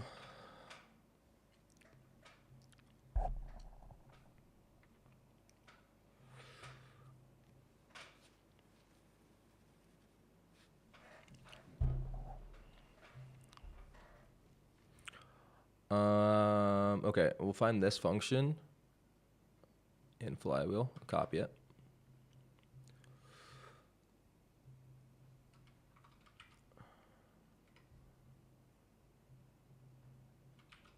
We like this function. Oh, I guess that kind of makes sense that it's in Nango. We'll just create it here. Insert user insert, because this is, what did I call this table? Yeah, user account connections. That makes sense. User account connection. Yes.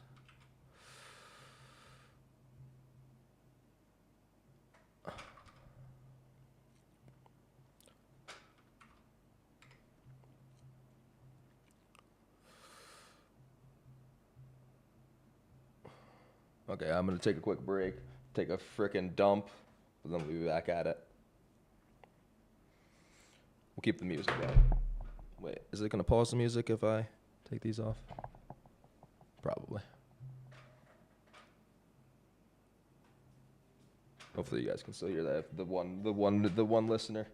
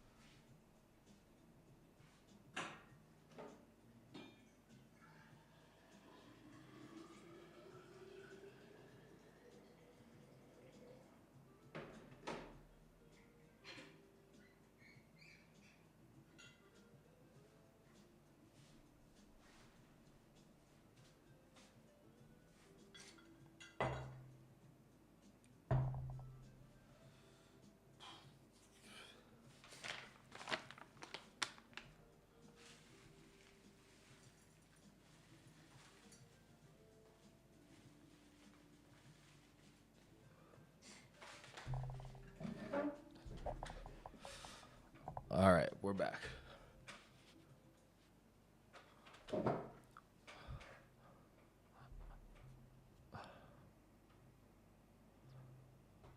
I realize I haven't eaten a goddamn thing today, so we're deploying protein shake.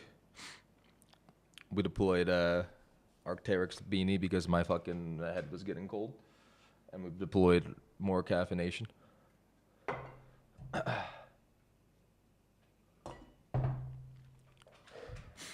Okay, we are 4 hours in. We have approximately 5 hours remaining. And where were we, baby? Hold on, let me fucking text the homie real quick.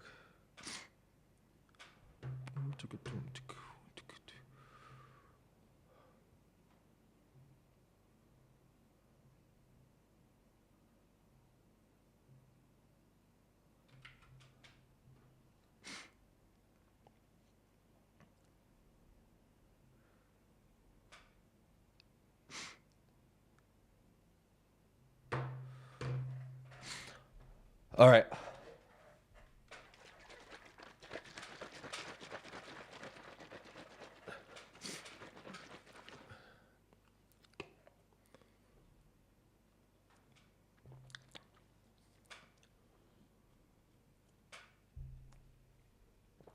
Protein deployed.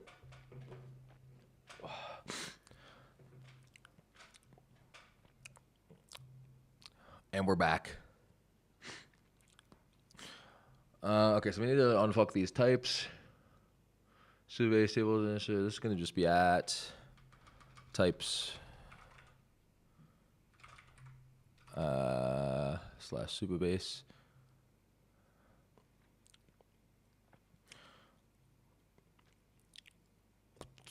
Which unfucks the Supabase. I think we can get this from, database types. Easy. And then user account connection details.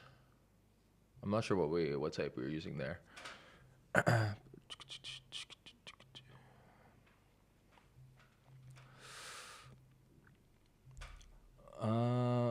Do we have that? Do we have that already in connection created? What is connection created?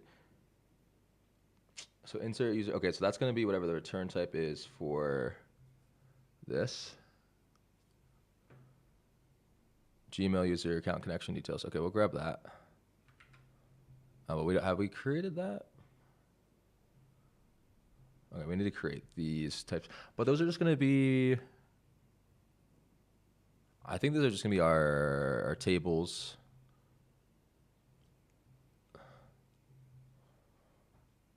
Right, because are we just inserting that directly? What are we doing that?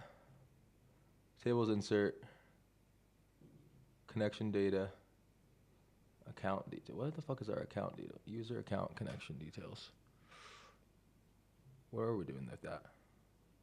Okay, this is like a partial of our, okay, so this is the return type of this.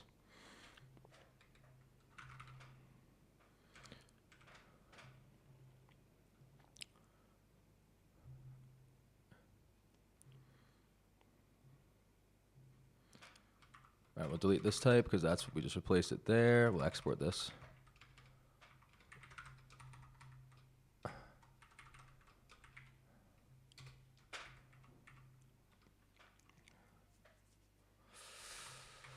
Yep, import that, and then we just spread that, and then user account connections from, okay, so we need to regenerate our tables. Provider, user account connection provider, this should just be as, we'll hard code this for now, as Google email. All right, I'll go ahead and save this table. I know that's in Flywheel. Okay, we already created that table. So we want to go to cd unfucked backend, and then we want to run npm run gen Supabase types, I think. Okay, we don't have that script, so that's the wrong script.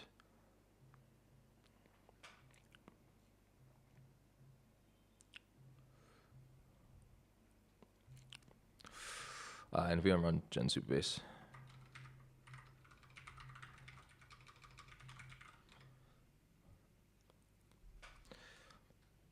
So now that should solve this. No? User account?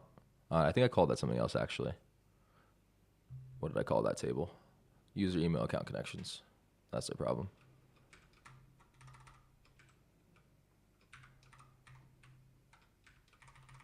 Yeah, there's no org ID.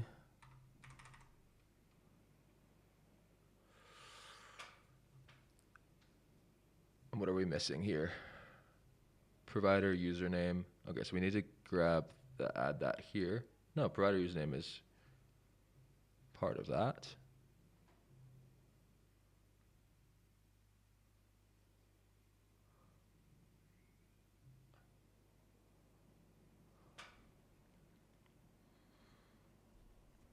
Why is that not working?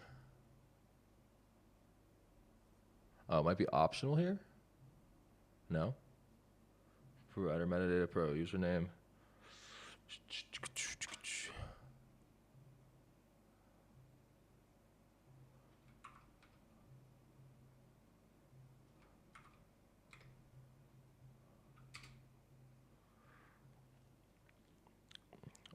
We'll ask Cursor about this one. I don't really know why that type isn't resolving.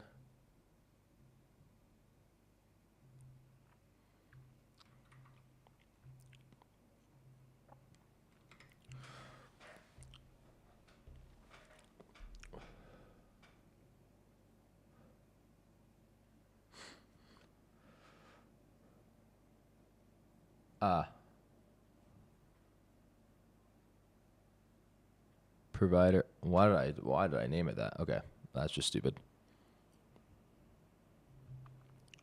So we need to update this.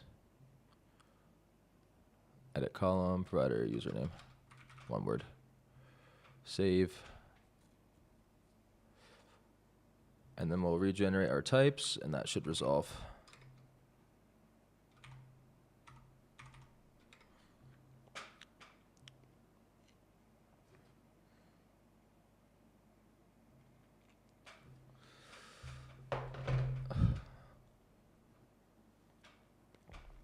Okay, perfect.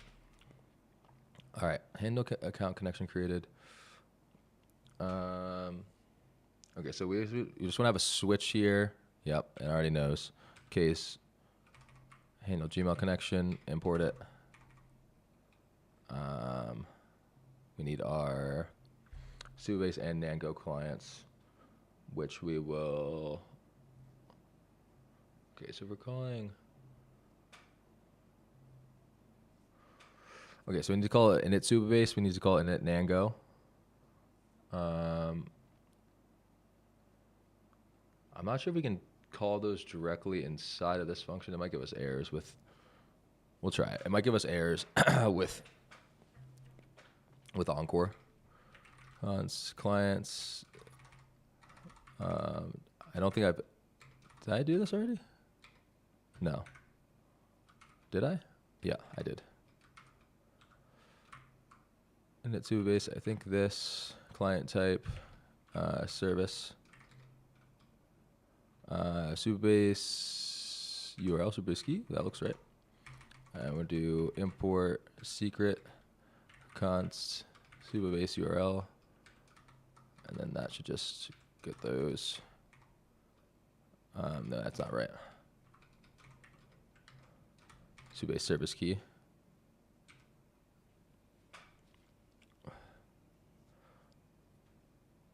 Perfect, and then we just pass in the clients here. That should resolve. Beautiful, and let's see if that created any Nango errors. Or any. Okay, we have something else. Connection created event data. Gmail API. Send email. Yeah, this is.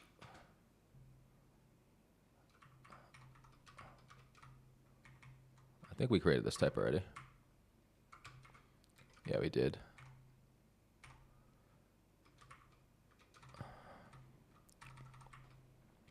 We're not going to be using the email sent, but might as well just resolve these. Because we might want to add send email capability later, so no reason to not fix that. Index. Okay. Same thing for these. Yeah, we just delete all these and then re-add them.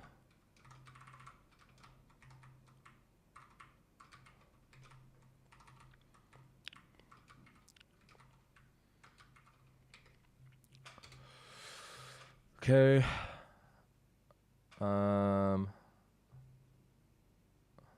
Yeah, that init nango is not right. Why is there init nango.js? Why are we importing .js?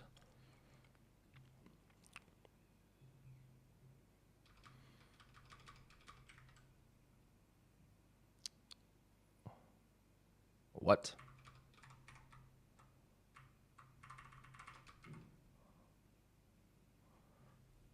lib/nango init nango.js. Why are we? Why is that what it's auto completing?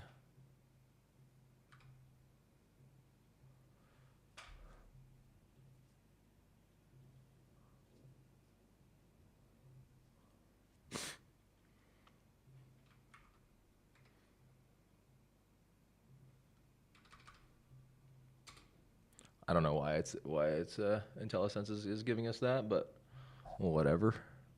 I think that should work now.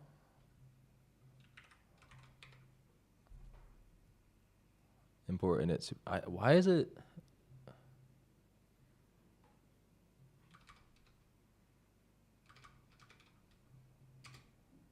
I don't know why it's auto completing incorrectly. Supabase key not defined. Maybe that's not what it's called. Check my secrets. This is not going to leak them. A Supabase service key. Is that what it's called here? Yeah.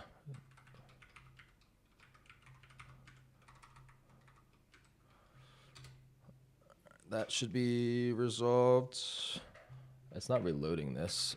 Restart the Encore daemon.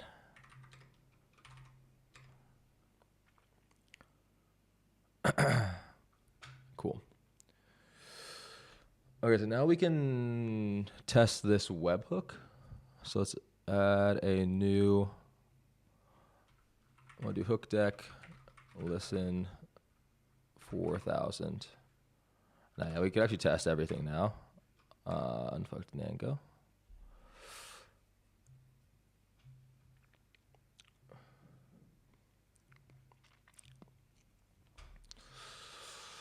Okay, so now we can go back to our app. And let's refresh this page. And this, if it works, should show the pop-up. We got one issue already. Yeah, I don't think that worked. Invalid hook call. Hooks can only be called in the body of a function component. Use connecting.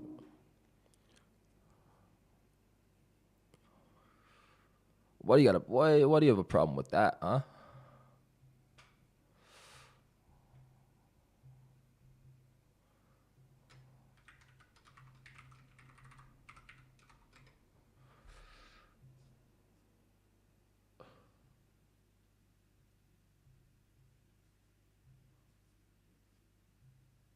Huh. Let's restart our server. That might, I don't know why we're getting an error there.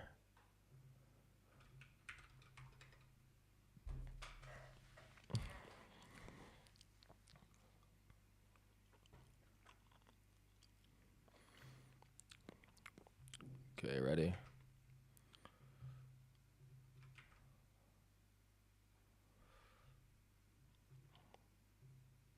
Not same thing.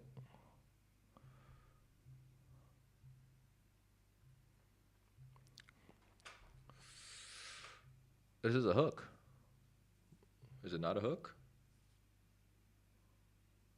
Oh, maybe because the file is called index.ts.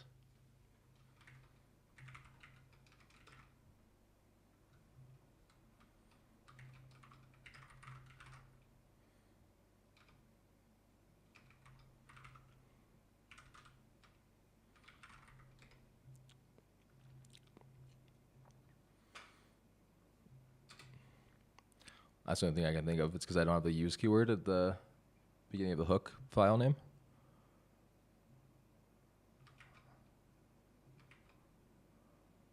Reload. I don't know why that's not working. We will.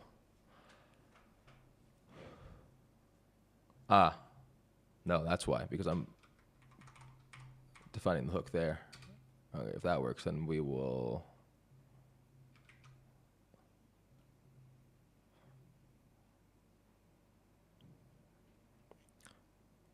Let's go, dude. Let's go. Okay, let's check our hook deck.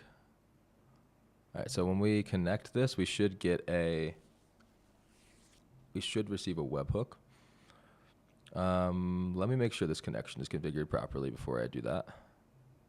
I already did that part.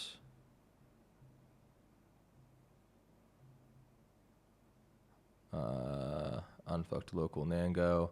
Now this needs to be API/Nango webhook listener. I don't think I've defined that endpoint actually. Maybe I did. No, I just defined this. Okay, so let's go ahead and make sure we define that webhook listener correctly first. Like this. Index.ts.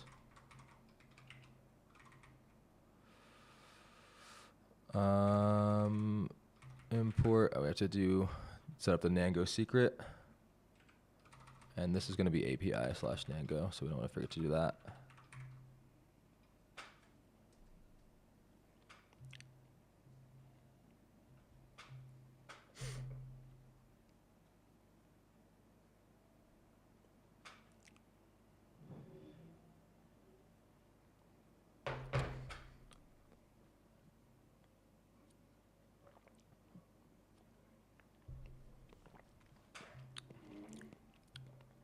Okay, const secret, Nango secret key, import secret.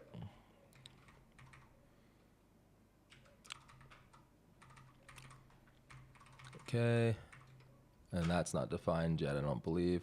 Maybe it is. It is already defined, perfect. Okay, now when we connect my Gmail account,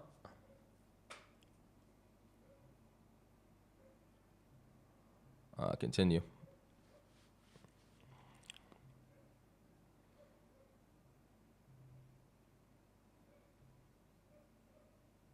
All right, still says connecting, but 404. Oh, I didn't save the connection configuration here. That's why. All right, let's try that again.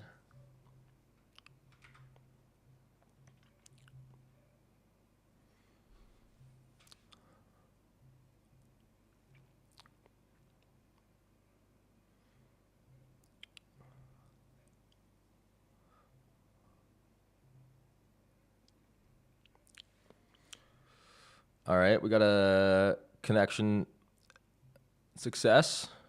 I haven't set it up for this to go to the next step when that happens yet, but let's check the back end real quick. Yeah, we get 200 on the back end, which is good.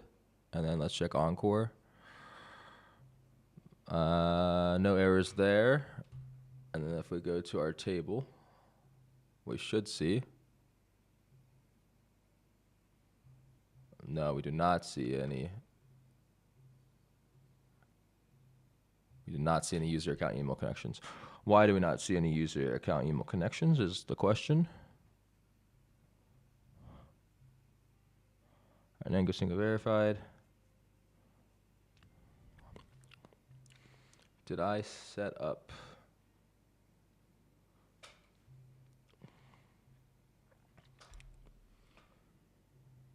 All right, we have this function working. Index, data provider, Google. Is that right? Google, yeah, Google Mail, provider, Google Mail. No, webhook listener. What does that do? I know that doesn't call anything yet. Okay, that's why. Await handle connection created, data. I think those types should be right. And then we'll try that one more time, and hopefully the row gets inserted.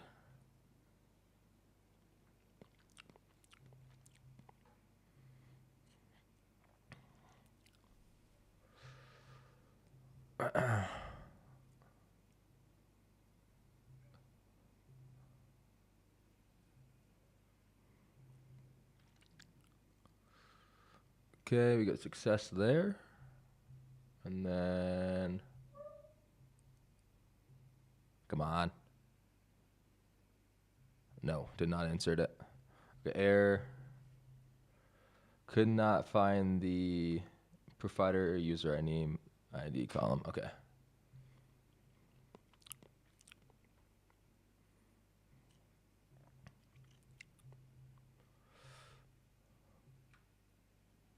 Let's check this.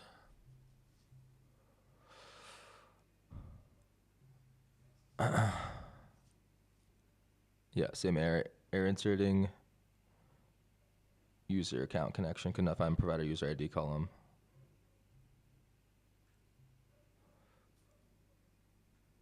Provider user ID. Does that not exist?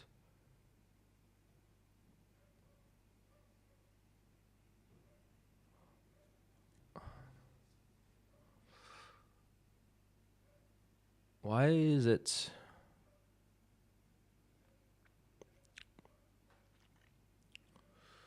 That's a weird error because we have the provider user ID column, unless I spelled it wrong.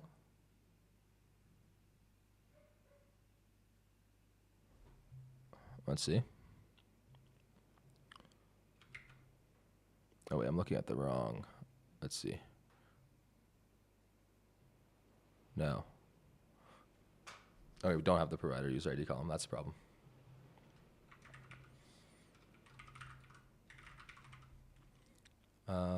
Not nullable text.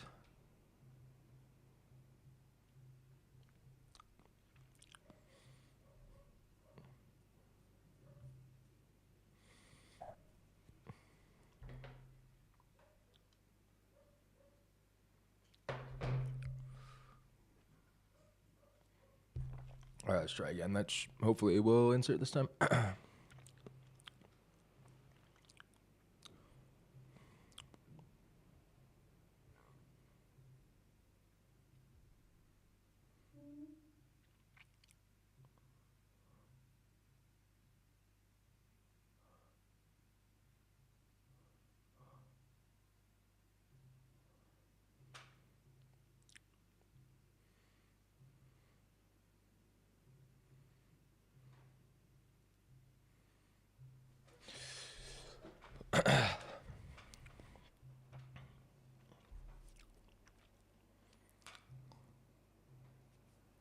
Google has not verified my app. That's correct. And we get success there. And then if we check the table, you motherfucker. You motherfucker. What now?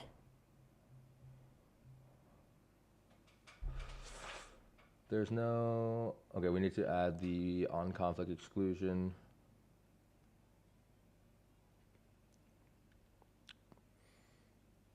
User ID, provider, connection ID. Our provider user ID, our provider username are the same. I think that makes sense, actually. Okay, we're upserting, and we're not providing on-conflict exclusion. So let me go ahead and pool.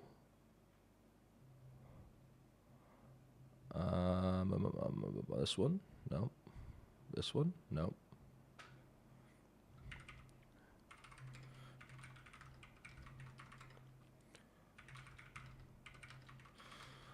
And we're going to pool real quick, and then we're going to add a migration that adds the on-conflict exclusion connection ID. Okay, so yeah, I think we just need to add unique exclusion on connection ID.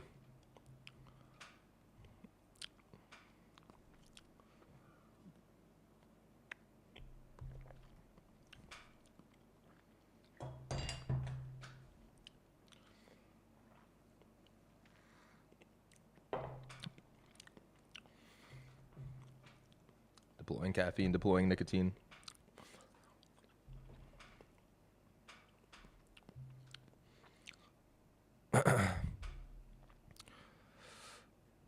Why does this shit take so long, Supabase? All right, let's do just a new window, and we'll create the Supabase migration.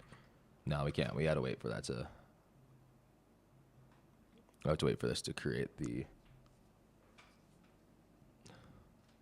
I could probably just add this in the. Yeah, let me just add this using the dashboard. Connection ID, edit column. I think we just need to force this to be is unique, and then it should work.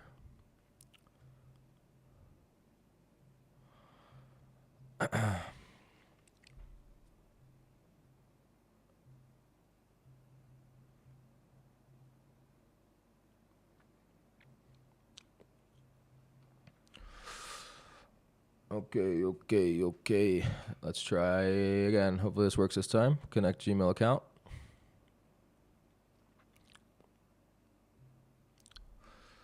jandcarradine@gmail.com. That's me.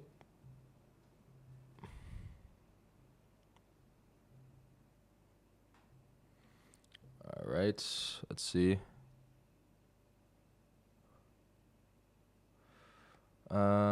User email account connections in provider metadata relation. Okay, not null. So we need to make this nullable.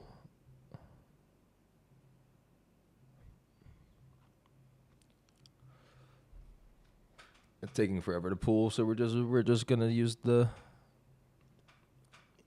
UI. All right, try again.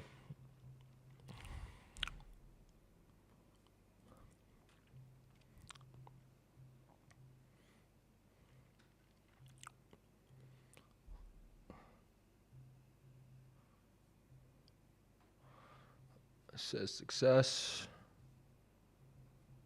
There we go. Okay, connection ID, status connected, provider username. All right, beautiful. So now we just need to, fucking using int 8 IDs. God damn it. No. Okay. Edit column. ID depreciate dip is primary key. Save.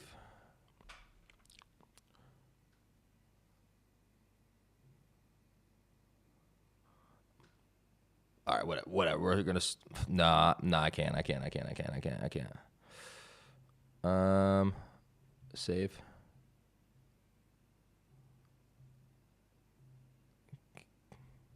Cancel. Discard. This is always a pain in the ass.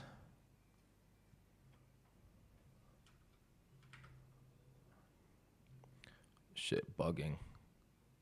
Okay. Oh, because we renamed it, I guess? I don't know.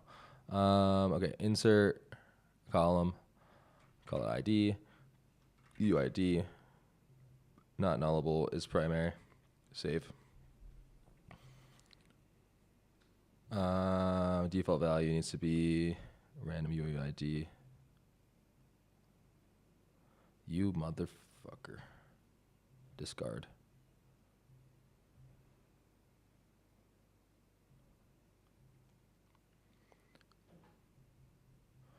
It's always a pain in the ass if you have to change your ID column. Okay, insert column, ID, UID. We'll allow nullable for now, and then we'll make it the primary key, I guess. Save. Column ID of... No, it doesn't. Does it? Okay, all right. It does. Okay, let's just get a random UUID from this so we can update that.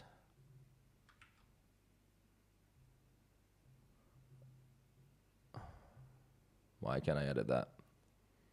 Edit column. No.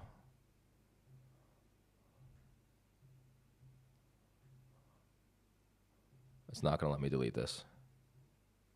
Okay, we need to set this back to the primary.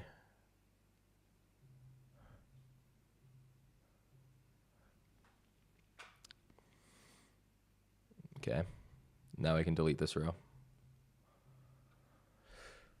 And then edit this, wait, make this not the primary. Save. Pain in my ass. Now, not nullable, primary. Save. It doesn't have multiple primary keys.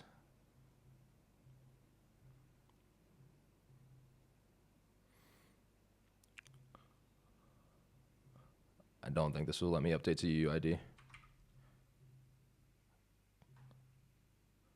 Yeah, cannot cast.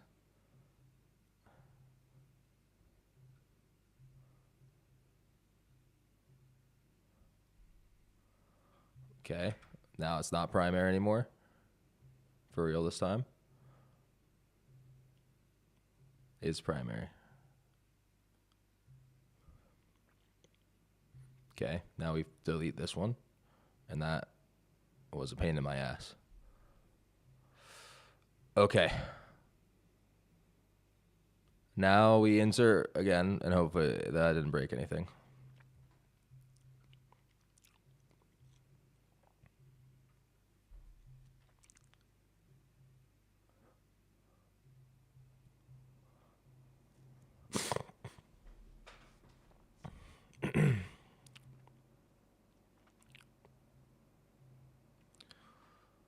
Connected.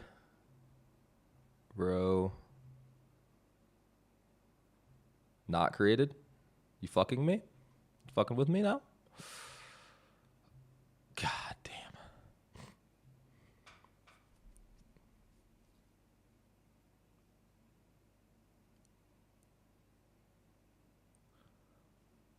Oh, did I not do the I think I did do the fucking default. Maybe not. No, didn't do the default value. That's a problem.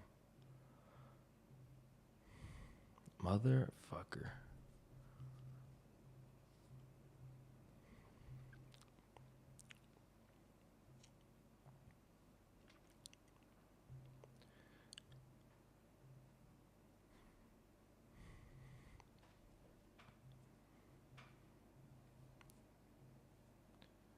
Okay, there we go. That's working now. Real time, we're going to enable for both these tables.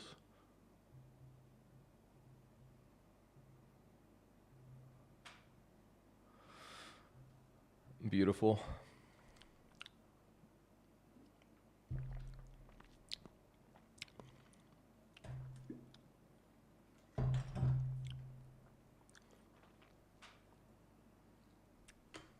Man, I have not even got to any of the AI shit yet. Okay, so now when we add a row here, we need the front end to recognize that the step has changed.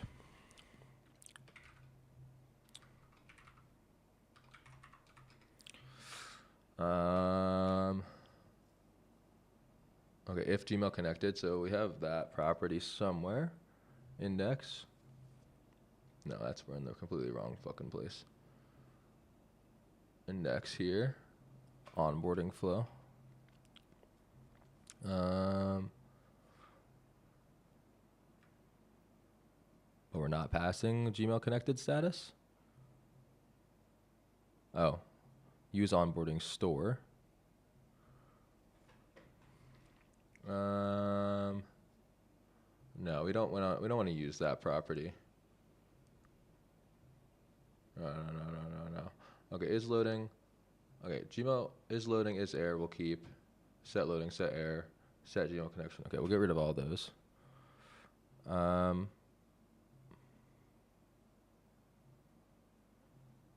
Why did that break? Oh wait, we want set loading, set error. We don't want this though. Okay, and then so we need a data hook. Okay, so we go back to copying code from Flywheel. We're going to go to, no, this is Flywheel backend. Now we want Flywheel front end. And we want to go to data, org integration. We'll use integrations data so we can let people connect multiple accounts. We'll copy this. And we'll go hooks. Yeah,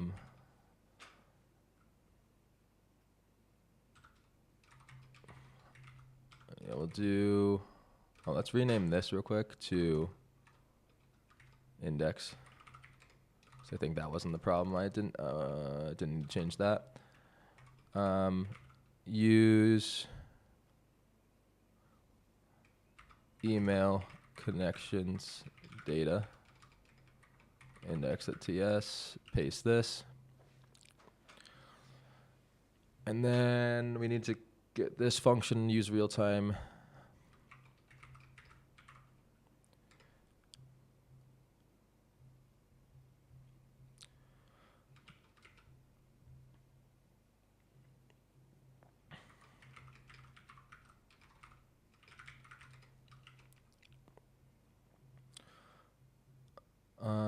We just need to update the client creation here.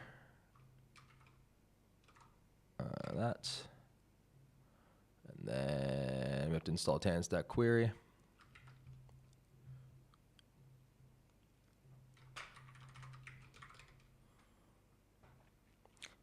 Did I overestimate my abilities thinking I could build this in one day? Maybe.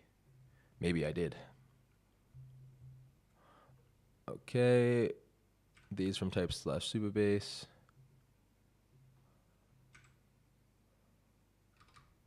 Nah, get fucked. Database is going to be database types, and then Supabase. We have. I know we have Supabase. Is there not Supabase in this? Maybe I didn't update that. Supabase. No, I didn't add that.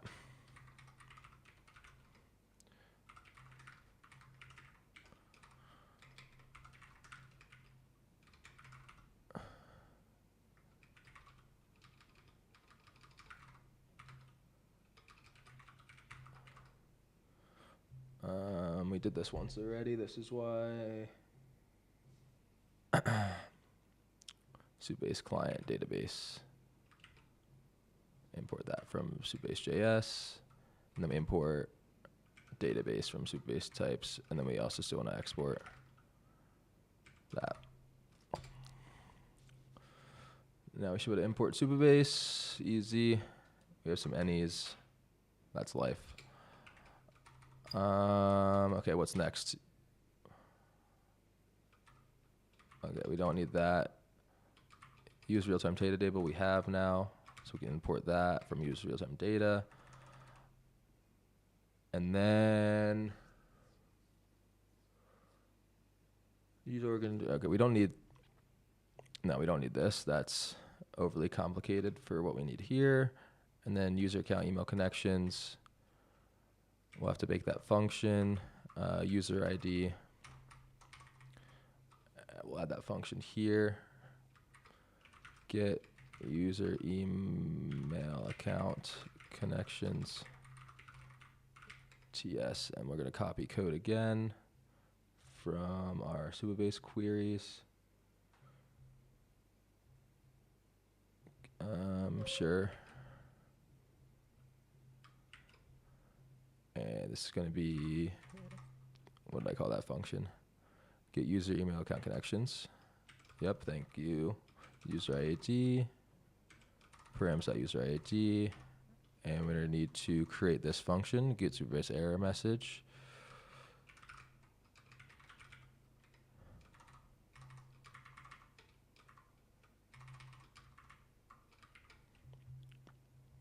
Copy that, lib, Supabase, get, this is the right place, yep.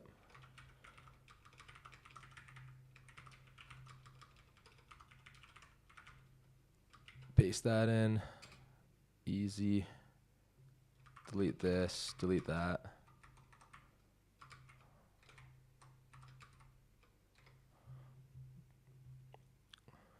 And we need to regenerate our Supabase client. VM run gen Supabase. Awesome. Now we can import this.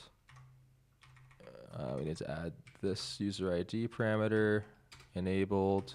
We can delete all this shit. And then, yeah, email account connections enabled is going to be not user ID. And then const user equals user info store state dot user. Import this hook. Use email connections data. What did I not? Use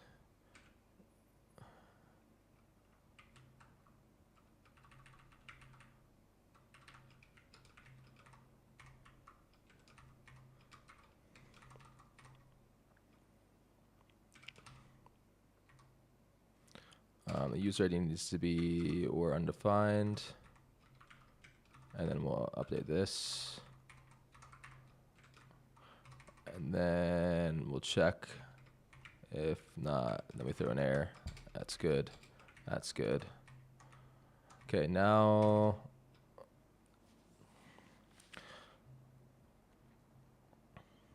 we need to update this instead of using Gmail connected. So I'm gonna ask the AI to do this. Update this component.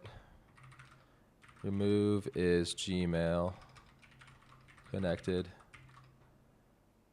and instead check for data from the connections hook. Show the accounts as a list. Enable the user to add another account or go to the next page.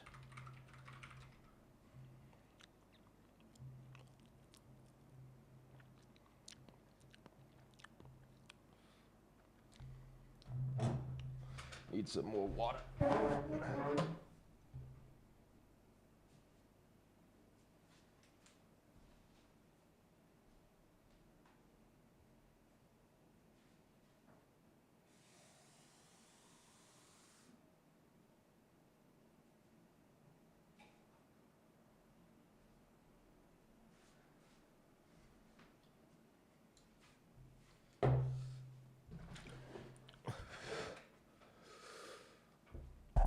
No, that shouldn't be single, you fuck. No. No. No. Oh, no, it was single and it removed single. Okay, yep, you're right. I'm sorry.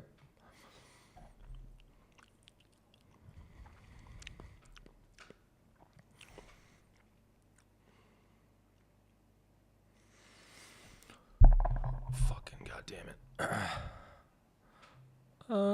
Let's just do that. Let's see if that works. Let's see if that works. Oh, we didn't set up the query client provider. Okay, let's check here.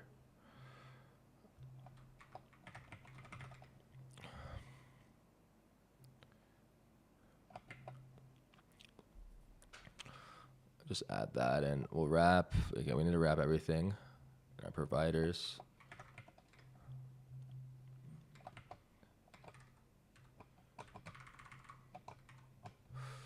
And we need to create this query client provider function, which we probably just copy exactly.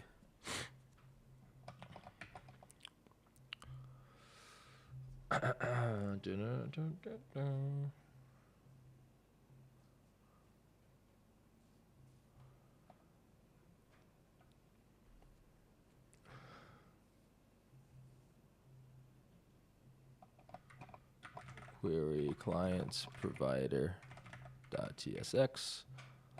Let's also move our, just for consistency, move features auth.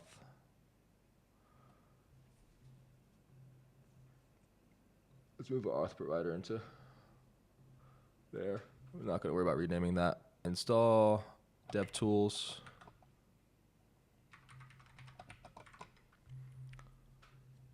Not using use state, so we can delete that. And then we'll go ahead and import this. Nope. Yep.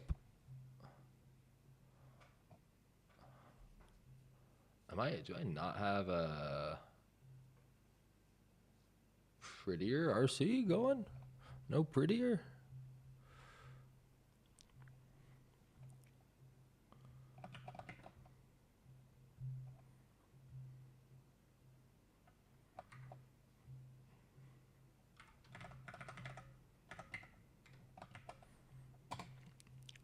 Okay, there we go.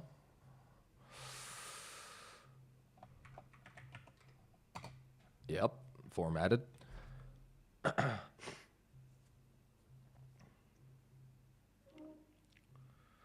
Okay, 5 hours and a little more than halfway. Still haven't done any AI shit, but I feel like that will be a little bit faster than the integration stuff. I'm not finishing this today. There's no way. That's not a winning mindset, though. No, we're going to finish it. We're definitely not shipping it. We could get it working, though.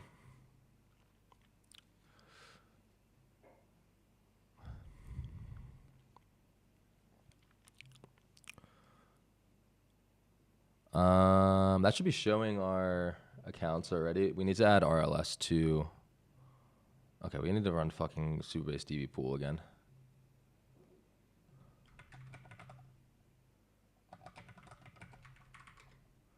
It's going to take 20 minutes.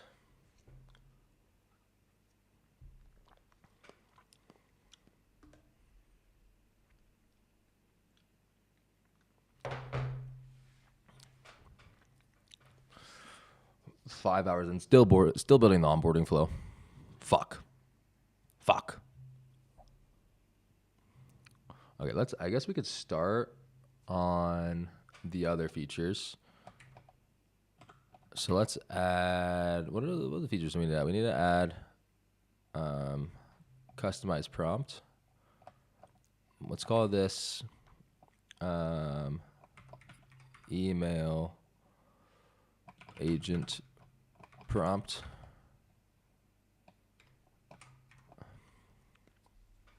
And then we'll go ahead and start this.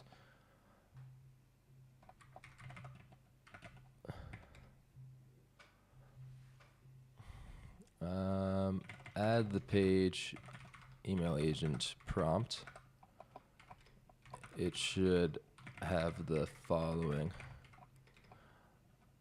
a text input, a text area input where user can manage the inbox management prompt, a button below that says test, a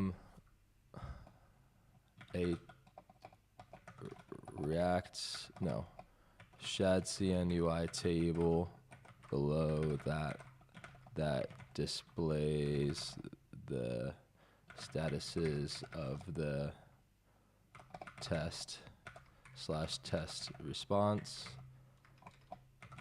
Each row will have email subject,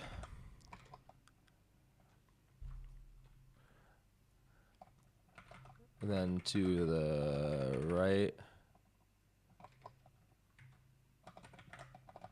badges for how the email was processed, possible badges labeled,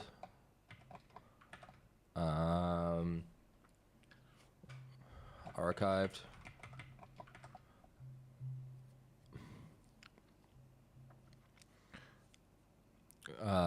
notified, drafted.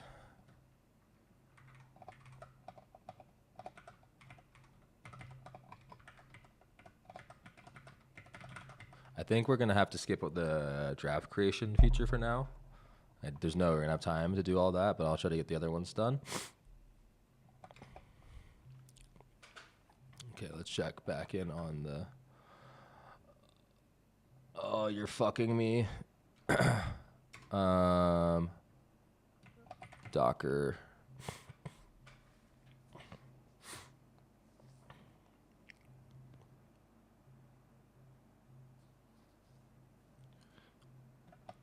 Quit Docker. It's gonna fail because Docker isn't running.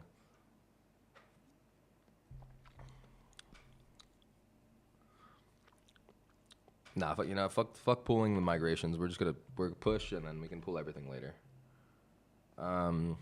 Okay. Supabase migration new user account.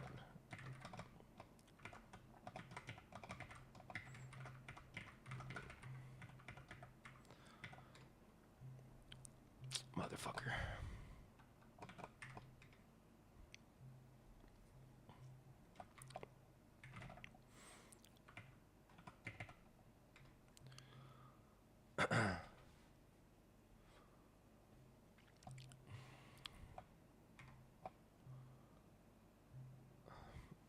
Okay, about that, we'll do new chat. Add RLS so users can view their own account connections. I wonder how many vibe coded projects there are where the Supabase RLS is just RLS is disabled.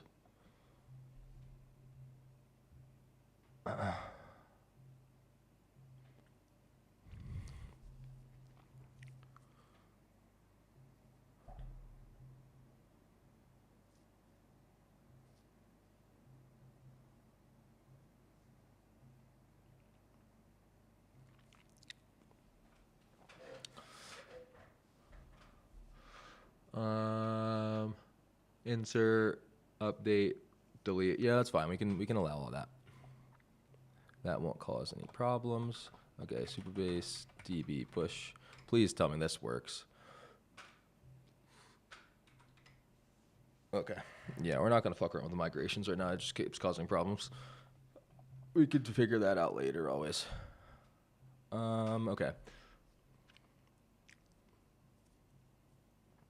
So now if I go back here, hell yeah. Hell yeah.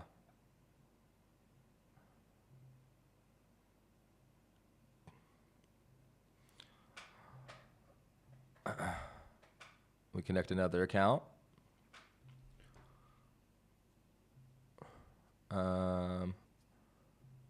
Sure.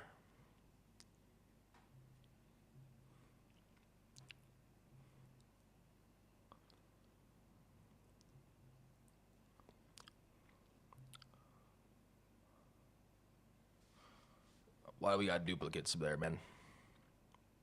Why are there duplicates? Riddle me that. Are there duplicates in the database? Are there 3 things here? Okay.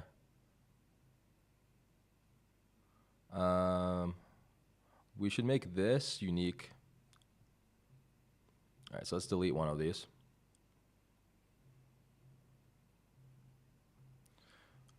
So I've just been spam connecting accounts, and then we'll make this unique, which will prevent duplicates. So we don't have to worry about that again. And let's connect one more account.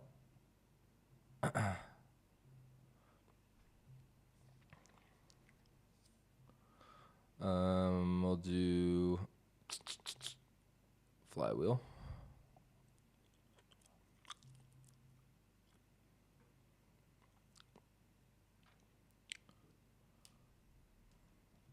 Okay.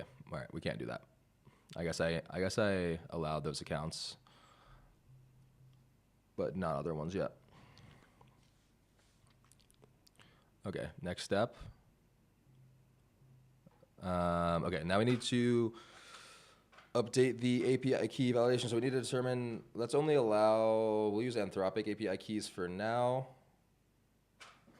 So let's go to the supported providers. I don't know where it has that logic.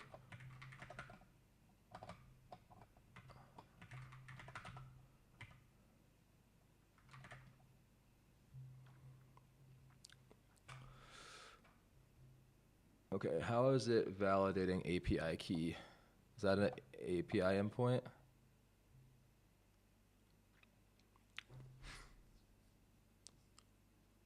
Okay, let's do.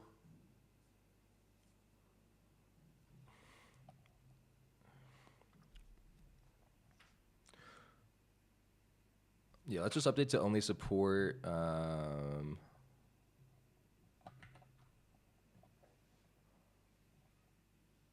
I don't know why it's mocking this as an API request. There's no reason for that to be an API request.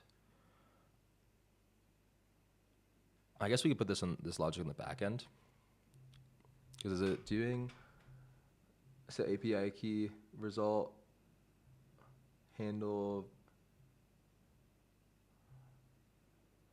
Okay, yeah. So we'll add a new backend endpoint called API keys or some shit like that. Services API. API keys. X.ts. And then we're just going to do export const insert API key. Yeah, that makes sense to take a provider. Type provider equals, right now we'll just allow Anthropic. And then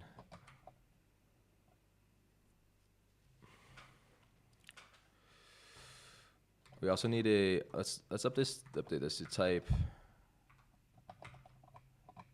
params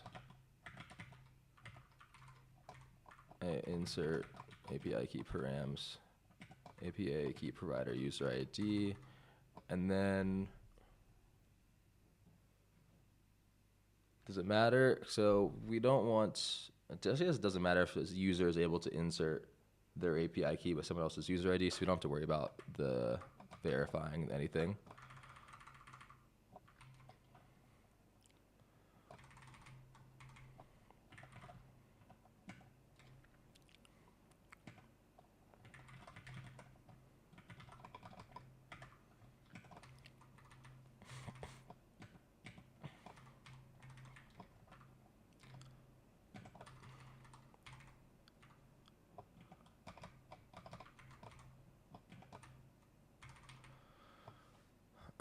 Yeah, we need a new table, user API keys. User API keys, and we're gonna encrypt the API keys. ID, I'm not gonna fuck up again and make this number. ID user, this should be user ID. We'll link that to users. Remove cascade, save that. This needs to be ID. Then API key hash, I think is what we want to call that. Let me look at my logic for API keys in here. Flywheel backend. Lib.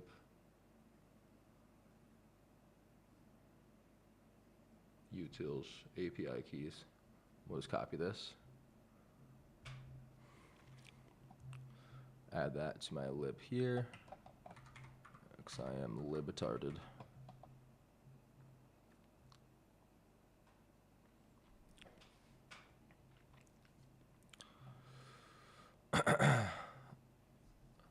And then let's check how that shit works. So, no, we don't want to generate a API key. hash API key. I don't know if this is what we need here. API key, hash secret, hashed API key. Wait, generate API key.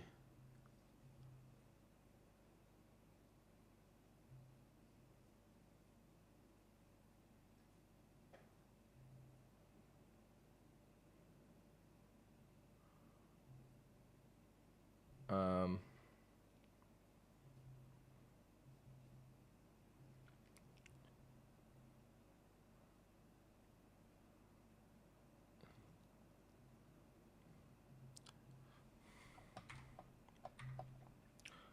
in our API key functions, we want to accept a user's OpenAI API key, or any API key for that matter. Get the hashed version to store in the database, and also have a function to unhash the key so we can use it for making requests to the API provider.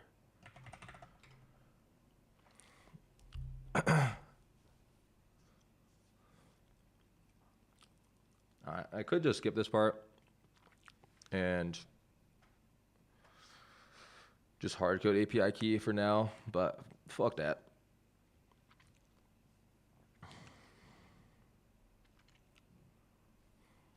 Okay.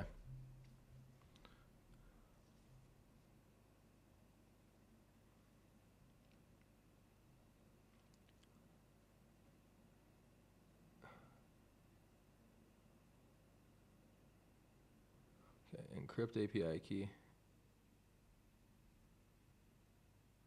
from encryption key. All the functions that require the API key encryption secret should accept it as a parameter.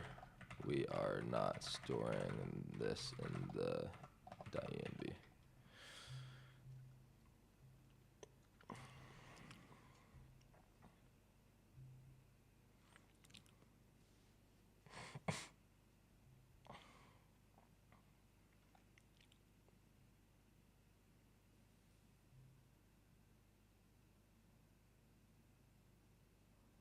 Don't we need a two-way hash here?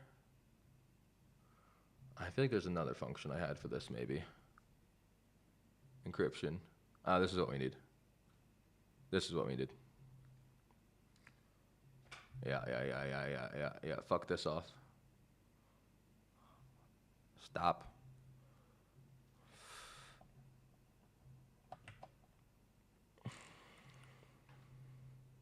Delete. Move to trash. Okay, encryption. Encrypt. Data encryption key. Okay, let's just go ahead and generate our encryption key. We'll do that in a different terminal.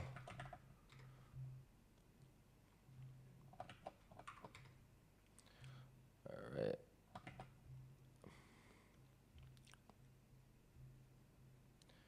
And then I need to add this encryption key to our secrets. Key encryption key. Paste that in. Create. Okay.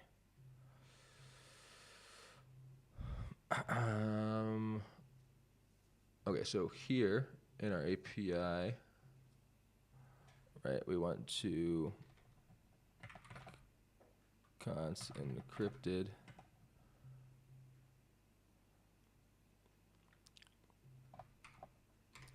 params that. How does this work? Data string encryption key const API key encryption key. Is that.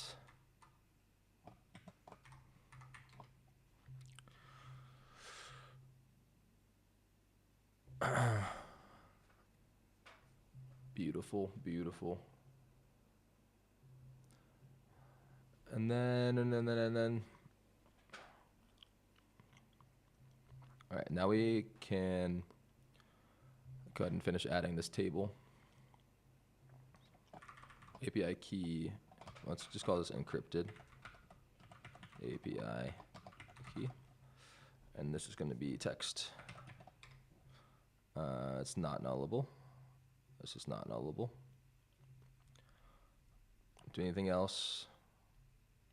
Created that ID. Now we're good. Set the ID to UUID this time.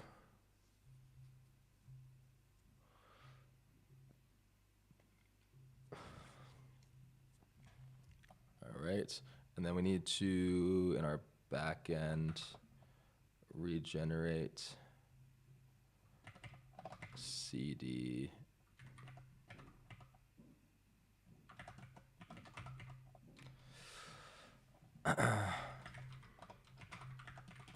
generate our types, so we know that we have this. This is going to be user API keys, encrypted API key.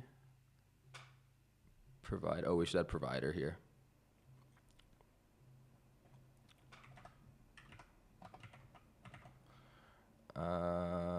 Not nullable. Text. Save. Yep, I'm gonna run that again. If error, throw error, encrypted API key, and then we have to we'll test. We'll figure out if there's a problem with that. I think that's gonna work because I've used that function before.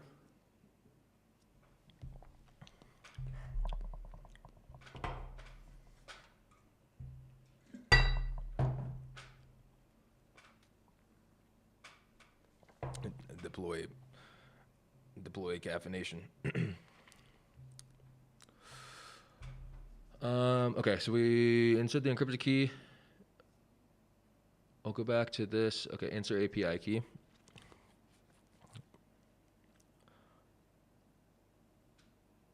Yeah, we'll use verify API key. So in the API key step, handle validate API key, we're going to use our client. We're going to need to regenerate the Encore client.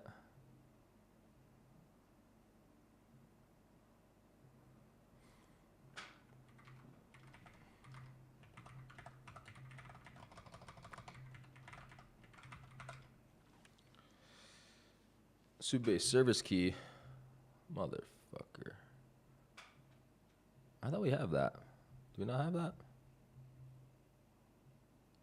I know this isn't going to be careful not to share my secrets. Supabase service key. What? Huh? Oh, it's just because we have, I see. We need to create an API endpoint for this. Export const. This is, we'll put this in its own. Actually, let's do this.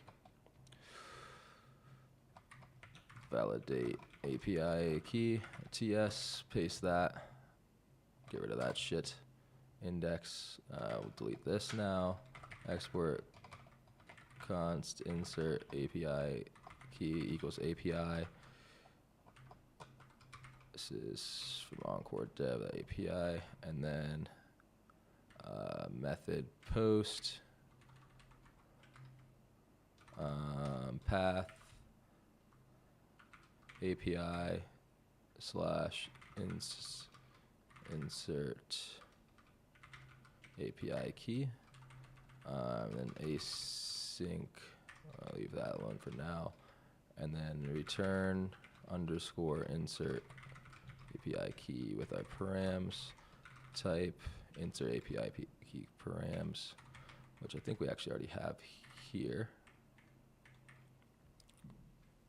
It should be called insert.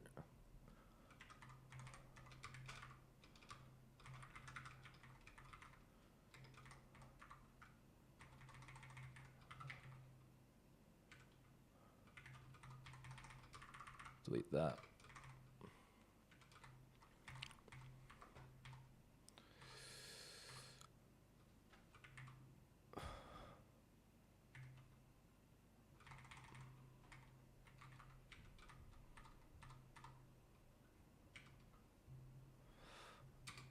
Okay, I think that should work now.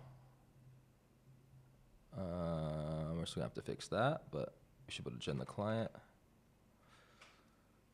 Failed to parse, must start with slash, okay.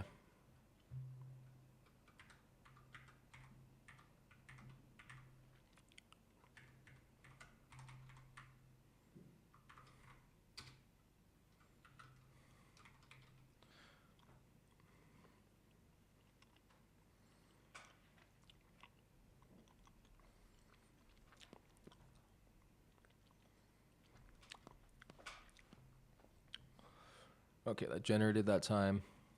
Now here, we can, okay, in this function, const client equals get requests client, and we're gonna need our session, but we can get our session from const session equals user info store session state session. Yep. And then await client at API.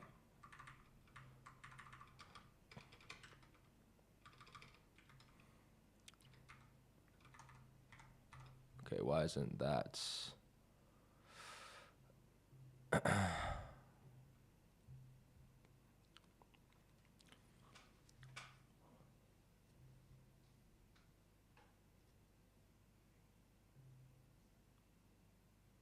Let me put that in there. And then that should work.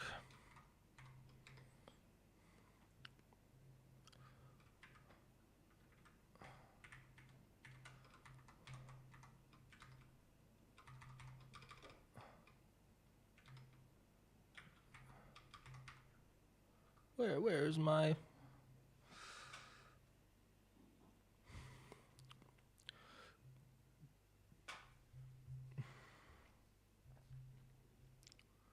Did I do something wrong there? Let me just restart Encore real quick.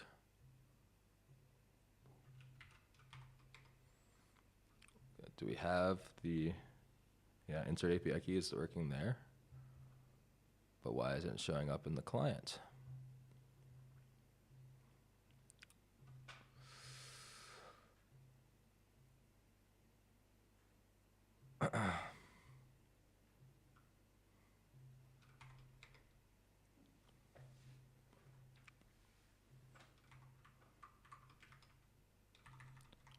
Like what? What?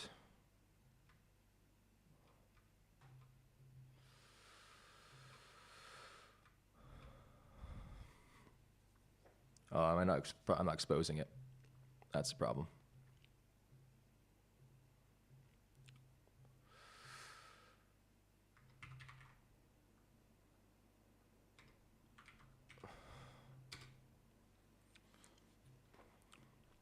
Expose true, auth true.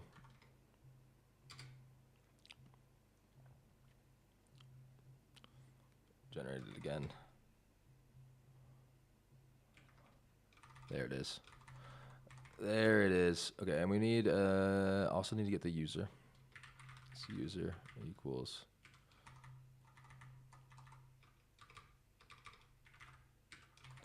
and if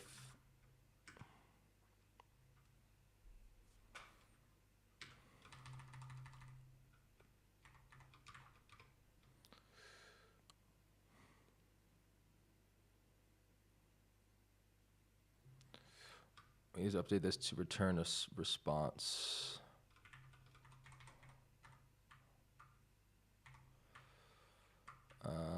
Let's open this real quick. Returns data. Let's just return.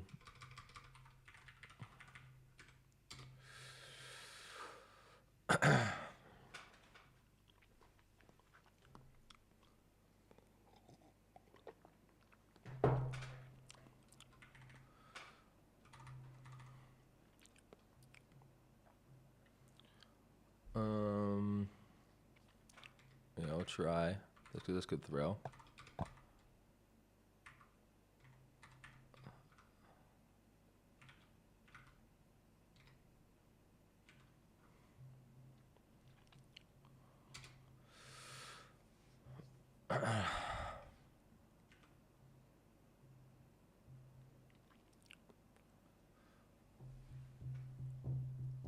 Okay, so we need the, okay, provider is default to Anthropic. There's some bullshit in here that we don't need, but that's fine. Input key. Say input key string. Okay, I think we can test this and see if that works.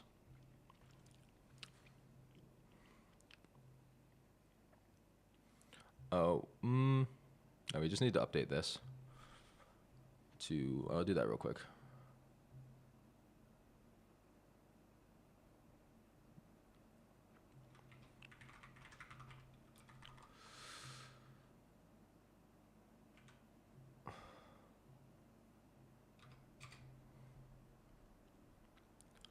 Is that true? Does Anthropic start with?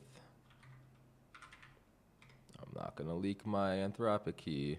I'm not gonna do it.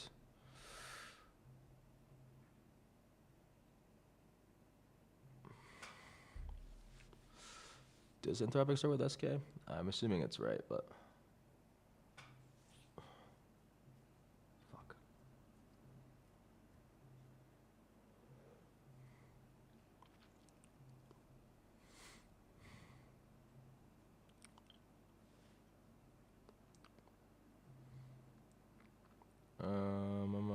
API keys. Yeah, they do start with SK. Okay, perfect.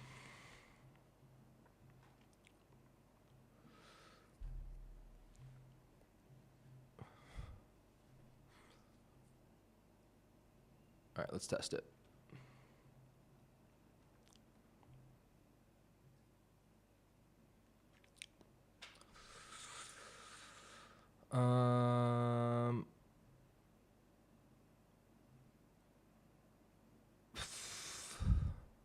Does this? Okay, that's password. Okay, so I can paste the real API key here, and that won't cause any problems.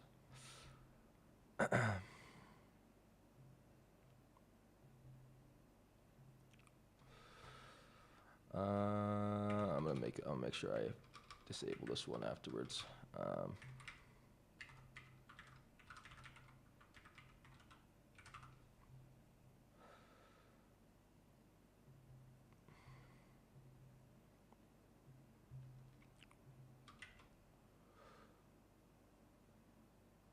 It instantly starts validating. I like that.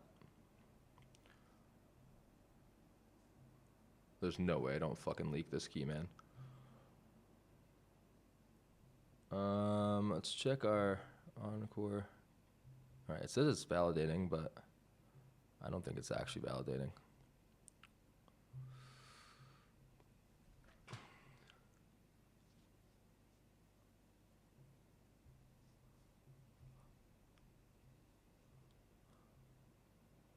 Okay, is loading. Where are we setting is loading? All right, and the validate key. Okay, so it should have tried. But it does not appear to have made the request.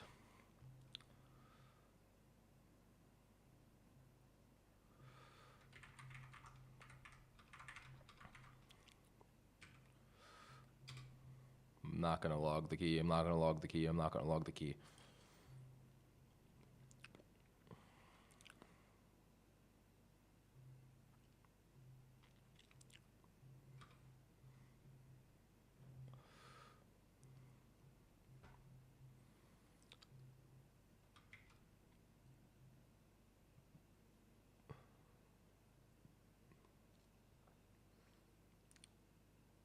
Right. It's like doing. It's running something on paste. Where's this input?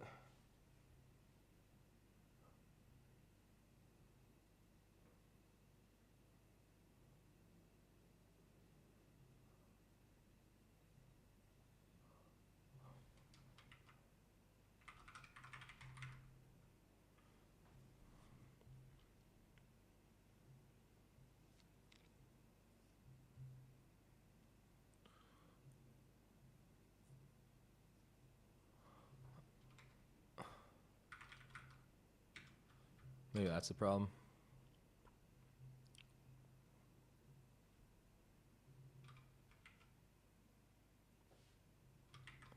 Oh, I might have. I just needed a refresh, maybe.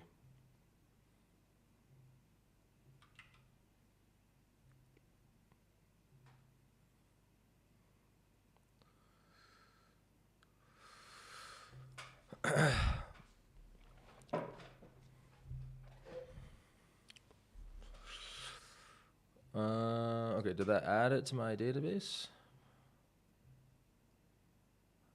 Yep. Too easy. It's too easy. Okay. Next. What's next? Okay, now we need to set up the dashboard. All right, we're making some progress here. We're making some progress. So I got 4, 5, 6, 7, 3.5 hours left.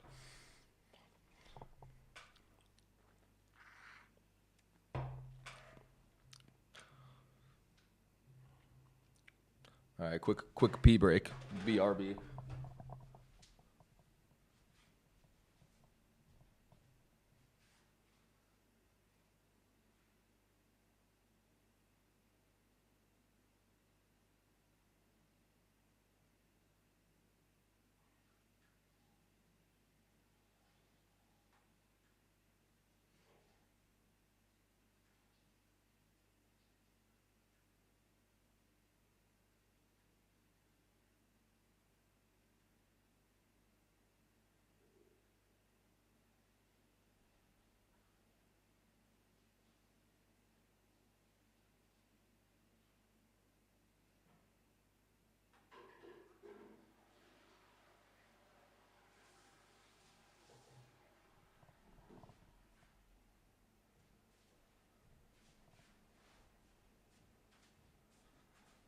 Arc'teryx on me. No, we don't run no Patagonia.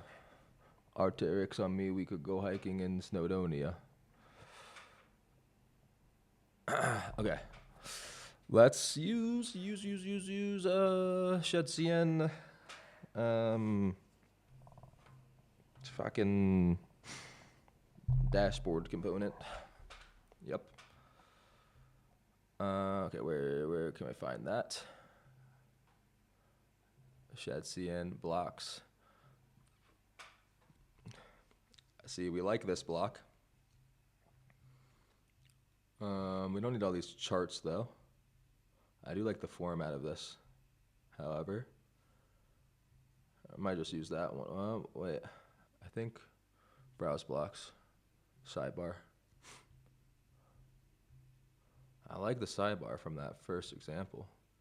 No, thanks. Pass, nope.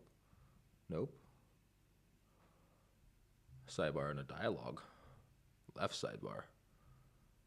Can I just use this one? Featured. Yep.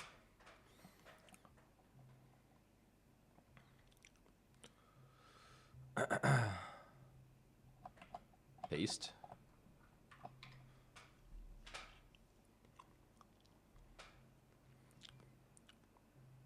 Yep.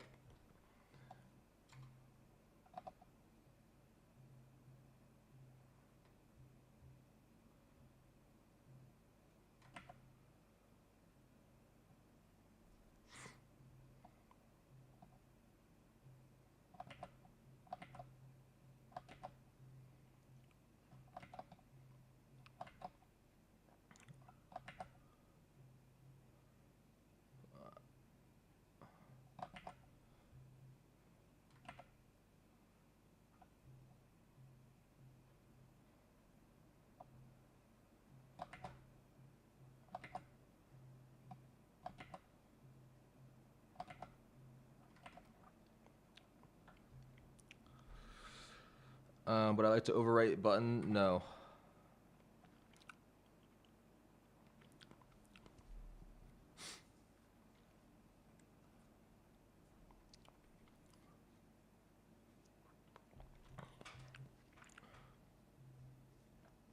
Did I?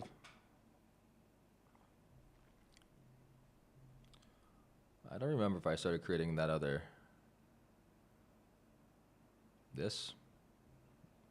I didn't even look at this yet. Yeah, we'll look at that in a second.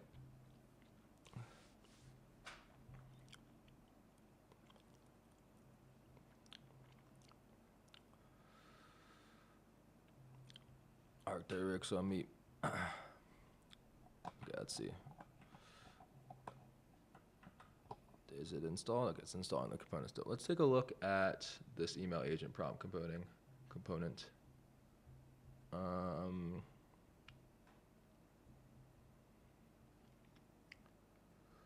Okay, this is not using a table. Let's install, we're gonna need to install a table in a second as well. Well, let's take a look at, see what this looks like. App, dashboard page. Okay, this is the dashboard that it created. So we're just gonna have to get rid of this, but all right, it's installed everything. Let's check out what the dashboard looks like first.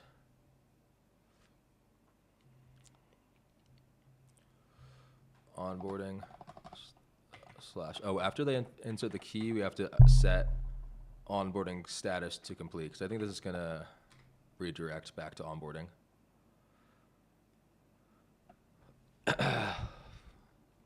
Okay, I will fix that first.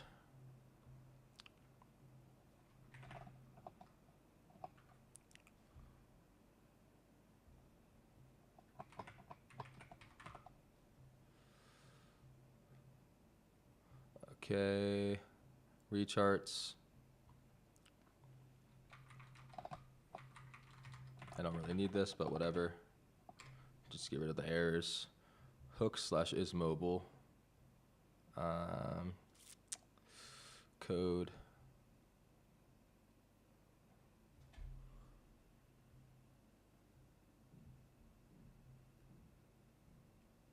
Do I have this somewhere else?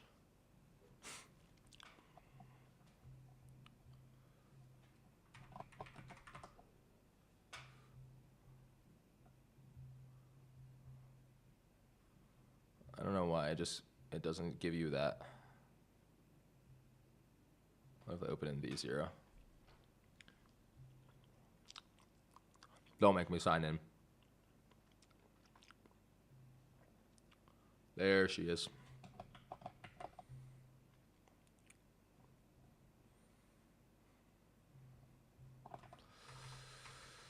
Hooks.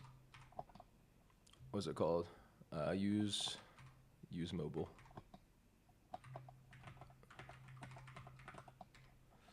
Paste it.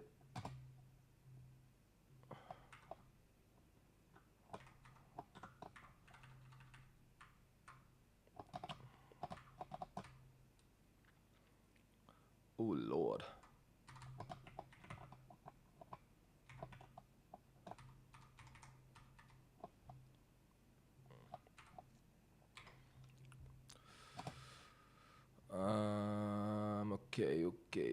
Okay.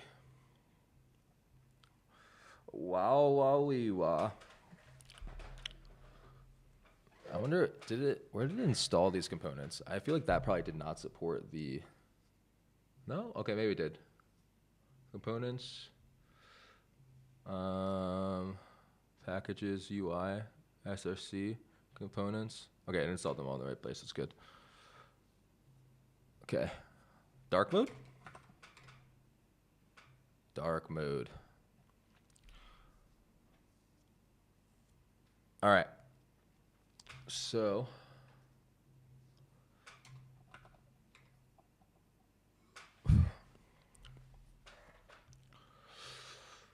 now I have this. Oh, it's not redirecting to.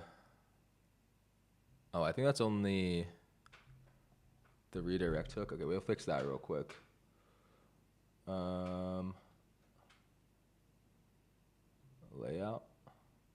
page. Yeah, I guess if it doesn't render this page, okay,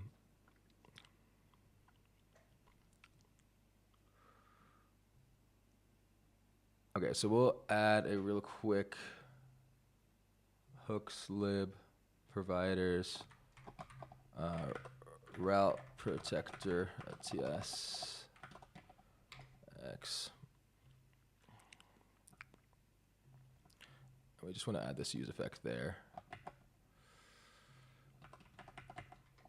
I know you're not supposed to just do this, but this is what we're gonna do. I know there's definitely a better way to do that, but oh well. Import from React, and then is loading. Grab both of these. Grab both of those actually, and router.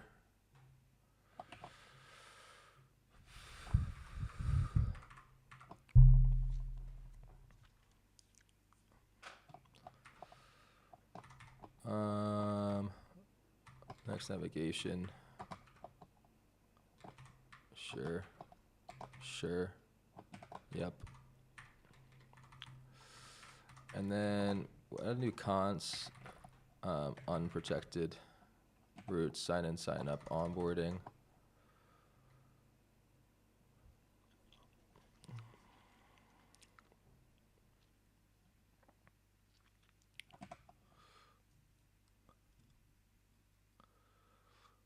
Okay. Yep. Oh, I spelled route wrong.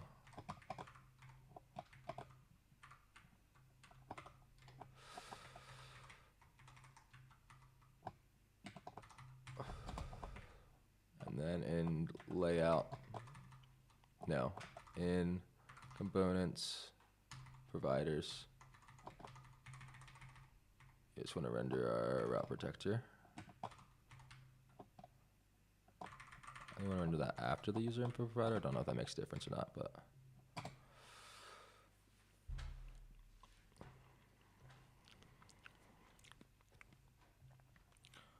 Okay.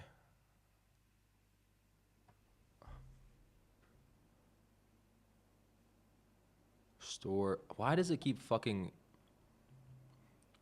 importing shit like this? I don't know. I don't know why it's doing that.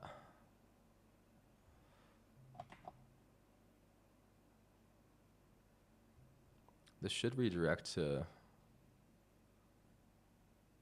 Yep. Okay, nice. So now we just need to, next step, after they enter their API key, we want to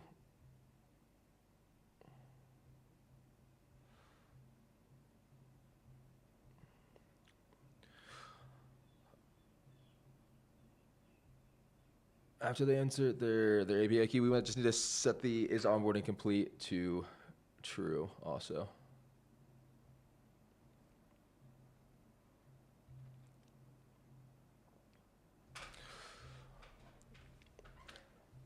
Oh, okay, now my dome's getting hot. Arc'teryx's not on me. Okay, so in our, let's close all this shit real quick.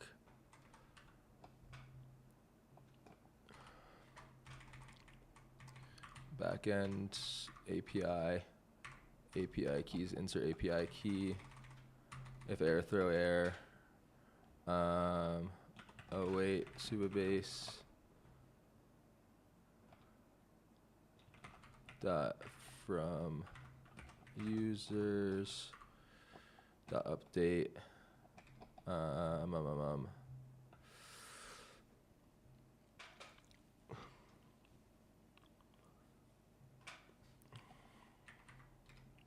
True.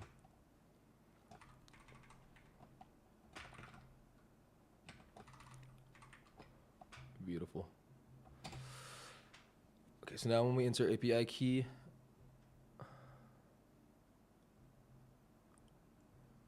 which,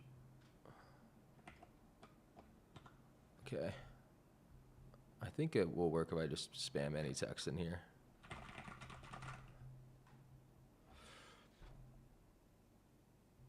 Okay, great. Okay, now if we go to get started, it shouldn't redirect to onboarding. Okay, get started, we need to redirect to /dashboard.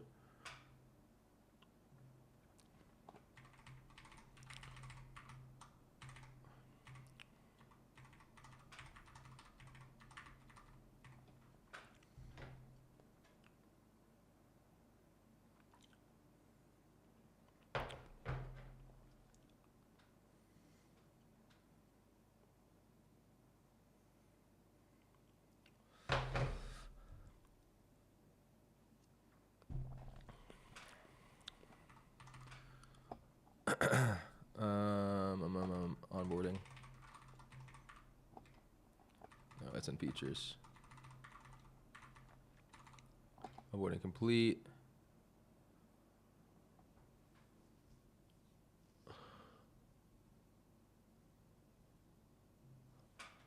/dashboard.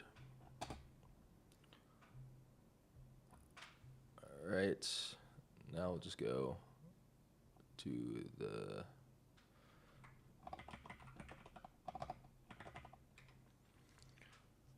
and then we'll add a redirect to this primary page at TSX. We don't need any of this shit. We'll keep that use effect because why not? Get rid of this.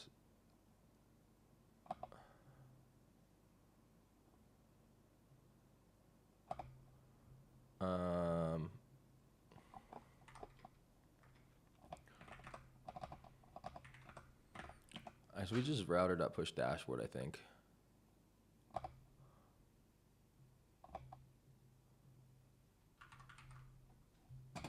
I don't know. That should be good enough for now. If I go to, let's see, if I go back here.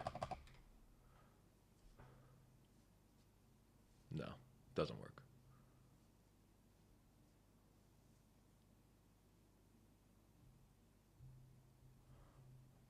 Okay, well, I think we just need to wrap that use effect.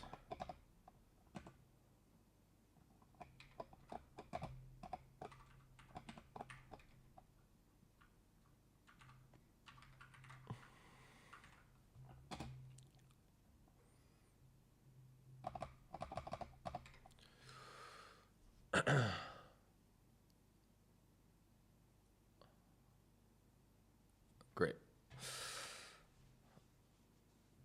Okay. Life cycle. Okay, these don't do anything.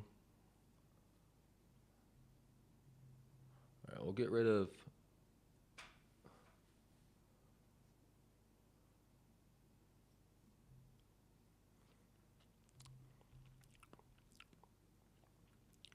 All right, now let's go to dashboard page, data table. Okay, site header, sidebar, app sidebar, variant inset, data table.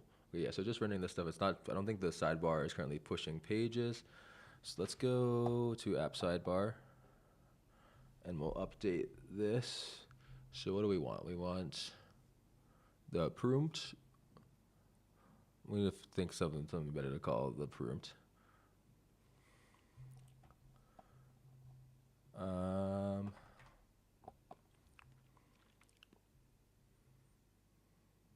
I don't know where that quick create button is coming from. We gotta get rid of that.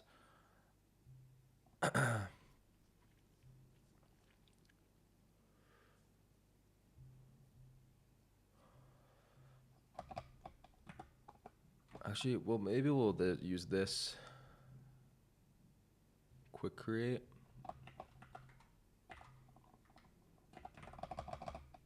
Where the fuck is that coming from?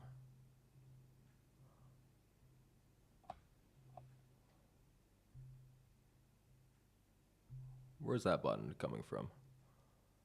Sidebar menu button. Nope.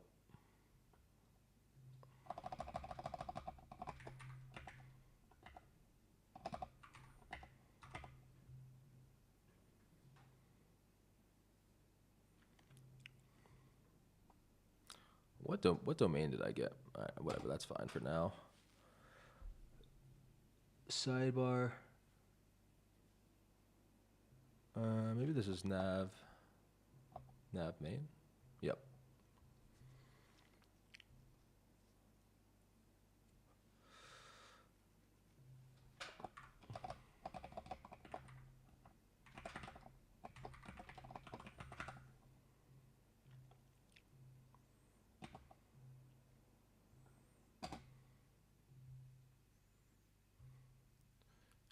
.nav main.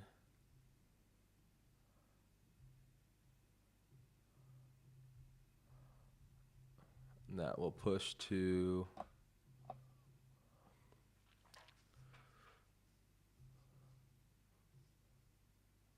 button. We don't want this.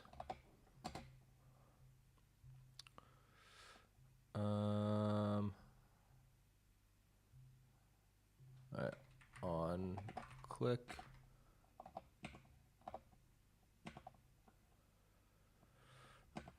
Router.push. Need to add a router here.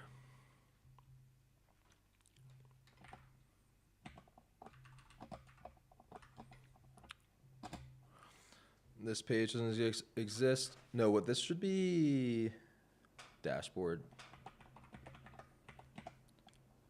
/ that, and then in our pages,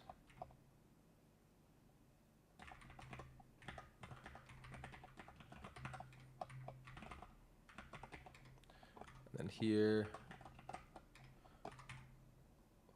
we'll have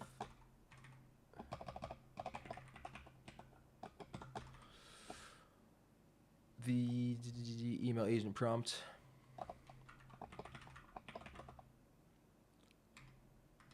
I'm gonna rename this, but it's fine for now. Okay, I already imported that. All right, if I do this,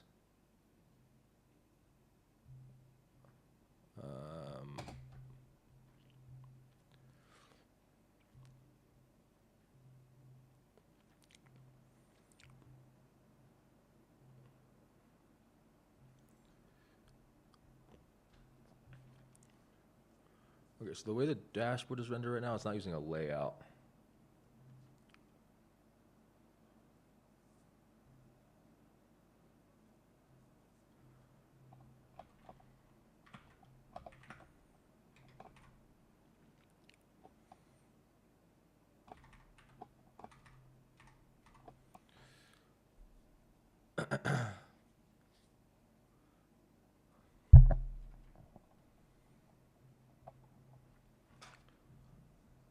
We'll move this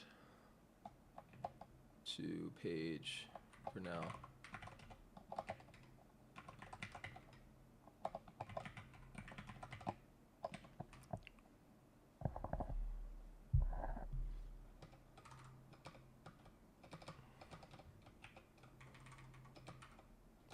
No, we're not using these, but whatever.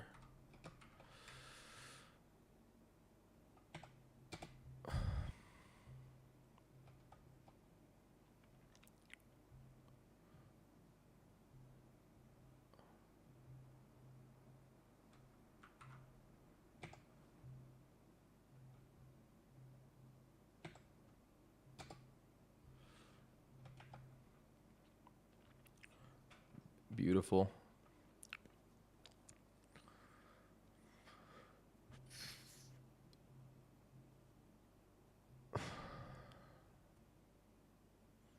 Okay, that's part of that header. Okay.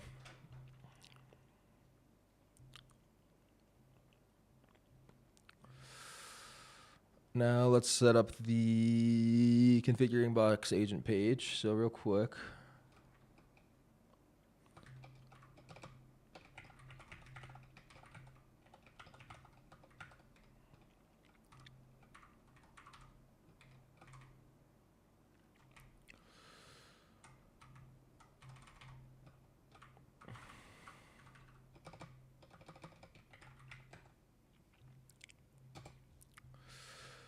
That's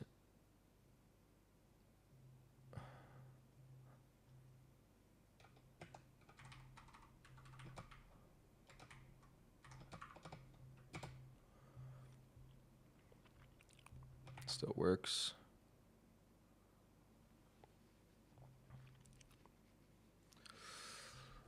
I don't think that's using the table component though. Yeah.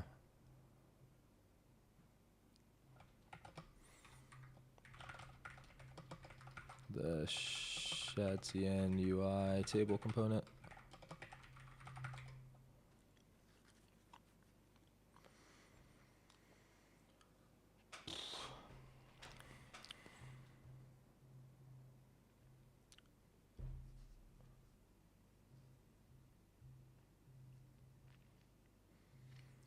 $3 ago. Fuck.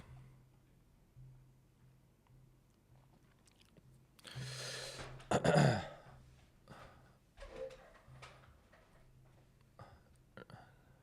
right, still working on that. While it's doing that, okay, so we have this. All right, so we don't have the system prompt.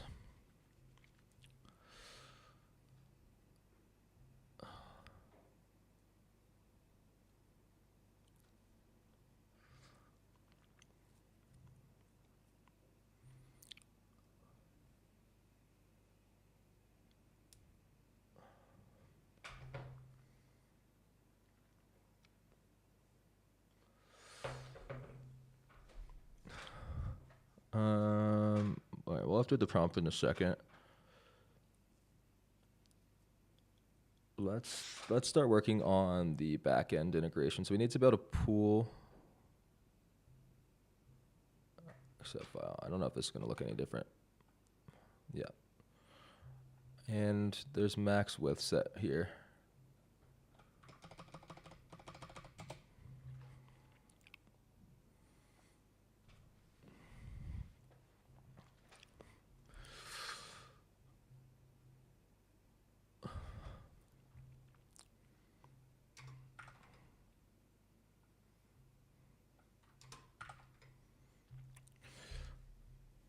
All right, so let's work on the API for testing and okay. No lib services API.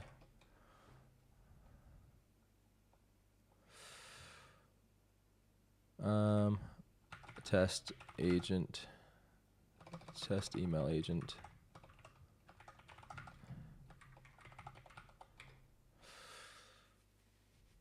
Okay, so what we need to do, we need to get all emails. All right, let's say get last 10 emails from user's inbox. Yep. We don't need to save the results to Subase. We can just return them.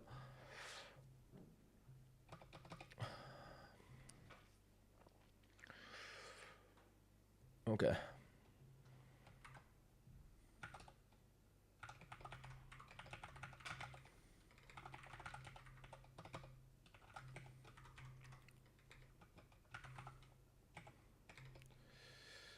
Prompt. For now, we'll add a constants.ts system prompt.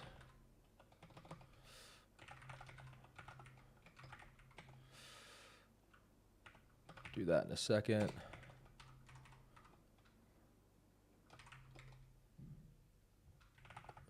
Yeah, user ID. And then we need not email IDs, but we need the user email account connection ID.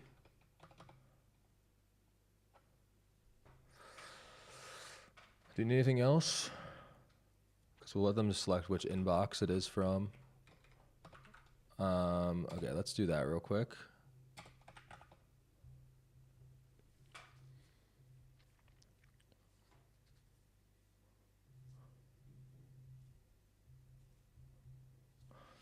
Let's start by asking this to break this into smaller components, each in their own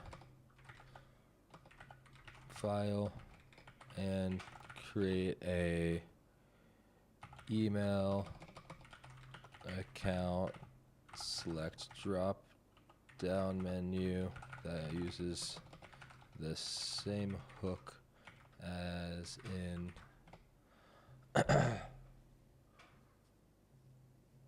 onboarding Gmail connection step. I think that's where it is. Let's just check. Yep.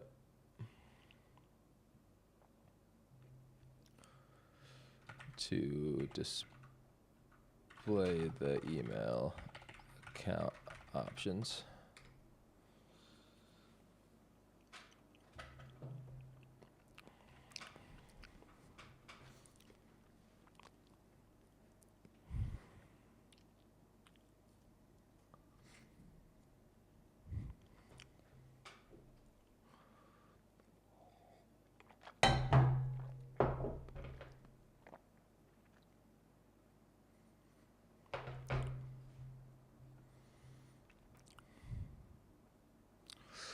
Okay, while it's doing that, we'll go back to working on the back end.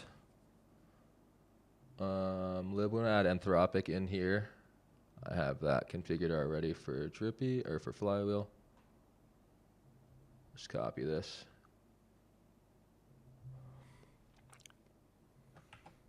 Anthropic, okay, we have init Anthropic and structured output parser.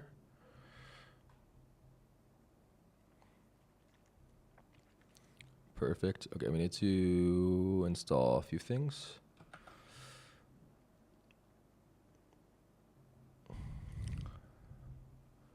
npmi Zod to JSON schema. We'll just copy this.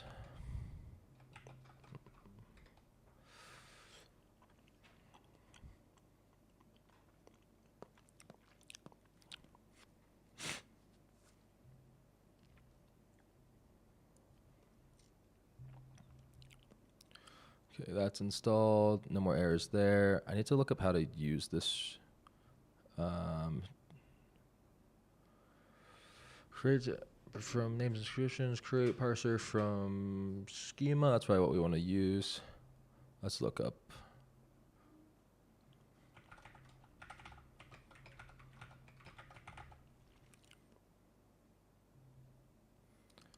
Okay.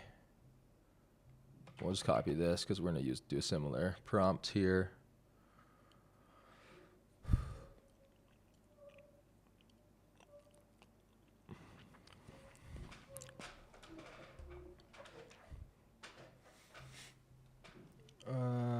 Okay, now we go back.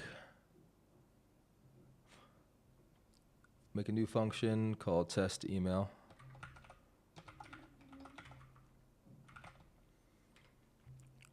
Paste this. We don't need this. That's going to be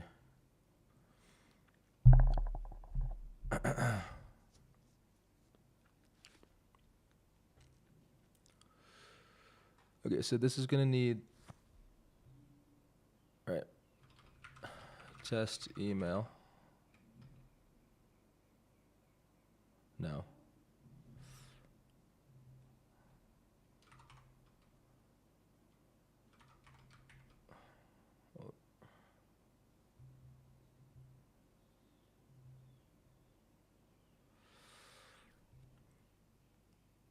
Yeah, test email makes sense, I guess, for the name. Type test email params. User prompt.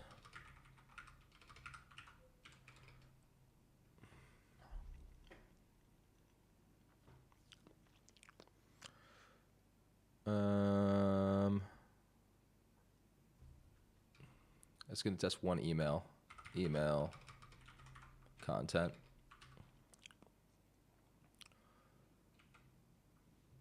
Okay. Type clients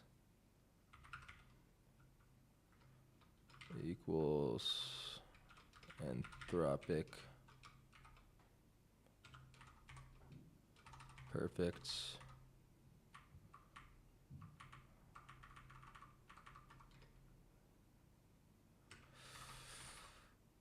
Okay.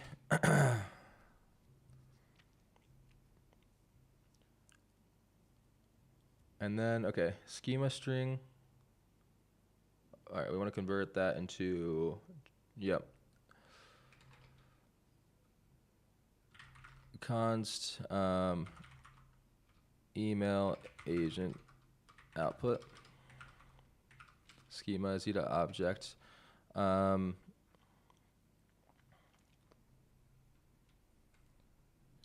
don't need the subject. So what do we want to do?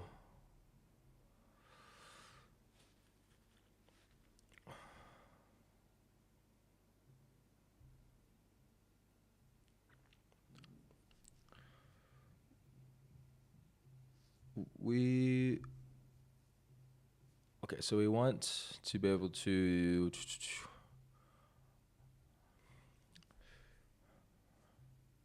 so archive email boolean. Right, let's do email actions,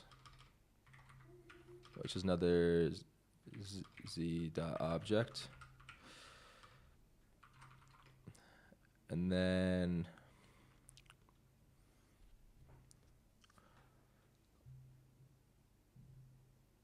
should we do an array of email options? That might make more sense.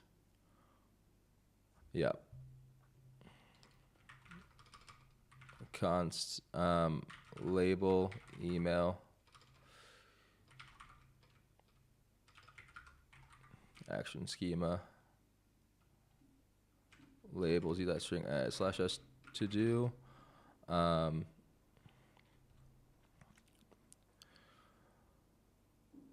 add an enum there for the user's email labels. Const archive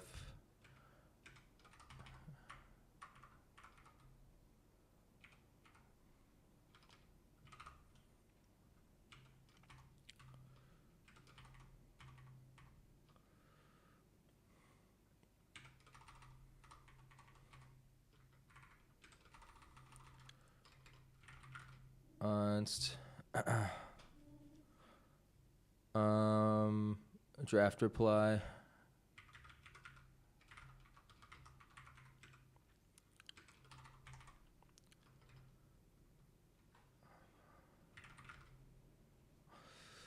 yeah, this does make more sense just as an array. Const alert email action schema.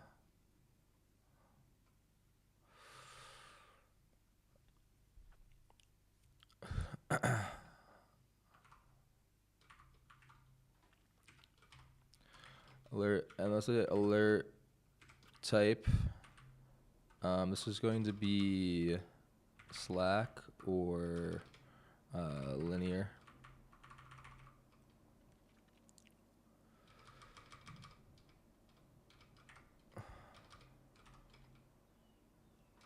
Reply content reason.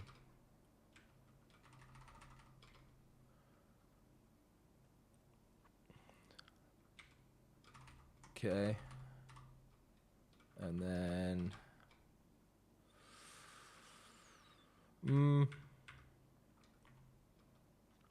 array or nah, let's do label dot optional. Right, so it can add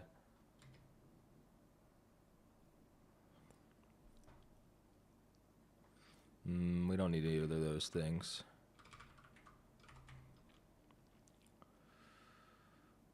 We don't need to nest this either. No, we should nest that just in case we want to add more stuff there later.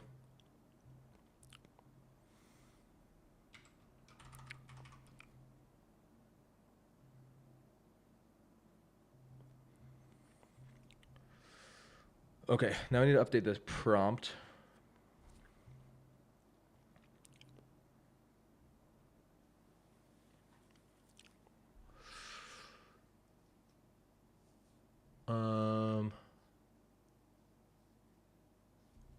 Okay, we'll use AI for this. Update this prompt. Do not use the existing prompt at all for reference.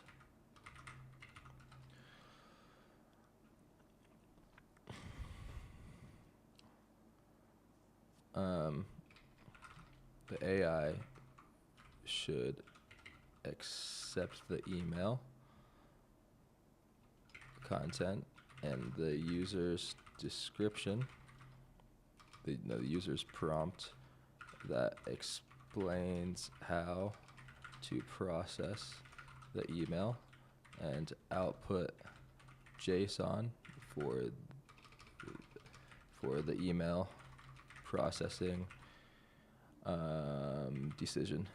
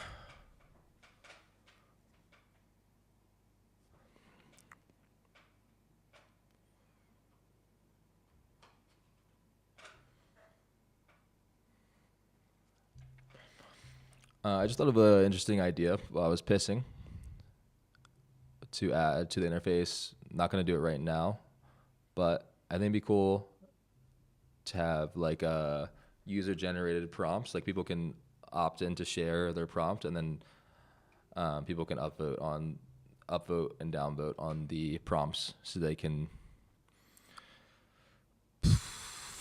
have a little bit of a prompt inspiration.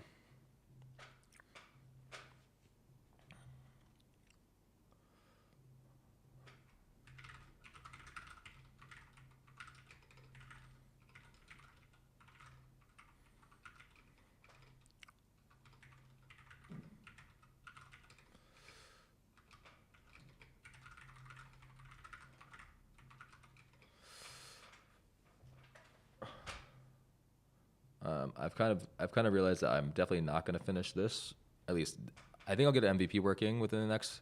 Definitely of the processing. I don't think I'm going to get the full back end built out by the end of the day today, because I have like 2.5 hours ish left.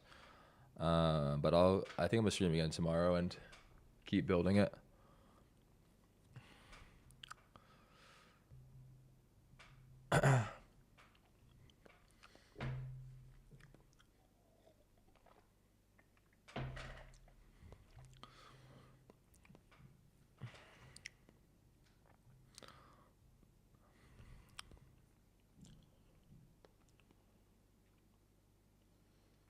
Okay, that looks pretty good. That looks like it might work. So the next thing we do, we need to go back into our features. Okay, it looks like email account select. That looks like it worked. Index. Prompt configuration card.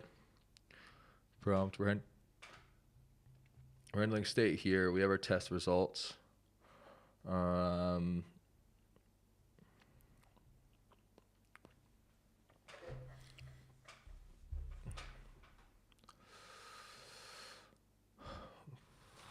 thing that we're going to want to provide as context, I think, in a little bit is the existing labels in Gmail, but we have to figure out we have to write a API request to get that data. So I'm going to skip that for now. The last thing we need to do, I guess, is we need to access the user email. So let me just check if this all works. Okay, well, we'll move that email account selector to the bottom next to test.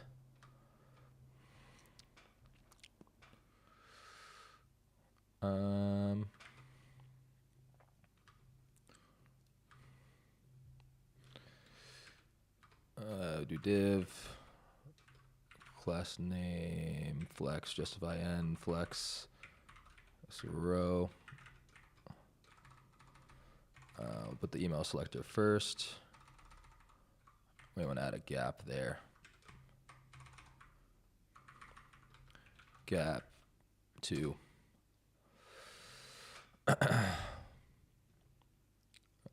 Why is she so wide?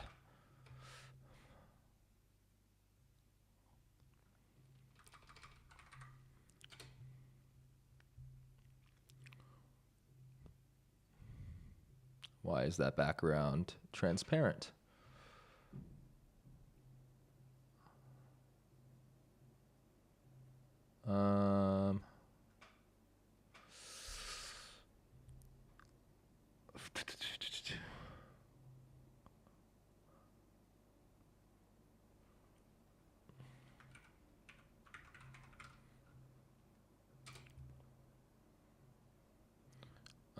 Actually, no, BG, it should be background.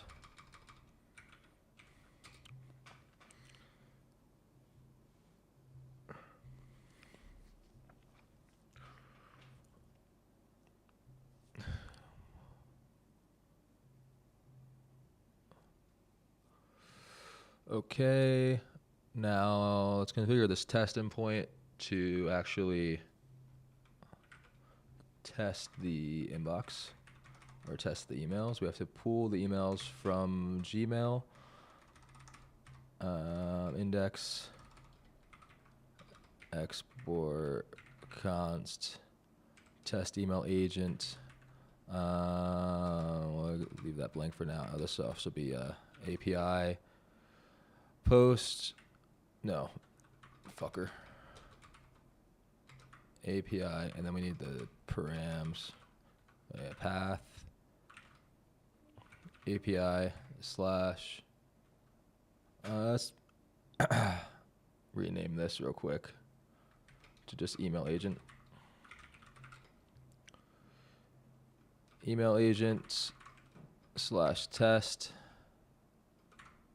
method post, expose true, auth true. And then this, I don't know what the fuck this is. And we're going to return await test email.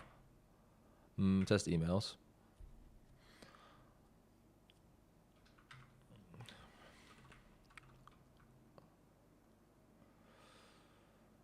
Test email. Yeah, test email agent.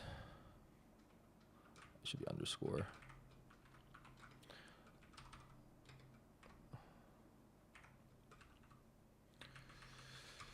Params. Let's say I said email count here. We'll hard code it for now, but we're gonna want to have that anyway. We'll export this.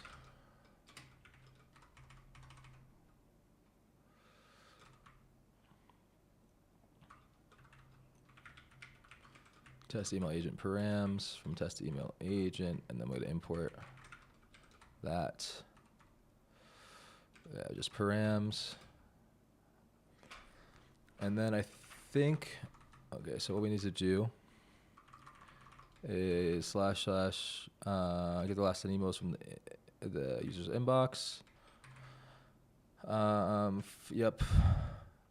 Return the results. I think eventually we'll want to just write these directly to the database, but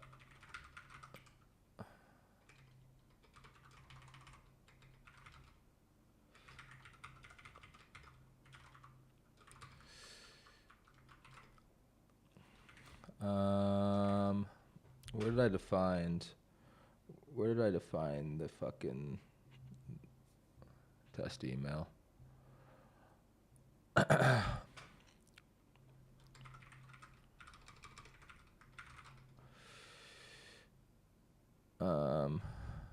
Email agent output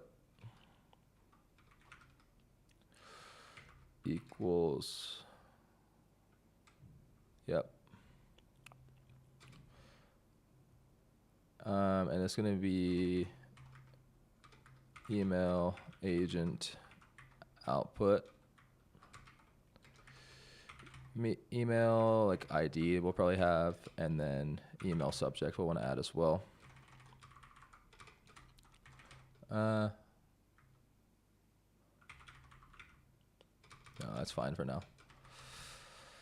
Okay, so now we need to figure out how to get the last 10 emails from the Gmail API.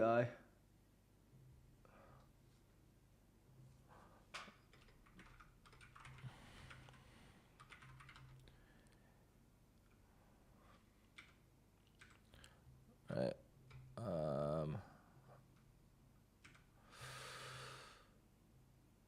Let's go look up some docs.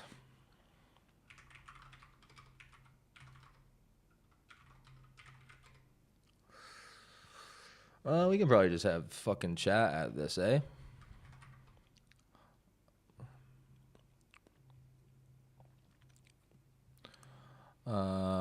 Add the get emails endpoint. It probably knows how to do this.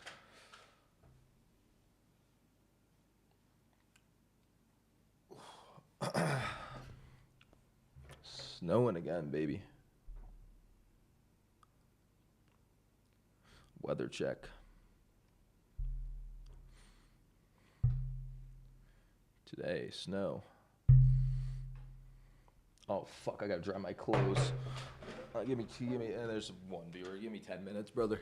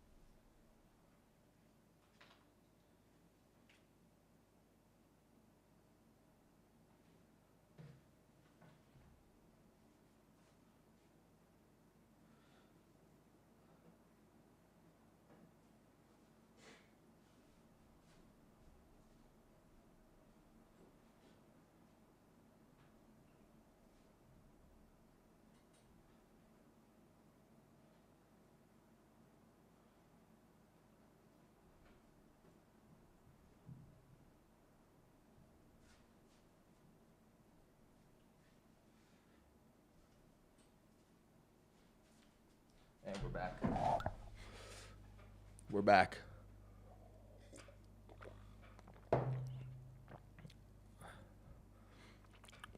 Well, what's good, Alex? How we doing? Sorry, I was drying my clothes, brother. You still there? Dude, we're looking good. We're not gonna finish it today. I'm not gonna cap. It's not gonna be done today. I think I can get it done this weekend though, for sure. I'll show you. I'll show you where we're at.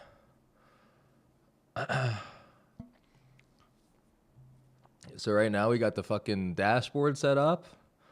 Right now I'm working on the system to actually read and analyze the emails, building the backend out for that. But we've been making good. I've been making very good progress in the last few hours.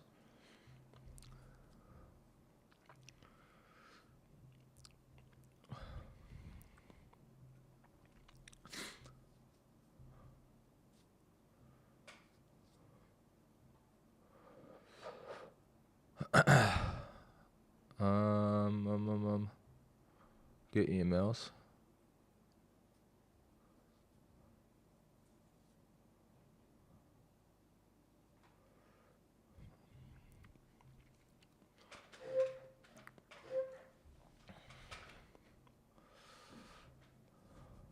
Okay, accept.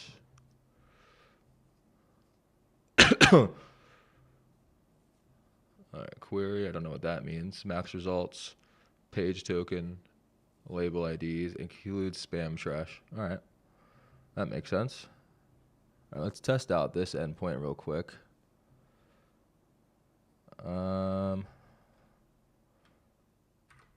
Test, get emails. No, we don't need to fucking do that.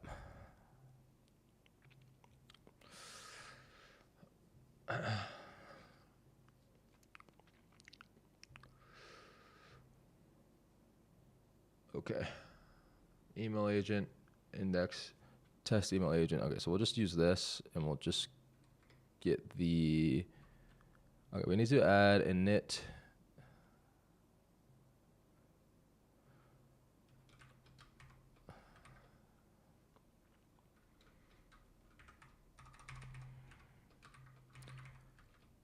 Init Gmail.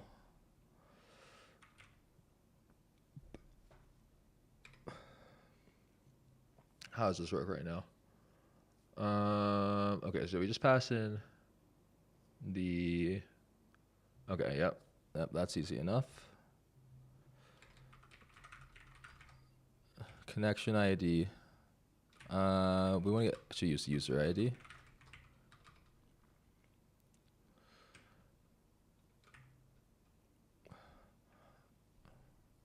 No, we should pass in just a Supabase client here. And yeah, user ID and Supabase.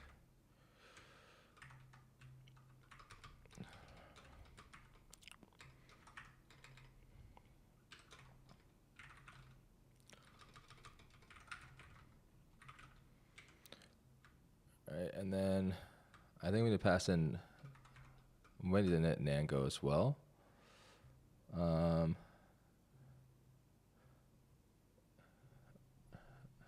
Import Gmail API. Okay, so we need connection ID and Nango. So this will also need Supabase. We'll use clients. Type clients equals Supabase. Nango. No, Supabase. Nango.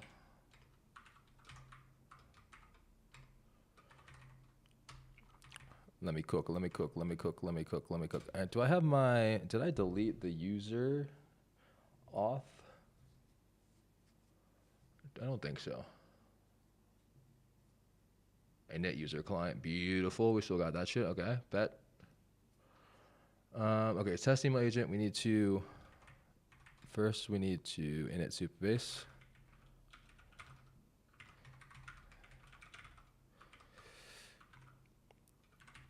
Import that. Client type is user. We need to get the user token. How the fuck do we do that? I don't remember.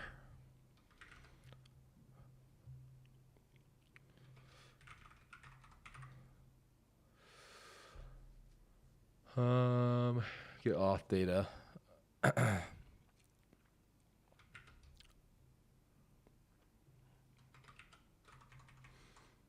Import that from Nango.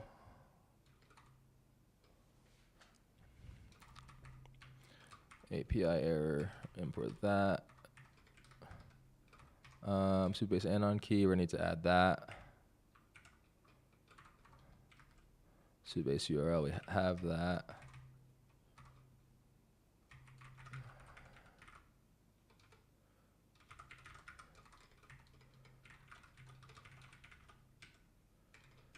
We need to add the Supabase anon key real quick to move this off screen while I do this. I think we need the JWT as well, right?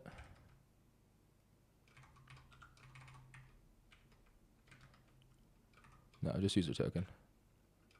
Okay.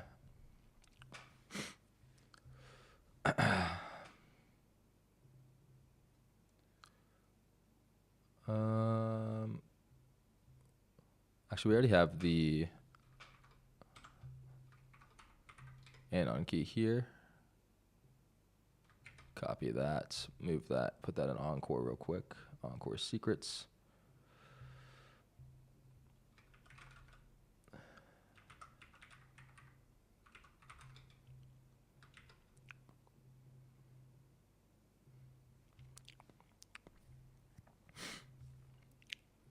Okay. All right, I already did that.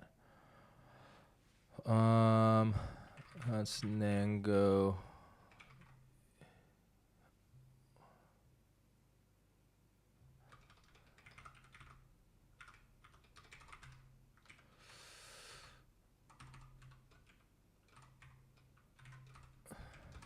Okay, init Supabase.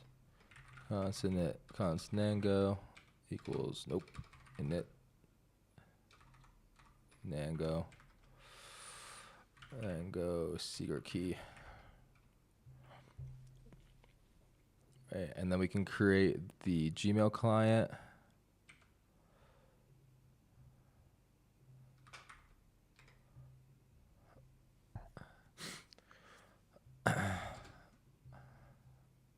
Okay. And then we get here, we'll get the connection ID.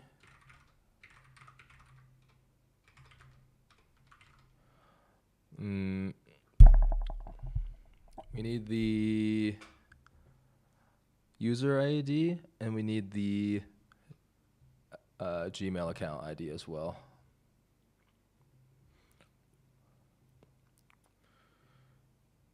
User email account connection ID.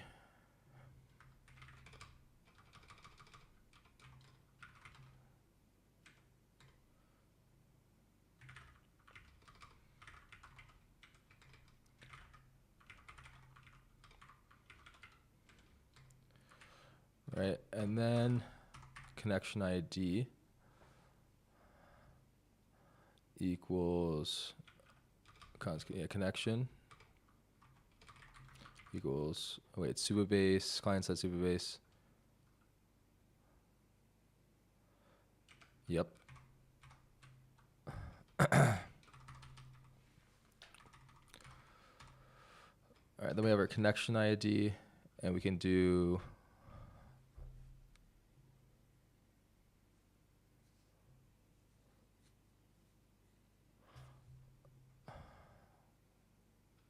think, right, because this will prevent people from accessing data they're not supposed to. New Gmail API, just Nango, and then connection ID and Nango.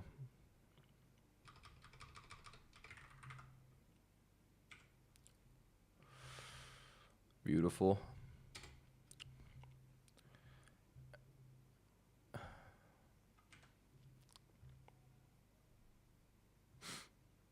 Why are we passing in that first? No, we want to pass params, then clients.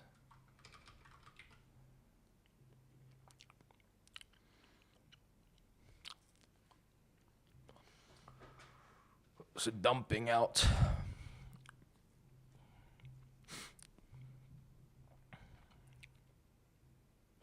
Yeah, switch these here too.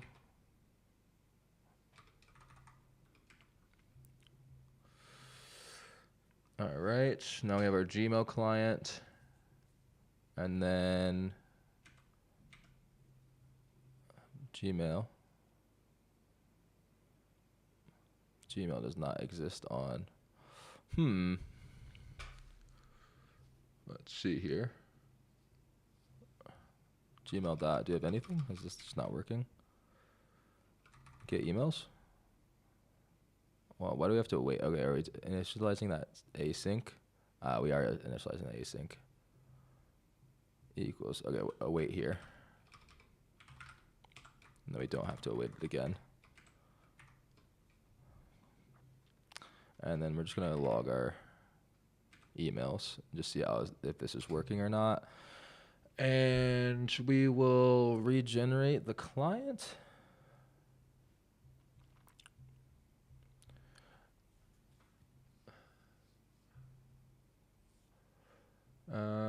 Go back to the front end. Yeah, I'm getting toasty.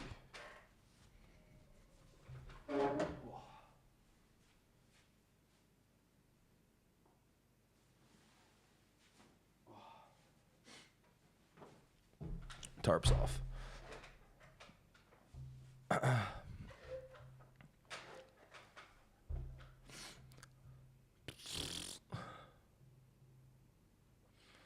Okay, need to request that on the front end.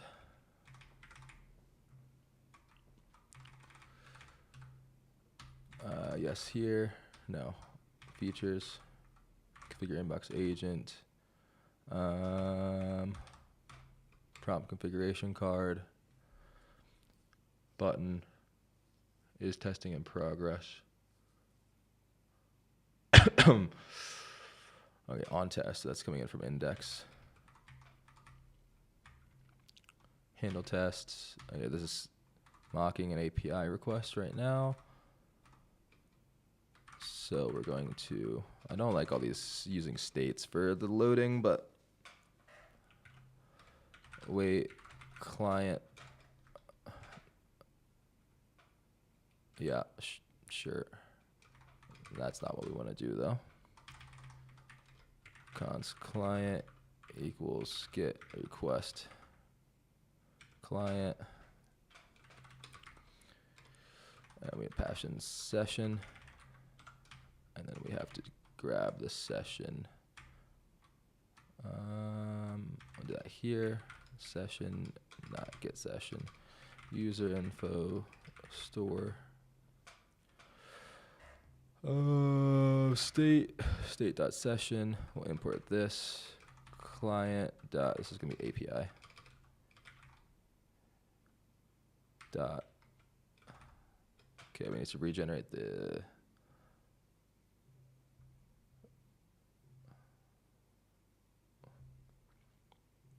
Regenerate the Encore client.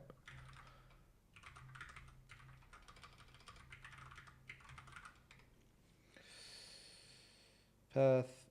Okay, we didn't add the right path.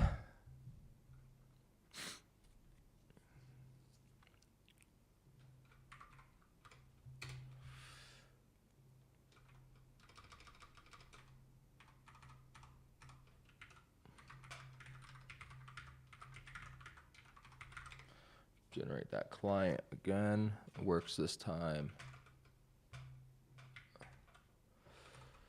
API dot test email agent or prompt. That's not where we get user ID. We'll get user ID from user. Const user equals user info store state.user.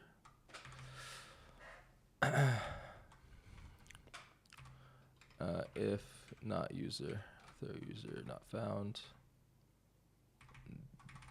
These cannot be put there. It's going to cause an error. User.id. On selected. Let's see. Let's see. Console. Log selected email account. I'm not sure how that data is formatted. Wait, let's see. It's typed. What value are we using? Email account select value. Connection. Yep, that's what we want.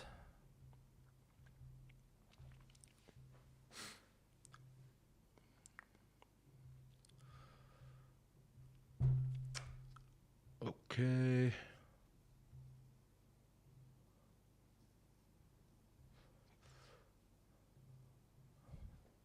Selected email account.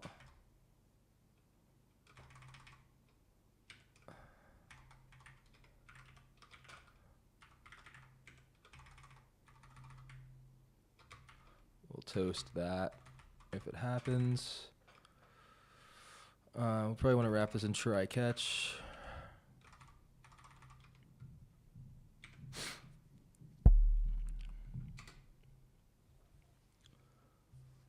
A better way to do this would be to use a mutation function from TANZ.query, but I don't have time to be fucking around with that.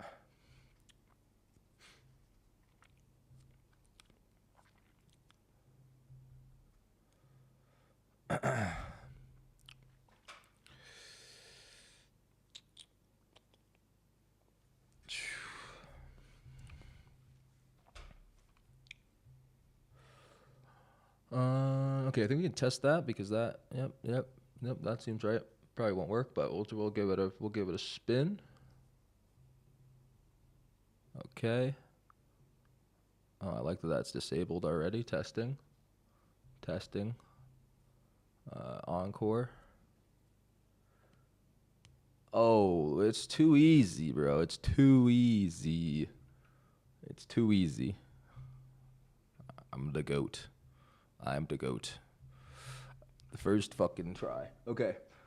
Actually, really clawed the first fucking tried that, but hey. I'm the proopter. I'm proopting Claude. Okay, so now we can go to test email. our test email agent. And we have to update our prompt real quick. I'll update the system prompt with my default prompt. And then, yeah, then we should process the emails. We just got to display them, dude. Almost 5 o'clock. I have 2 hours and 10 minutes before it's a Latina o'clock.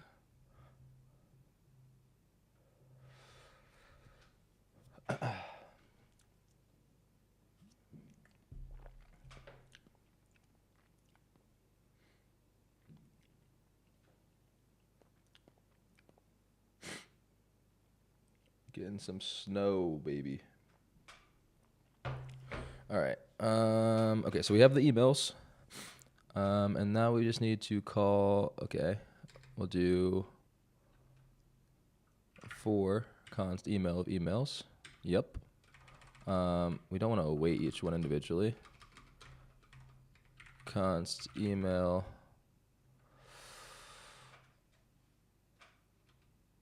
agent output put promises.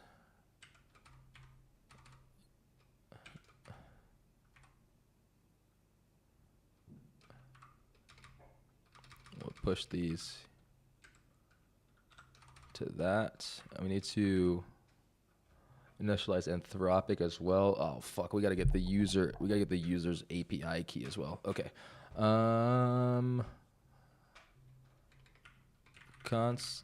Let's make a function for this because this is gonna be probably need to be reused. We'll go to lib supabase get user API key. All right, and I remember that I added an API key that was not valid and one that was valid, so I got to make sure I deal with that. User ID string supabase we'll pass in, and we're also going to need API key encryption key because we have to decrypt it.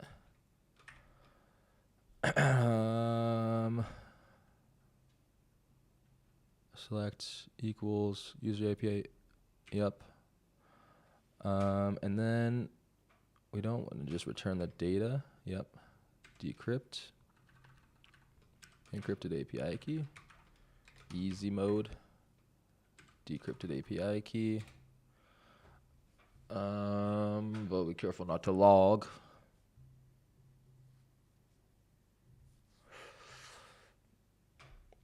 Deploy caffeine, deploy nicotine, deploy caffeine, deploy nicotine, deploy caffeine, deploy nicotine.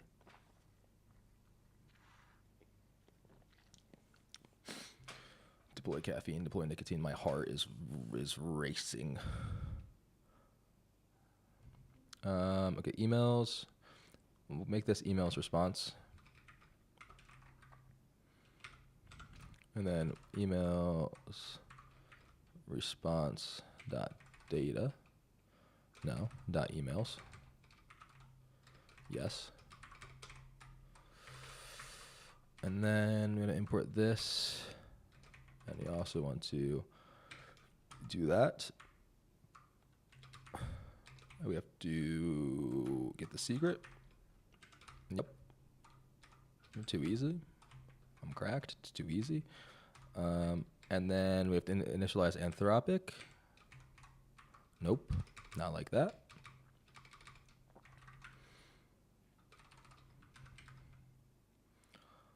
API key.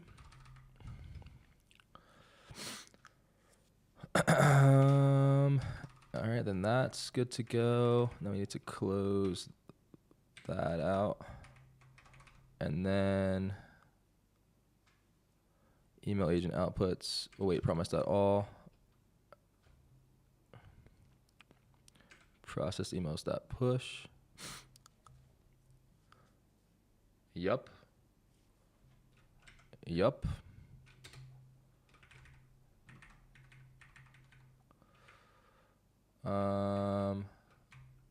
Test email agent result.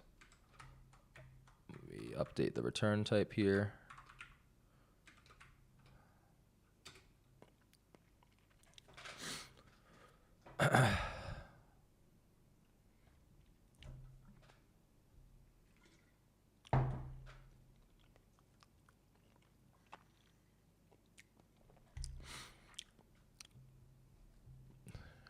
Beautiful.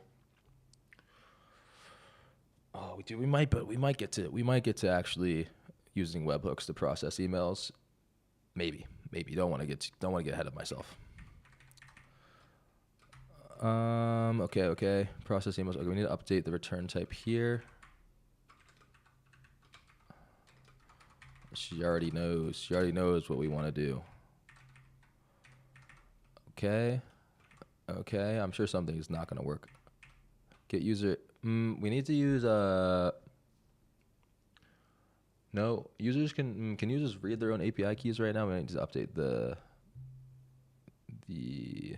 RLS for that. User API keys. No, there's no policies. Okay.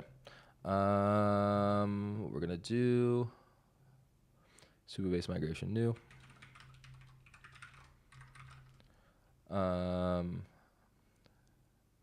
User API keys RLS. Open that up.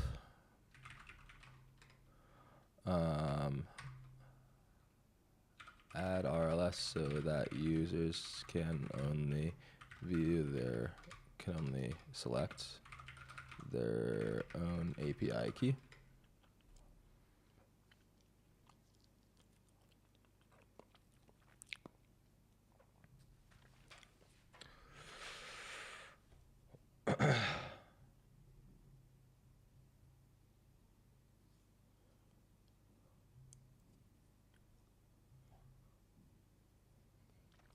Chat, am I cooking? Hey, chat. Chat, am I cooking, chat? Let me cook, chat.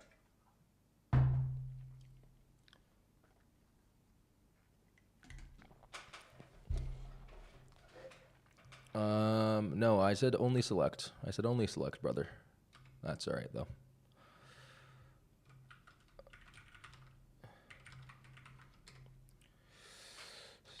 Supabase. Push it up. Twin. Yes.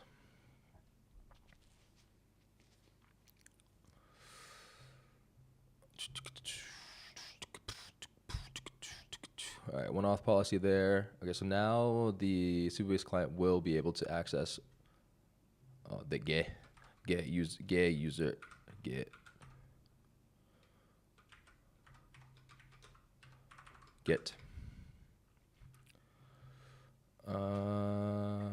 Okay, get user API key. That looks good. That looks pretty good. Full screen this again. Localhost. I don't like this prompt, but let's just test and see if it runs, I guess.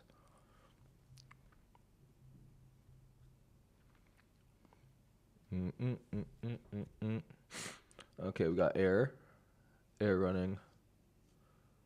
Failed to get user API key. Interesting.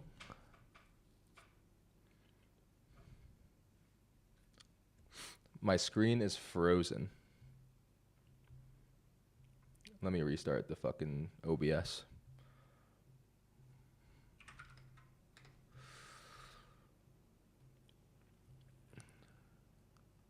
How did that happen?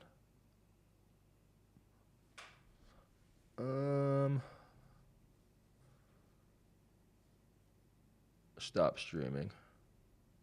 Big screen. Yeah, that shit is not working, is it? We'll add a new.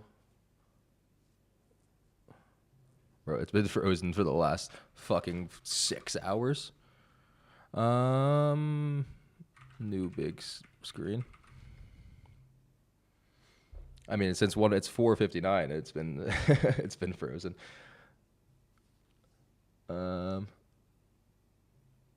No, We don't want new scene. New source.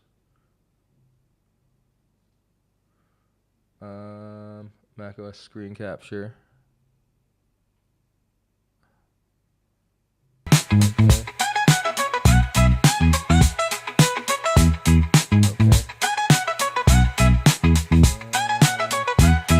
Hide that. No.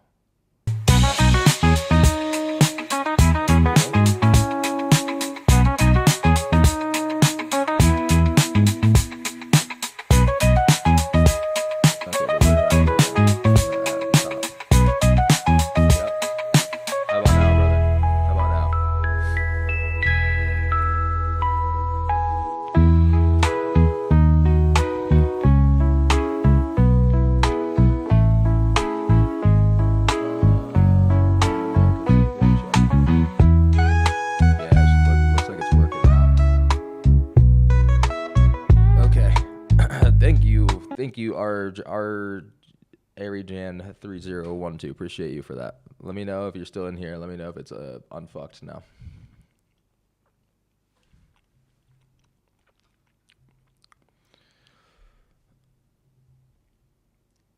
Okay. Where was I? Oh yeah, this error.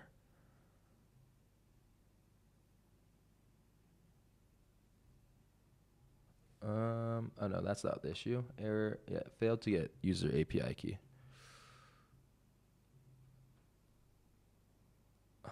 Okay. Let's console.log data and try again.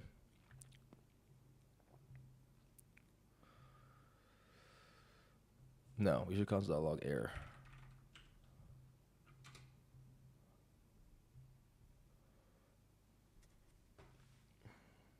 Oh, we're importing Z from Zod and it's not defined.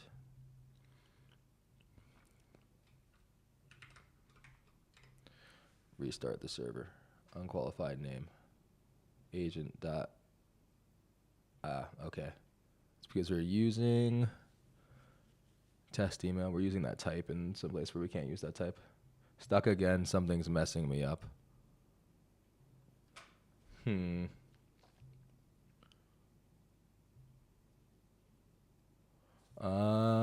You know what? Let me restart OBS real quick. So I'm gonna have to stop the fucking streams, but then we'll be back.